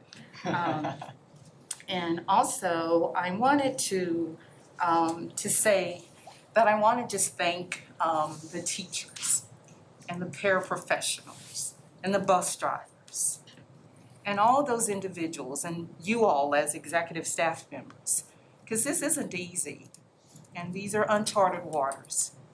And so I just say thank you for all of your efforts and all of your hard work also. And I wish everyone a very, very wonderful holiday break, and I stay safe and well for all of your families. I do want to say that we may be coming back and discussing some things here soon. I just got an alert that the VEA is calling for public schools to go virtual through mid-January. So I think we may have further discussions. So anyway, that's all I have. Mr. Hill? Yeah, a lot of echoes, but I did want to say congratulations to the athletes and coaches in that community.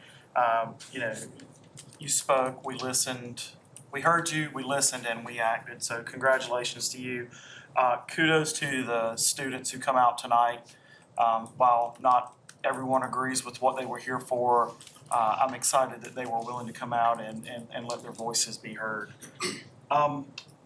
Dr. Shook, congratulations. I wish you nothing but the best. It's been a pleasure working with you. And Connecticut is very lucky to be getting a leader like you. So congratulations. One other thing, and I want to apologize to my constituents because I had received several calls and I thought it would be on the agenda. That's my fault.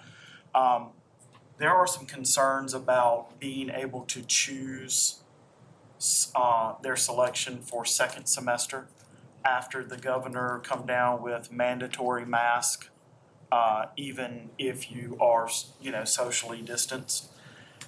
And I think the rule here has been that time is up based on the communication that I'm getting. I do think it's something that we should consider in the fact that the rules changed after the deadline for them having to select in school or Bedford Connects. So I don't know if that's something, I know it's not on the agenda tonight, rules were suspended. But I do think it's something that we need to consider. Even if it's 2 days, you know, and publicize it, let them know they have an option, you know, to switch. And I apologize to the staff because I know it's a huge burden. But again, I think it's about giving our students and their parents choices and those decisions of whether they want to be in person with a mandatory mask versus going back or moving over to Bedford Connects. Is everyone okay with allotting some more time? I'm fine with it. Well, how will that affect staffing? I mean, you already have your staffing in place, right? We have made our changes from staff in Bedford Connects who are virtual, moving over back to in-person. So I'm not sure how that would affect it, but I mean, we just have to see how many people would be interested in making that change. But the staffing element of it is doable? Well, we haven't moved anybody, we're not moving anybody till the end of January, so we could, if we need to, Okay. leave them in place if we. Yeah, can we take a look at that and see if we could support that? Because, you know, Mr. Hill makes a very valid point that people made a choice based on how things were before the deadline. And the rules got changed on them, so I think it's only fair that we afford them the opportunity to make a change if we can make that happen. Is this primarily the ability to make a change to Bedford Connects one way? Either way. Either way. The reason I Either ask way. is we also have, in addition to staffing, have been working on our transportation routes. And we've had to really alter some bus routes due to new students coming back, as well as others who move into the area, and all of those things come together. Certainly removing to Bedford Connects just takes kids off buses, so that's less of a concern. Anything that would add them, we have to do some work to make that happen. Yeah, can you all take a look at that? Let us know what things look like and whether or not that's doable.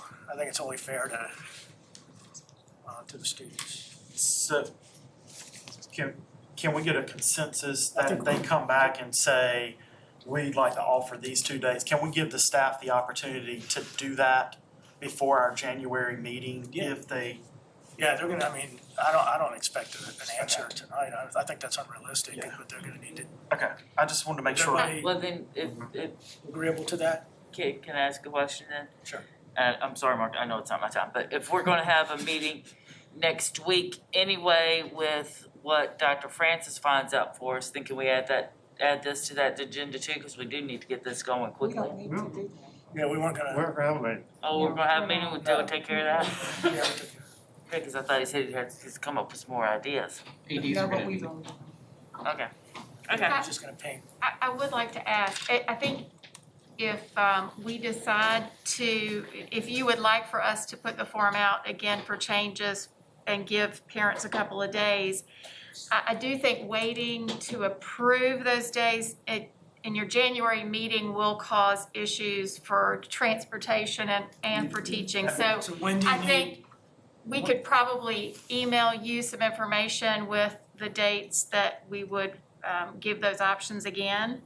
I mean, if you're asking us to do that, then really what I'm saying is we'll make it work and we can just give you the dates, so we can do that as quickly as possible and inform parents. That's why I was asking for consensus, so we can say go to it.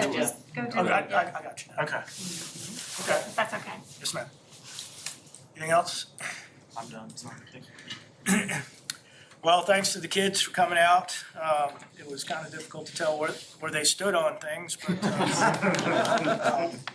yeah, I think it's fantastic that they came out and braved the cold for something that they strongly believed in, and that's kind of what our system is all about. So thanks, guys. Dr. Shook, Godspeed, best to you and yours. And yeah, Connecticut's cold now, and it's less cold in the summer. It's quaint. So enjoy. I mentioned it at our called meeting. Everybody on the board knows that I've had a couple of surgical procedures that required recovery time, and I just want to thank everybody for all the work you guys did while I was under the weather, especially Ms. Kirby. Ms. Kirby's done a phenomenal job, and I really appreciate that. Thank you. And then finally, I will not be accepting nor soliciting nominations to serve as board chair in calendar year 21. Do I have a motion to adjourn? So moved. Everyone? Second, Mr. Hill. All those in favor signify by saying aye. Aye. Opposed? You are adjourned.